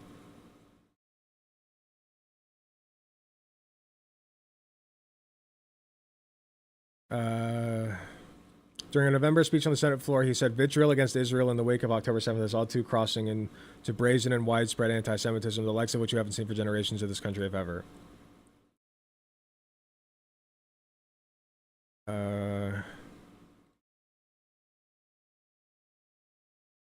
Schumer has chosen to slow walk this legislation and not bring it to the Senate floor to avoid the wrath of the vocal but still minority voices of Democratic senators who are highly critical or in some cases have crossed the line in their criticism of Israel. Crossed the line? That's pretty, like, subjective assessment of that. Claiming it is culpable for genocide and using famine as a weapon of war, which it is. It is estimated that more than 70 senators of both parties are willing to vote for this legislation, but Schumer is giving a veto to the loud and harshly critical Democratic senators who would like to end America's special relationship with Israel and side with Oh, okay, yeah, this is a slanted article. But basically, Schumer just said no to it, probably because of the implication that you can just call anti-Zionists anti-Semites. So I agree with that. It will be difficult for me. It will be difficult for me to forget the House Judiciary ranking member, Jerry Nadler, falling asleep as I gave personal testimony of my experience of anti-Semitism.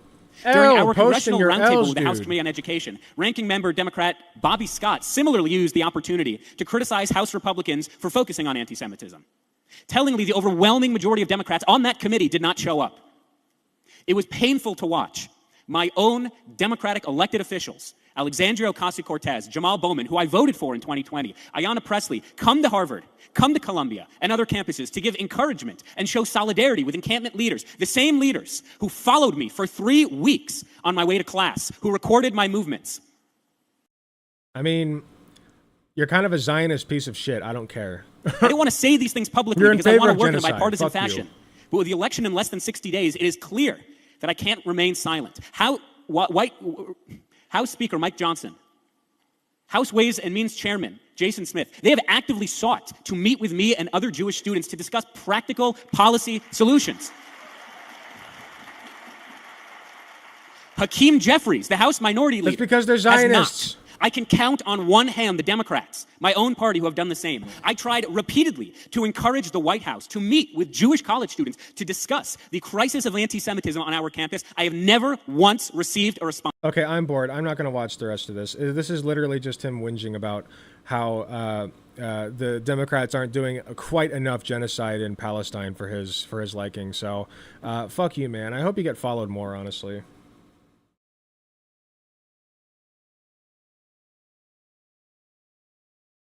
That was a boring one. I need a more fun one. That was boring.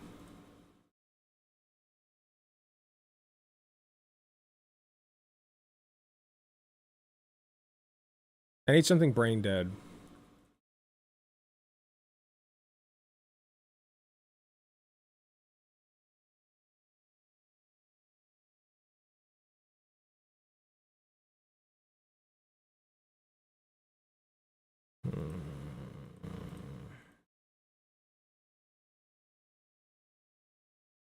What is Think Before You Sleep been up to?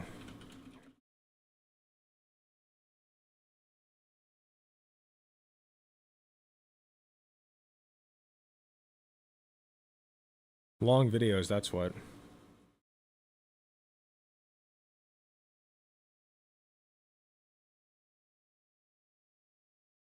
Oh god, is he using AI art now? I think he is.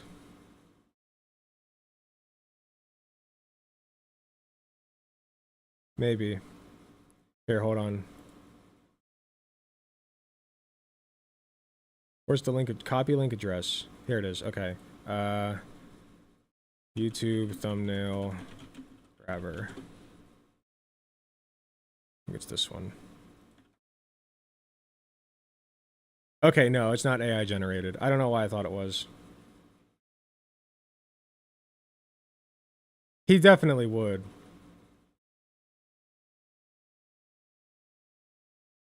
I'm not feeling him. I need some other dipshit.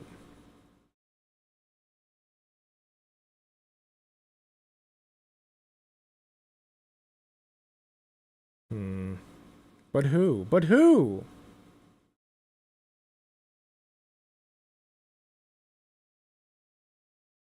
Get your food.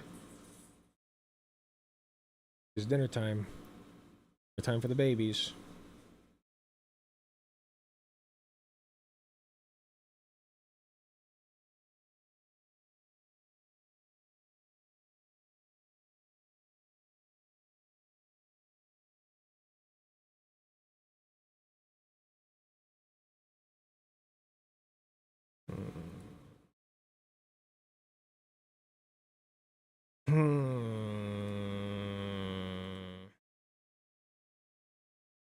Wish I watched Bad Content Creator so I had something to recommend.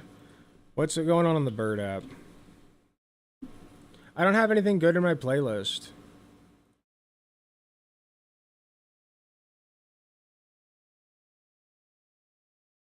Wait! I do have something good in my playlist, but it's 35 minutes. Ooh, should we do it?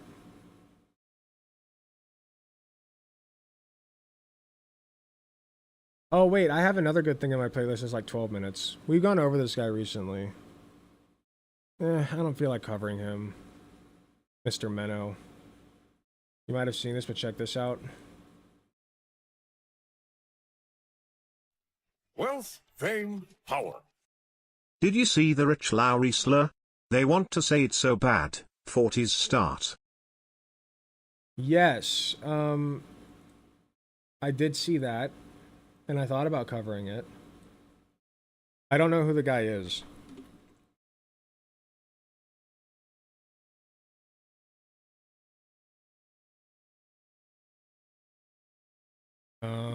Should I cover this? I don't know if I'll do good coverage of it. That's the problem. Because I already know about it. I have to, like, quickly put together, like, a segment in my head. We'll make it a really short one.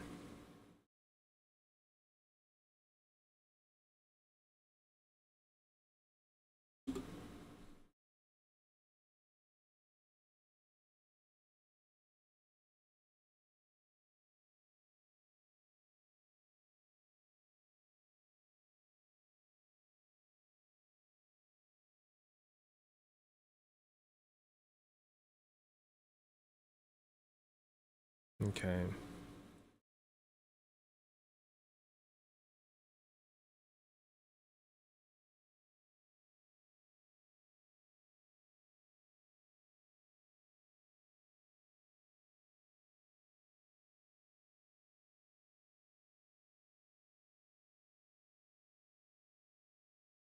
Okay, I'll wing it.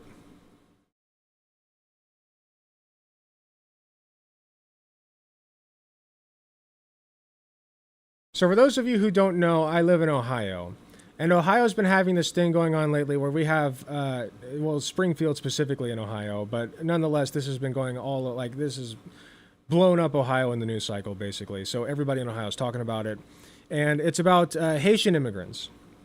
Haitian immigrants is the big thing. They're eating the dogs, they're eating the cats, they're eating the pets of the people that live here, right? We know that famous quote from the recent Trump versus Harris debate, sorry. But the rumors are still spreading, and it's not good. And so we have here Mr. Rich Lowry on a show with Miss Megyn Kelly, and both of them are conservatives. I don't know either of them very well, but from my understanding, Rich Lowry is the editor-in-chief of the National Review, which is this website right here. You can see such titles as The Media Blame the Victim, Donald Trump's Advantages, The Assassination Attempt, which is fake, of course, anti-Israeli protesters and such. So yeah, and then Megyn Kelly, like I said, I don't know her super well, but she has her own show here. They're both conservatives is the point. And Rich Lowry has some thoughts about what's going on with the migrants in Springfield. Let's see what he has to say. Finally, he said something to the effect of, look, if we have to create stories in order to bring attention to what's happening, the media, he admits they made it up, right? As opposed to... So this is this is referring to JD Vance having made up the cats and dogs thing, which he admitted on live TV. So that's pretty cool. He just admitted it. And they're trying to, like, they're wild out trying to justify it somehow. And if you listen to the full clip, he says, by drawing attention to what's happening on the ground, it's just, as this like line goes online, you don't hate the media enough. Go ahead. You remember Alternative Facts with Kellyanne? They did the same thing. She wasn't saying you make up fictions and pretend they're facts. You bring other facts to bear in the debate that are being ignored. And that's what he was saying. And I think it was in that interview where Dana Bash says, the police have gone through 11 months of recordings of calls, and they've only found 2 Springfield residents calling to complain about Haitian migrants. Let's listen to that again. 2 Springfield residents calling to complain about Haitian migrants. Freudian slip if ever there were one. His recovery from this is less than stellar. He just continues on as though nothing happened, as well as Megyn Kelly, who seems to be unfazed. And he has a big old smile on his face while he's doing it. I feel like he's trying to say this was a slip of the tongue, whatever, but like I don't buy it. I don't buy it. Like these are his real like thoughts. Okay? And that's the shit that he likes. I'm sure he says that shit in his off time as well. Like when he's not on air. Taking geese from ponds. Only 2 calls. And I think he goes on to talk about how like they're taking geese from ponds. But anyway, I just wanted to show this because that's what they think about Haitian people and about immigrants and about brown people, right? Brown people. That's what they think about brown people in general. They're nothing but N-words who are taking over our cities, eating our dogs and cats, and apparently geese or something. They'll make up any old bullshit that they can to be a racist piece of shit and, push their white nationalist agenda. It's really cool. No normal person would talk through that. I agree. I would be incredibly embarrassed. In fact, let's see. Let's watch real quick. One lesson in this whole story: people don't care about geese. People really hate geese. They all things considered, I think people would prefer Haitian migrants to come and take the geese off the golf course, right? So it's pets. Yeah. It's the cats and dogs that's become the standard. Geese clearly don't matter. Unfazed. I mean, I read online they're protected in Ohio, so you kind of completely unfazed. So yeah, that's where we're at. They're just, you know, trying to slip it in there when they can.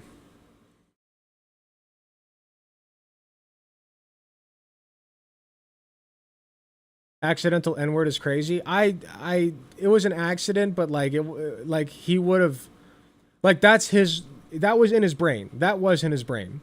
That was not just a slip of the tongue. There's no way. You cannot convince me. They just have the N-word on the mind all the time.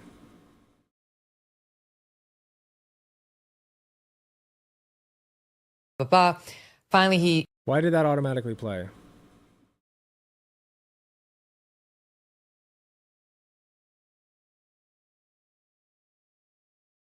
Okay, we got that out of the way. Let's see if we can fit one more in. Squeeze one more in.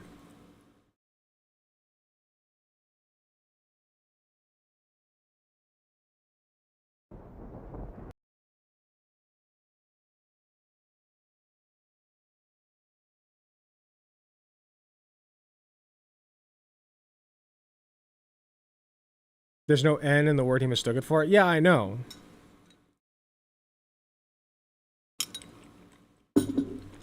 There's no way that was a slip of the tongue.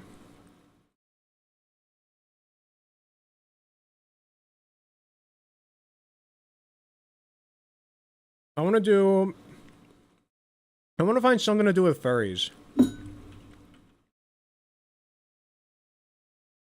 Let's filter last month.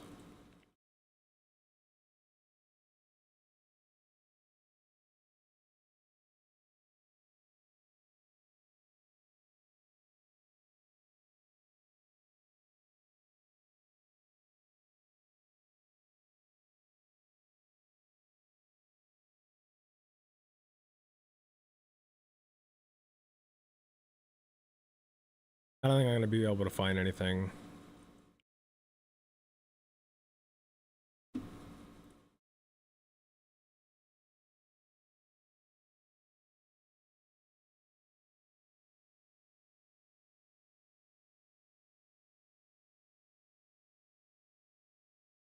Maybe something religious.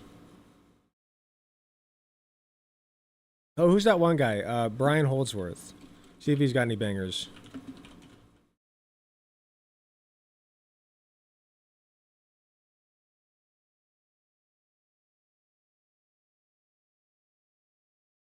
The Insanity of Jordan Peterson.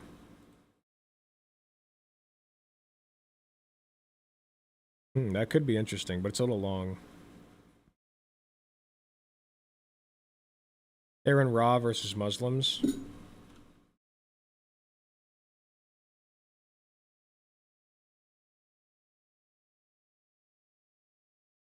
It's a long-ass debate. I've seen Aaron Ra, though.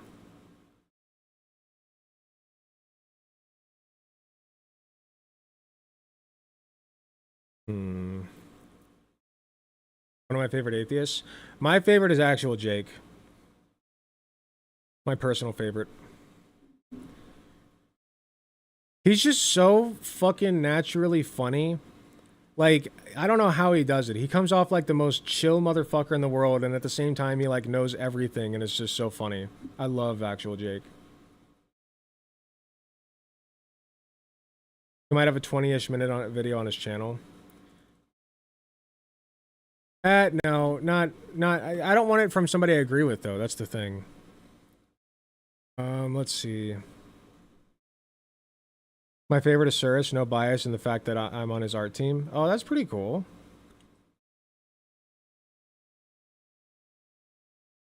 So you are the one that I have to thank for all the beautiful art that I look at. Cool. Let's see. I gotta make an alternate YouTube account where I just follow these freaks. So that I can... No, that's actually a really good idea now that I think about it. That's actually a really good idea. That would let me go down the pipeline. Yeah, Surus is great.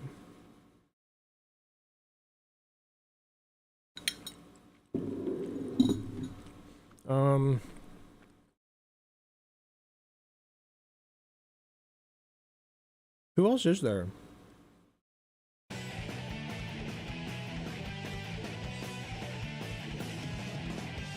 What's Ben Shapiro been up to?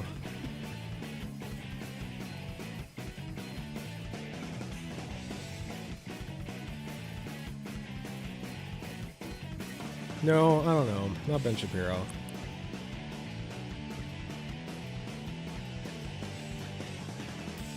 Undercover Alec. It wouldn't be undercover. It'd just be like exposing myself to content that I can use for my content.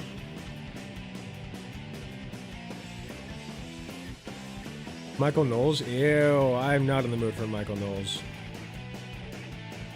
I need somebody who's like stupid but entertaining. Wait, Yellow Flash. I haven't looked at Yellow Flash, a Yellow Flash video in years. Years, I tell you.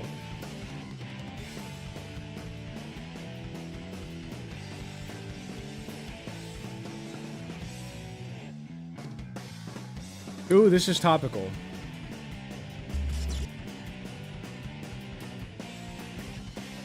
No, I remember Yellow Flash because he's like one of the first videos I ever uploaded.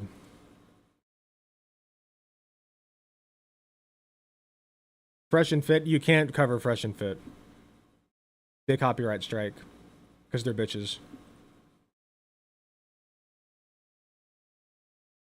So for those who don't know, a long ass time ago, I made a Yellow Flash video where he was talking about, oh, who's that chick from Marvel, Captain Marvel? He was talking about Captain Marvel, and he was talking about the actress from Captain Marvel and getting really pissy about her because of girl power or something. He's like an anti-feminist, like media critic or whatever. Brie Larson, yeah, he was like steaming about Brie Larson, and it was so funny. And I still remember that video. So he clearly made an impression. But I was reminded of him recently, and I went to go look, and this is topical. No More Gay. Pixar Insider reveals that Disney denied any LGBT themes for Inside Out 2. This is referring to a tweet. Let me see if I can find it real quick. I'm going to go off screen for this. 1 second.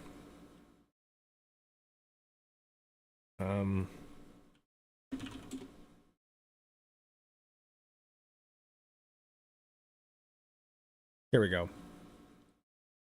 This is a tweet. Disney, and I'm sure he'll show it too, but Disney leadership reportedly put a large part of the failure of Lightyear down to the same-sex kiss. Continuous notes were then given to animators to make Riley come across as less gay in Inside Out 2. Incredible stuff. Incredible. I never saw Lightyear, but from what I understand, it was just a dog shit movie on its own merits. It had nothing to do with the lesbian kiss, like the lesbian peck on the cheek or whatever it was that they had, that they cut out of parts. They cut it out of like versions of the movie that were in other countries, which is really cool. You know, just rainbow capitalism at its finest. Excuse me, sorry. Hope that doesn't keep up. Ugh, ow. Actually, ow. Hold on. Jeez. Anyway, back to this. He is one of the best intros too. Check this out. So cool.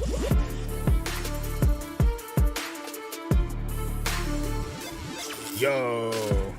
We have some juicy stuff coming out of IGN today, talking about some behind-the-scenes stuff with Inside Out 2, a massive hit for Disney. I forgot how exciting he is and entertaining. It's at $1.6 billion. It's the laziest worldwide. fucking content I've ever seen. Massive. That's a big hit for them. Considering that Pixar, the studio that made this movie, has had a string of failures. There was a lot of conversations around because the gays what would happen to Pixar if this movie failed, and it seems like this movie saved Pixar. I gotta speed him up. Here's what's going on.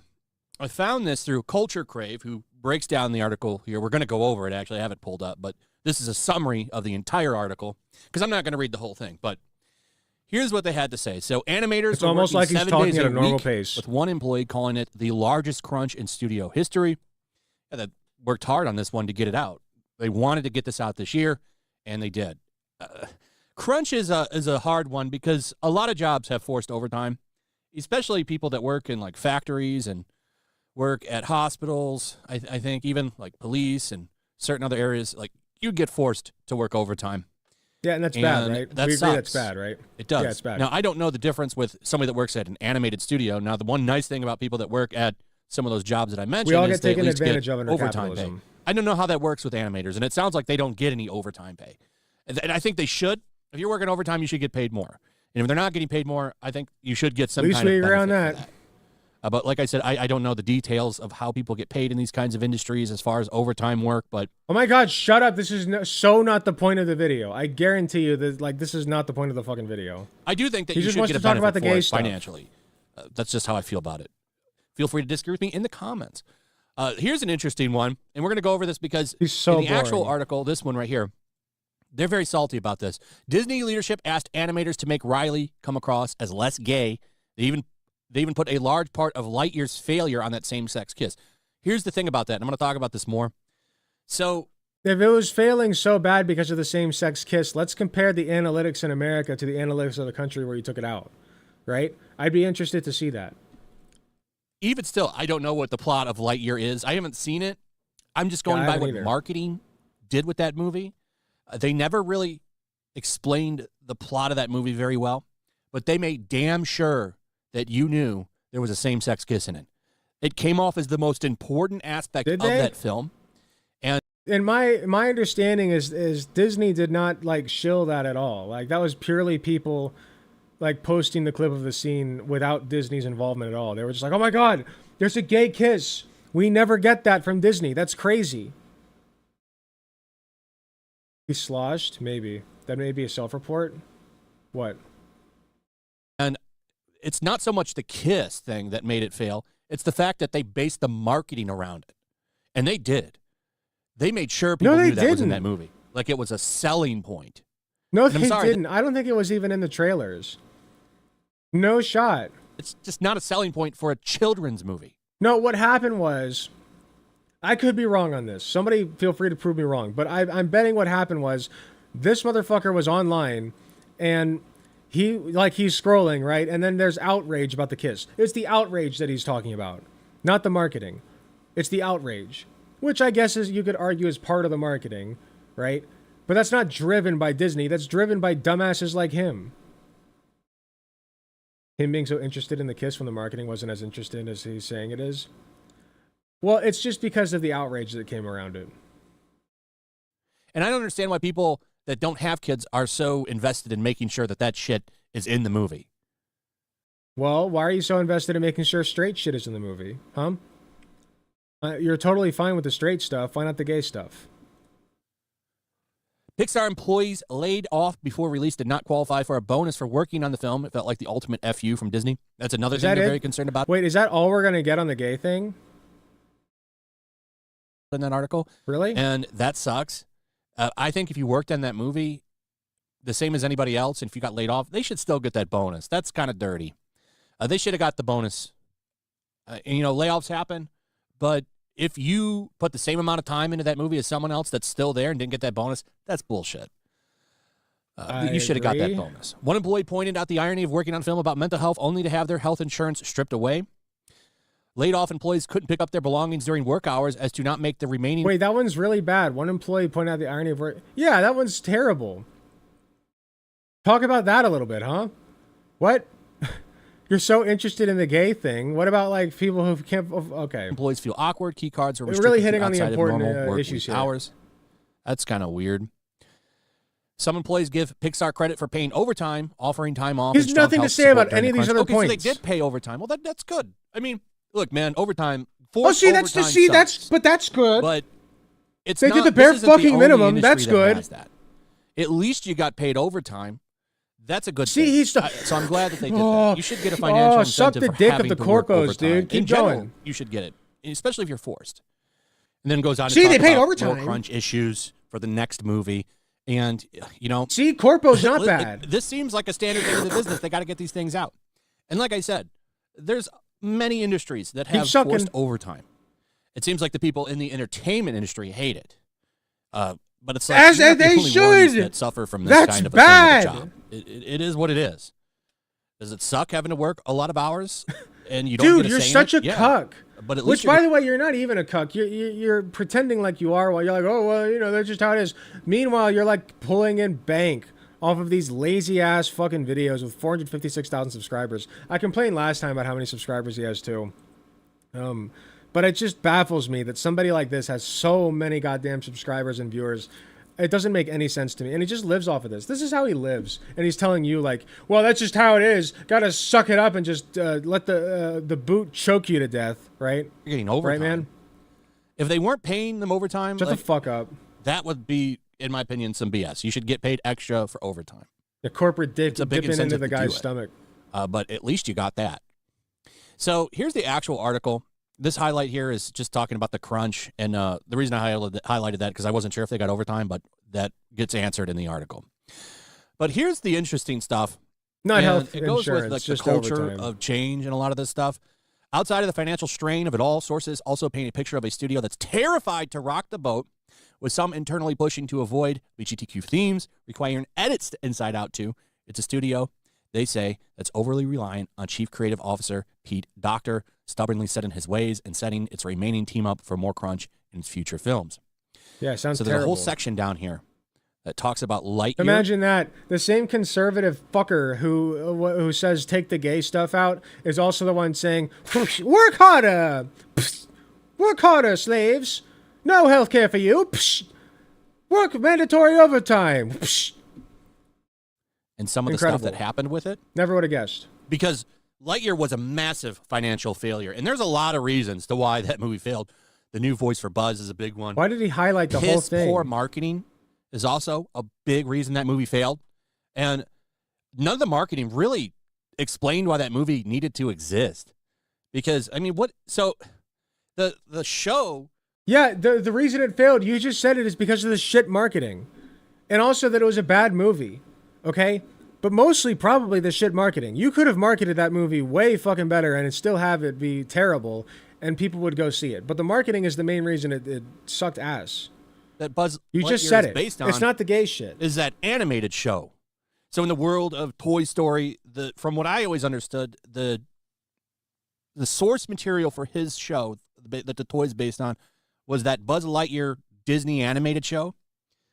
And I guess people were saying that this is a movie, but it's not based on the show. It's its own thing. Like, it was very confusing, and they never explained that very well.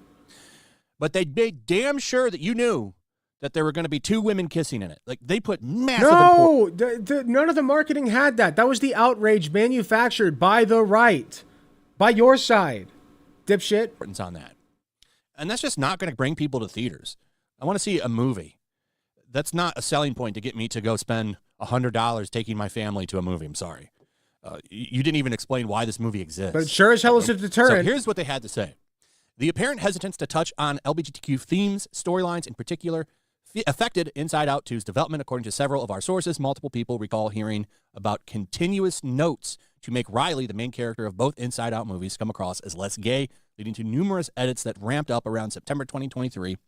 After the resolution of the WGA strike, sources describe rumors that there was special care put into making the relationship between Riley and Val, a supporting character introduced in Inside Out 2, seem as platonic as possible, even requiring edits to the lighting and ton of certain scenes to remove any trace of romantic chemistry. One source describes ton of certain scenes to remove any trace of romantic chemistry. One source describes it as just doing a lot of extra work to make sure no one would potentially see them as not straight. And they point out, like, canonically, Riley is... Yeah, it's a lot of extra fucking work to make sure that, it's not too gay. We have to make it so that it's not too gay, guys. We have to make sure that everybody knows that Riley is not gay. And how do you do that? By making sure everybody knows that Riley is straight. It's the same fucking thing, except the opposite direction. It's fine when it's straight, right? Is straight.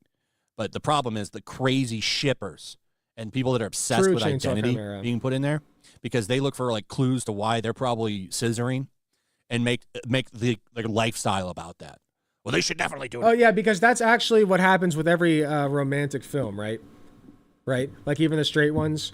No, you only put that in for gays because you don't like the gays. That's literally it. That's it.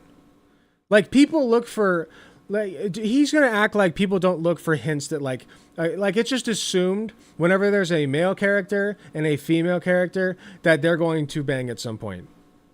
It's just assumed. It doesn't matter what age they are, nothing. It is just assumed that when you have a main character who's either male or female, and then the opposite sex exists, that at some point there's going to be a romantic plot and or subplot.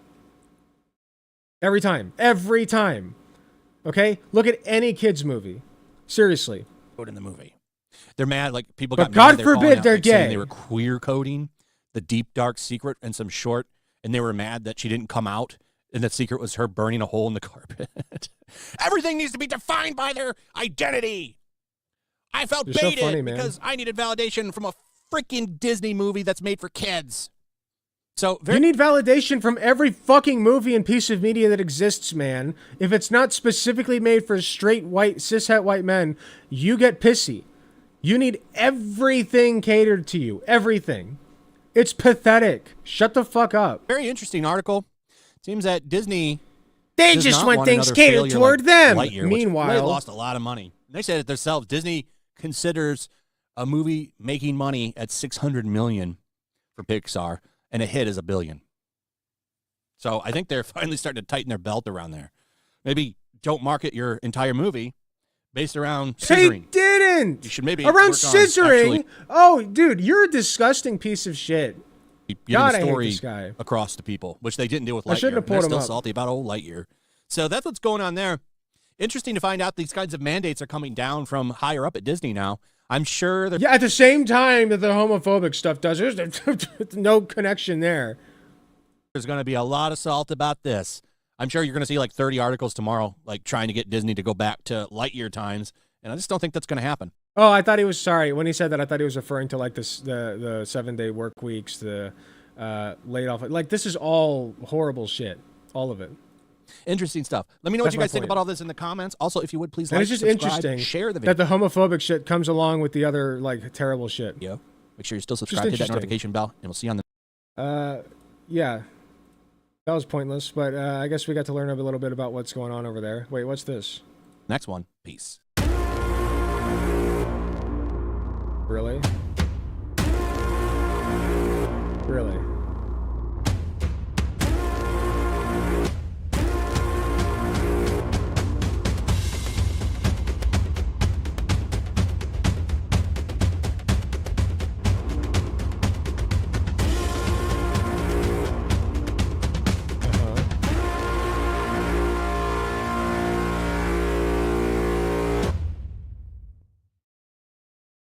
Golden Patriot by Yellow Flash and John Dillard. That's gotta be fucking garbage, dude. The Golden Patriot. The mighty Golden Patriot. Uh-huh. That might be fun to look at. Some point.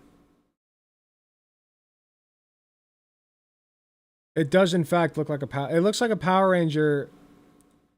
It looks like a Power Ranger mixed with like Beerus from Dragon Ball Z.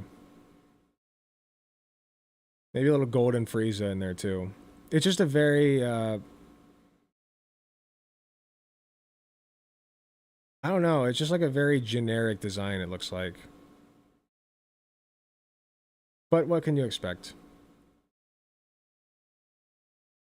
The base stings were crazy.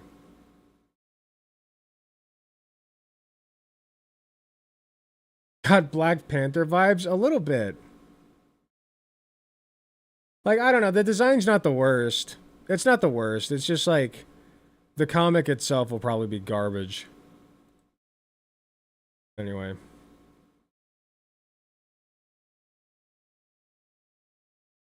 Alright, I'm gonna hop off of here. I'm starting to get tired. We got enough seggies for now. Kubi Live.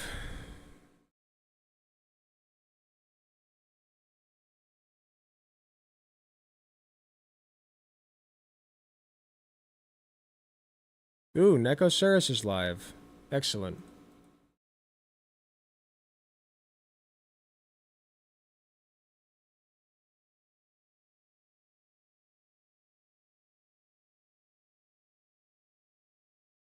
Okay.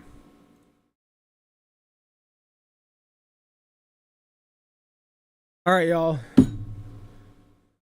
New here, what's the schedule for stream? Usually it's Tuesdays and Fridays. I am not sure if I'm going to be back on Friday, though, because I have, that would be sandwiching it between the rehearsal dinner for my cousin and the wedding for my cousin. I don't know if I can mentally handle that, so I might not be back Friday, but I will be back next Tuesday, probably. Tuesdays and Fridays usually in the afternoon, so that's loosely the schedule. Not always perfect. But yeah, thank you guys so much for being here. Love you all. Go enjoy Nekosursa's stream, and I will see you all when I see you all. Take care, everybody. Oh, and don't forget to like the stream.